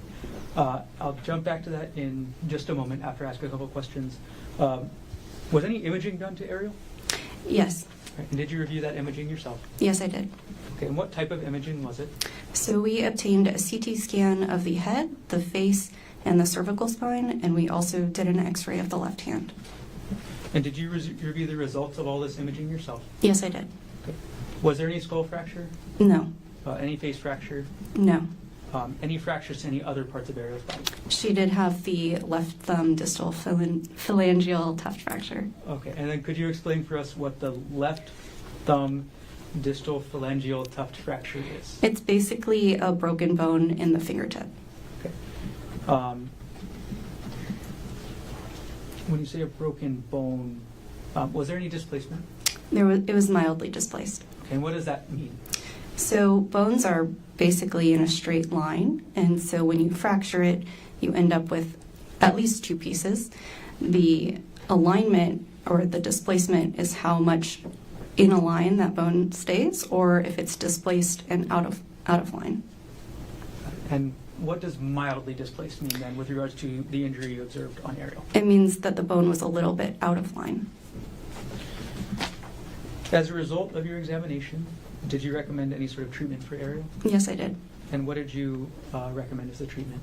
Well, she needed the large wound on her head washed out and cleaned and then repaired. Due to the risk that we talked about, I recommended a specialty consultation with a facial surgeon who was on call. For the hand fracture, she needed treatment with a hand surgeon. And then just due to the injuries and the events, I recommended admission to the hospital. So when you say you referred her to a separate type of surgeon, what type of surgeon did you refer her to? It's our on-call face trauma surgeon. I believe he's an OMFS surgeon. And what does OMFS mean? Oral maxillofacial surgeon. They specialize in kind of we call it like a plastic surgery type surgeon. think you've gotten there a little bit so far, doctor, but during your treatment of Ariel, were there any risks of complications from her injuries? Yes. Okay, and what was Objection, Your Honor. Can we approach? Sure, come on.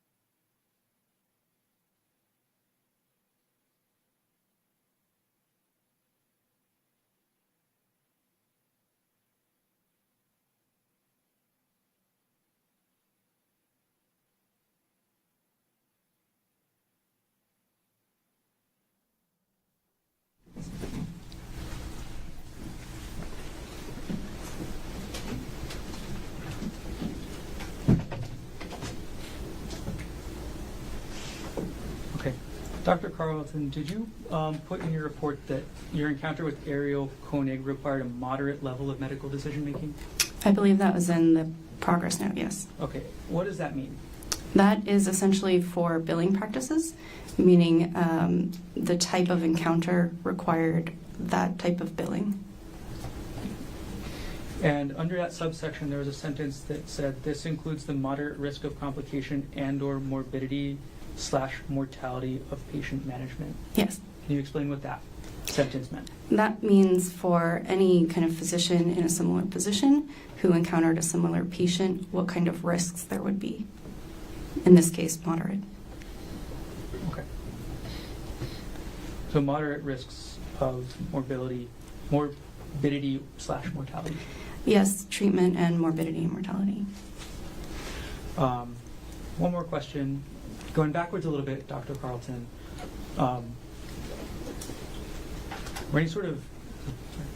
why did you refer Ariel to a specialty face surgeon? Just due to the complexity of the laceration and my concerns about infection and potential wound healing, I thought it would be better for the wound and for her to have the specialty surgeon on board in case of complications from the fixation. Okay. And the fixation, just like regular stitches? Well, it was done in a couple of layers, but regular stitches. Understood. Did everything you testified to occur in the city and county of Honolulu, state of Hawaii? Yes. Thank you. No further questions.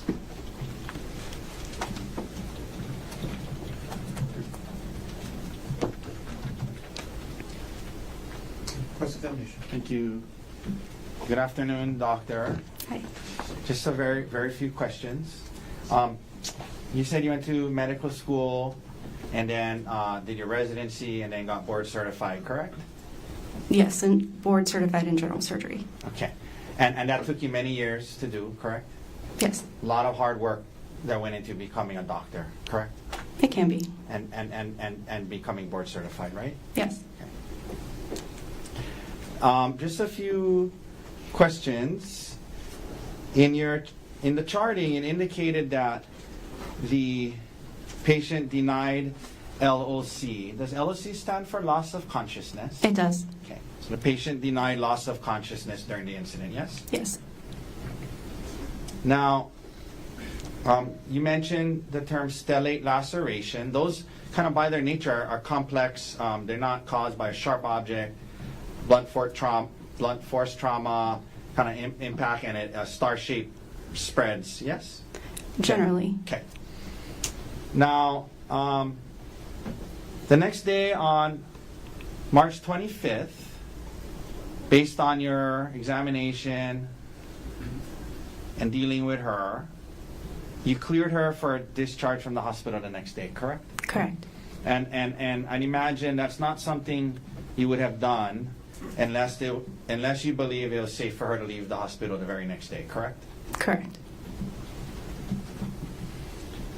Doctor, sometimes in working in the hospital, you have to fill out, or you're asked to fill out an HPD Honolulu Police Department Physician's Report form, correct?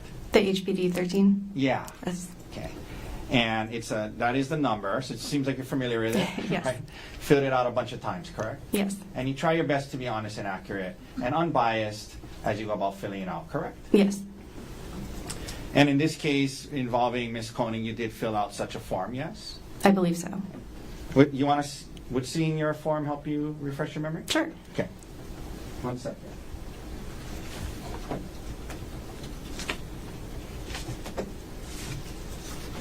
Your Honor, may I approach with D81?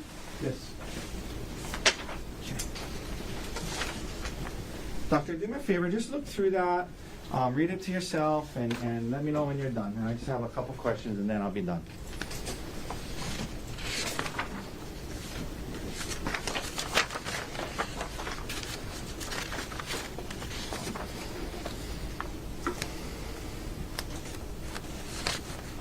Okay. Okay? Yeah, I'm going to come back and get it from you.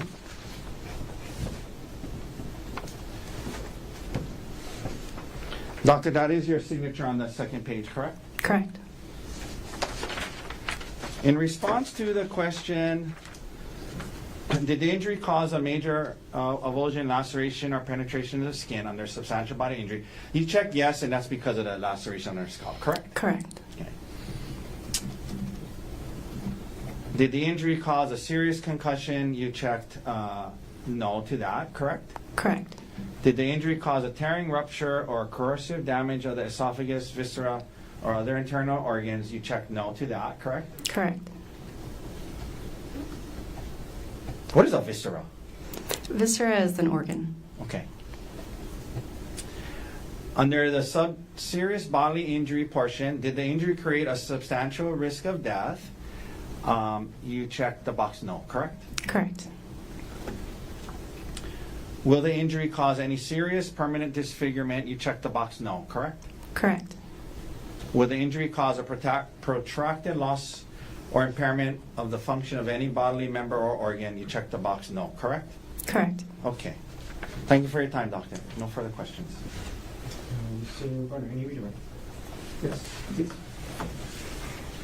Dr. Carlton, on that HPD 13, you were just asked about, you checked a box that said the injuries did not cause a substantial risk of death. Is that right? Correct. Okay. That comment or that opinion that you gave was about the resulting injuries that Ariel had. Is that right? Yes, that's a retrospective look at the injuries. Okay. That is not an opinion about any mechanism. Is that right? Objection, Your Honor. Can we approach? Approach.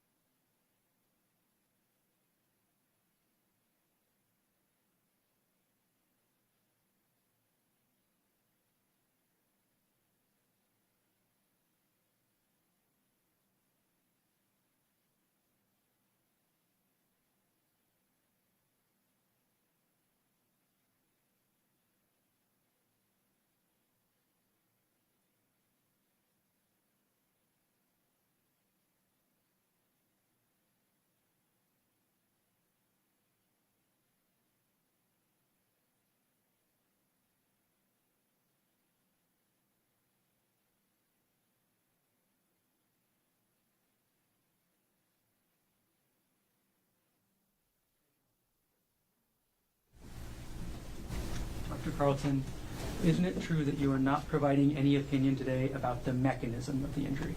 Correct. Okay, thank you. No further questions. Mr. Wakaki, any follow-up? Nothing further, doctor. Thank you. Dr. Carlton, thanks for being here. One step, first step. Okay, thank you. Mr. Garner, next witness. We'll call Katrina Como.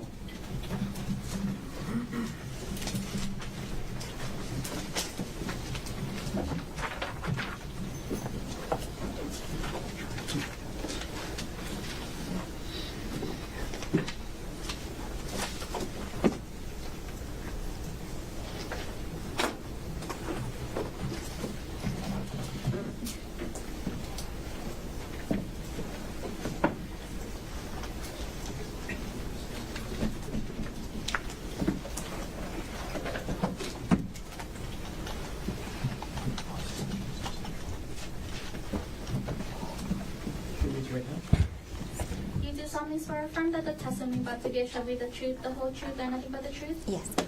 Please, have a seat. Okay, good afternoon. Good afternoon. Okay, and as you testify today, can you please pull the microphone as close to your face as possible and speak into the microphone as much as possible? Yes. First of all, can you please state your name? Katrina Kamo. And what's your occupation? I'm a Honolulu Police Department officer. How long have you been employed by HPD? 10 years. What was your assignment on March 24th, 2025? A drone pilot. And at around 2:30 p.m. on March 24th, 2025, where were you dispatched to? I was dispatched to the Pali Lookout. Is the Poly Lookout in the city and county of Honolulu, state of Hawaii? Yes. What time did you arrive to the Poly Lookout area? About 3:30 p.m. Okay, and what was your role in any investigation that was taking place up there? I was the drone operator. Can you explain to us what a drone operator does? Sure. For law enforcement, the drone operator, we use the drone to provide aerial support for police work. Okay. And we're talking about drones. What are we talking about? What is a drone? A drone is basically a camera. I'm sorry, a camera that flies. Okay. And in this case, could you go over the steps you took when operating the drone up at the Poly Lookout area? Yes. So for operating the drone, we receive a mission or a request for support. Then we check the location that the request is being made. So we check for the weather, if we can operate the drone legally, and if not, we do have, we can reach out to the FAA for clearance to fly in specific areas. And then we check our equipment to make sure that we can operate for the length of time that they're requesting us to fly. And then we'll go ahead and bring our equipment there and set up and conduct the mission. And then what is the actual equipment you're using to operate the drone? So we have our drone, we have our the controller and batteries, and then we have a first-person viewer case. And what is the first-person viewer case? So that is basically a portable TV monitor that we connect our controller to so that the commanders on scene or the people that are making the decisions on scene can view the images without looking over our shoulders because the controllers are kind of small. And what were you searching for or looking for that day? We were looking for an outstanding assault suspect within the area. What was the radius of the search? Roughly a half a mile. And what was the height you were doing the search at? So it's always at or below 400 feet, so within that height range. Okay, and when we say at or below 400 feet, is that the height you're flying the drone from which area? The Pali Lookout area. So from our launch place at the Pali Lookout, we can go up to 400 feet, and then at or below that. How many drone flights did you operate on March 24, 2025? I operated 2 flights. What was the time frame that you were conducting those flights? It was from about 4 p.m. to 5:45 p.m. And were you able to find any suspect using the drone on that date? No. Thank you. I have no further questions. Okay, thank you. Mr. Otake, cross-examination. I have no questions for Officer Konig. Thank you, Officer. Officer, thank you very much for being here. You can step down. Thank One you, step, sir. first step. Yes, sir. Mr. Martin.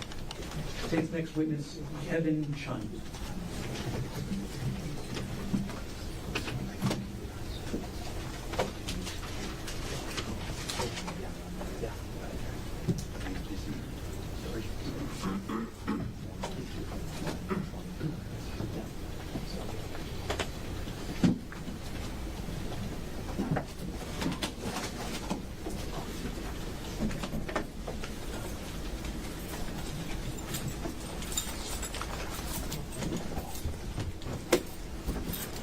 Raise your right hand, please.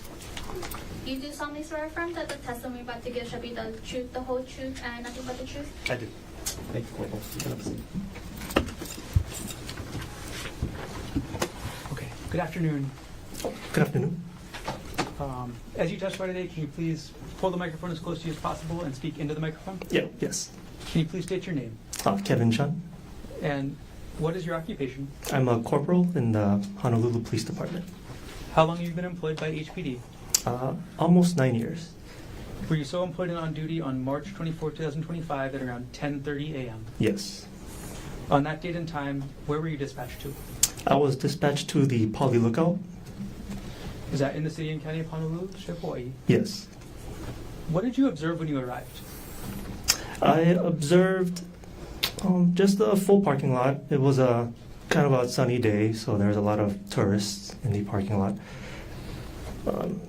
But that was pretty much it so far. Okay. And then where did you go once you got to the Poly Lookout parking lot?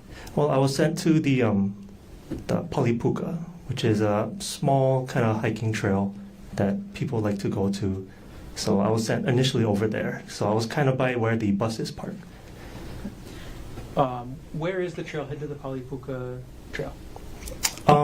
If you're kind of facing where the Poly Lookout is, it's to the left, kind of by a bunch of like bamboo shoots. And what did you observe when you arrived to the trailhead of the Polipuka trail? Well, as soon as I climbed up that small rock wall, as soon as I got in there, I was able to see 3 people coming down from the trail. Did you later identify those people? Yes. Who did you later identify them as? I identified them as Sarah Bushbaum, the reporting person, Amanda Morris, the witness, and then the victim, Ariel. Sorry, could you use the word complainant? Oh, sorry, complainant, Thank the Ariel Konig.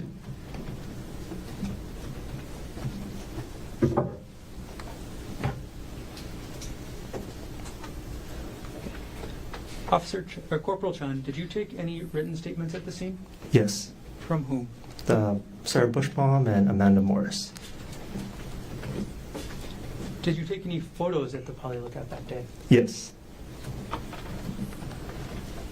All right. Before we get further with the photos, Corporal, can you walk us through what your process is when you arrive to a scene like this? Okay, so initially you get the call. It was an assault call, so you want to make sure the scene is safe.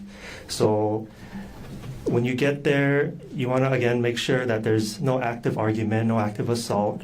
So when the witnesses and the complainants got to like the bottom of the parking lot area, I deemed that to be safe. So I initially I notified our dispatch to send in the ambulance because I was able to see that one of the 3 women had injuries to her head. And so first step you said is making sure the scene is safe? Correct. Okay. What do you do after you make sure the scene is safe? I attempt to get information to see if there's a crime, where the suspect is, to notify my beat partners coming to assist me. All right. I'm now going to approach you with what's been marked as State's Exhibits 16 and 17, shown to defense counsel. May I approach? Yes.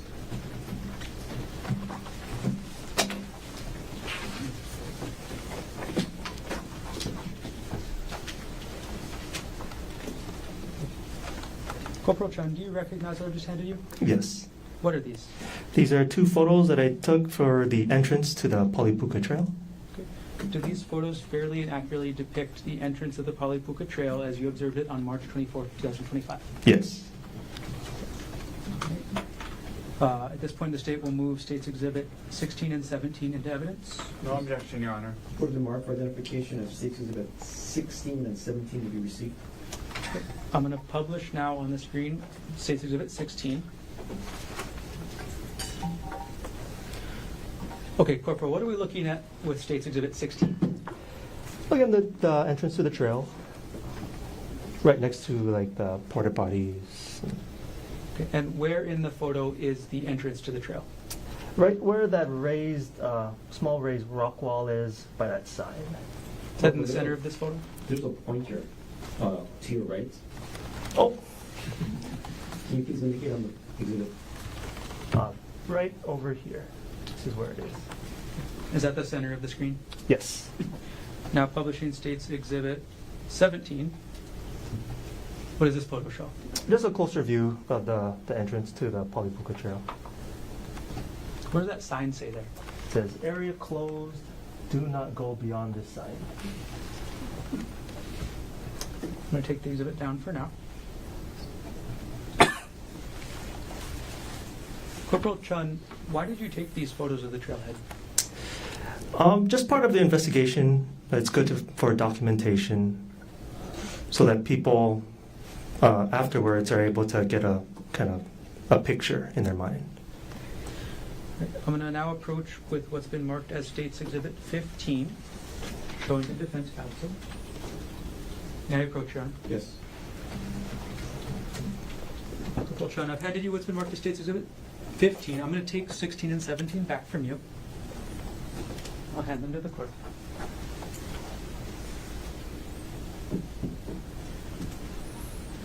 Okay. Corporal Chun, do you recognize what I've just handed you as States Exhibit 15? Yes. Okay. What is that? It's the picture, a full body picture of the complainant, Okay. And who is the complainant? Ariel Konig. Does this photo fairly and accurately depict Ariel Konig as you observed her on March 24th, 2025? Yes. At this point, the state moves Exhibit 15 into evidence. No objection. Thank you. Put the mark for identification of States Exhibit 15 is received into evidence. Now publishing States Exhibit 15. Okay. Corporal Chun, why did you take this photo? Again, with the other photos to like the scene of the trailhead, it's for people to get a picture of what I was looking at during the time of the incident. Is this the only photo you took of Ariel that day? I took one other photo. I'm going to publish States Exhibit 1. It's already in evidence. Already in evidence. Why did you take this photo, Corporal Chun? Just to get a closer picture of the injury that I observed. Understood. And take Exhibit 1 off the screen. In addition to taking these photos, did you talk with anybody at the scene? I talked to the 2 witnesses, the reporting person, the witness, and again, the complainant. Just have a moment, Corporal.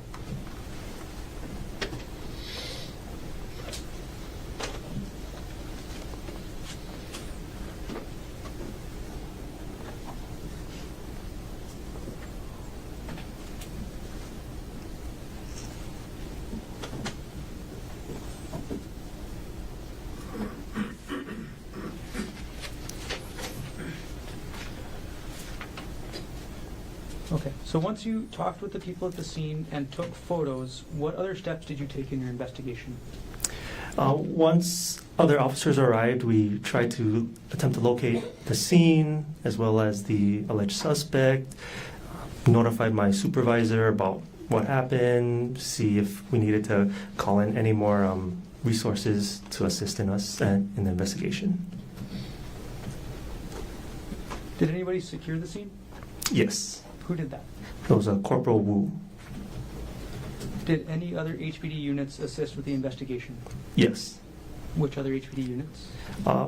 There was a Corporal Bulagai. He kind of helped go up, try to look for the scene. There was Officer, I believe it was Callahan, who went to Queens to get a written statement from the complainant. And those are the two main ones. I also sent a follow-up to Waikiki to see if we could secure the hotel room.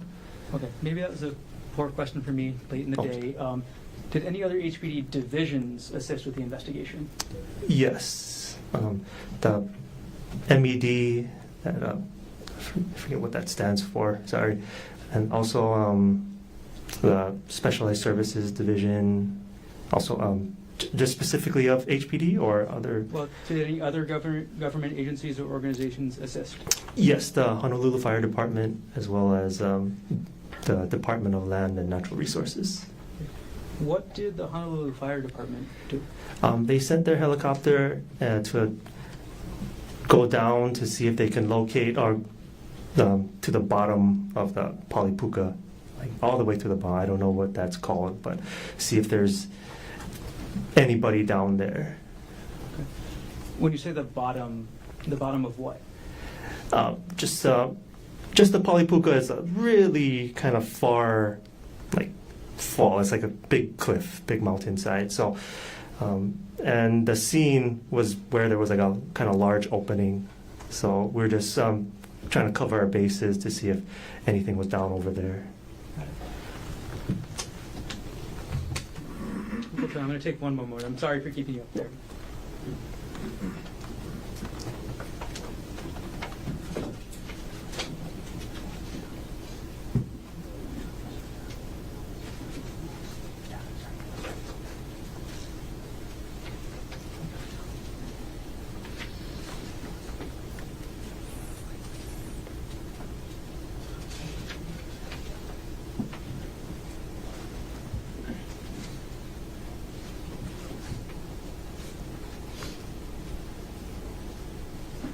Can we approach for a moment? Yes, come on up.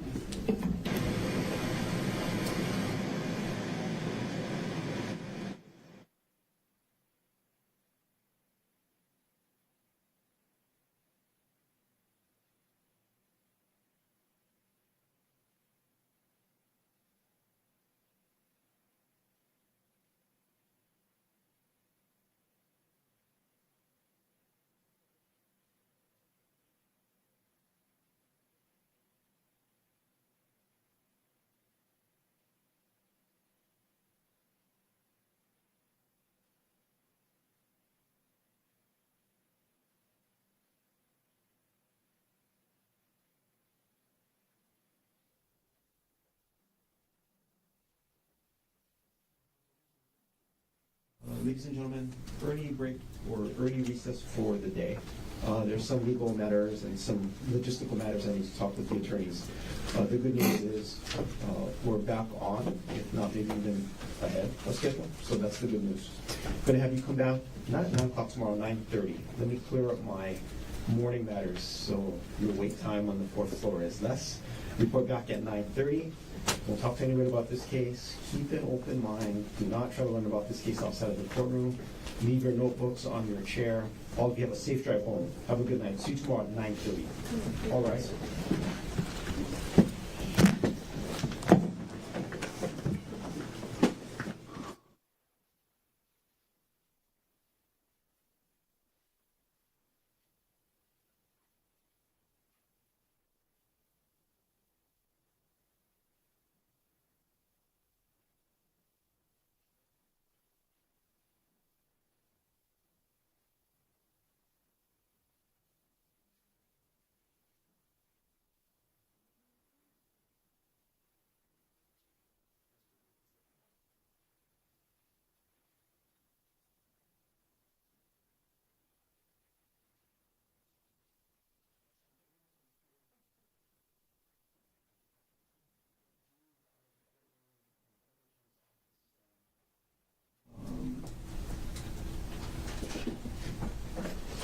Counsel, there are a couple of things that I wanted to get to. I'm going to see if I can try to print the stick, if we can take care of that. Yes. We should do that. But before I get there, anything else we should discuss on record? Nothing else at the moment. That I can think of, Your Honor. Okay, so we'll go off record and recess. Let's see if I can get that SIP. If you can work through that, that would be great before we adjourn for the day. So when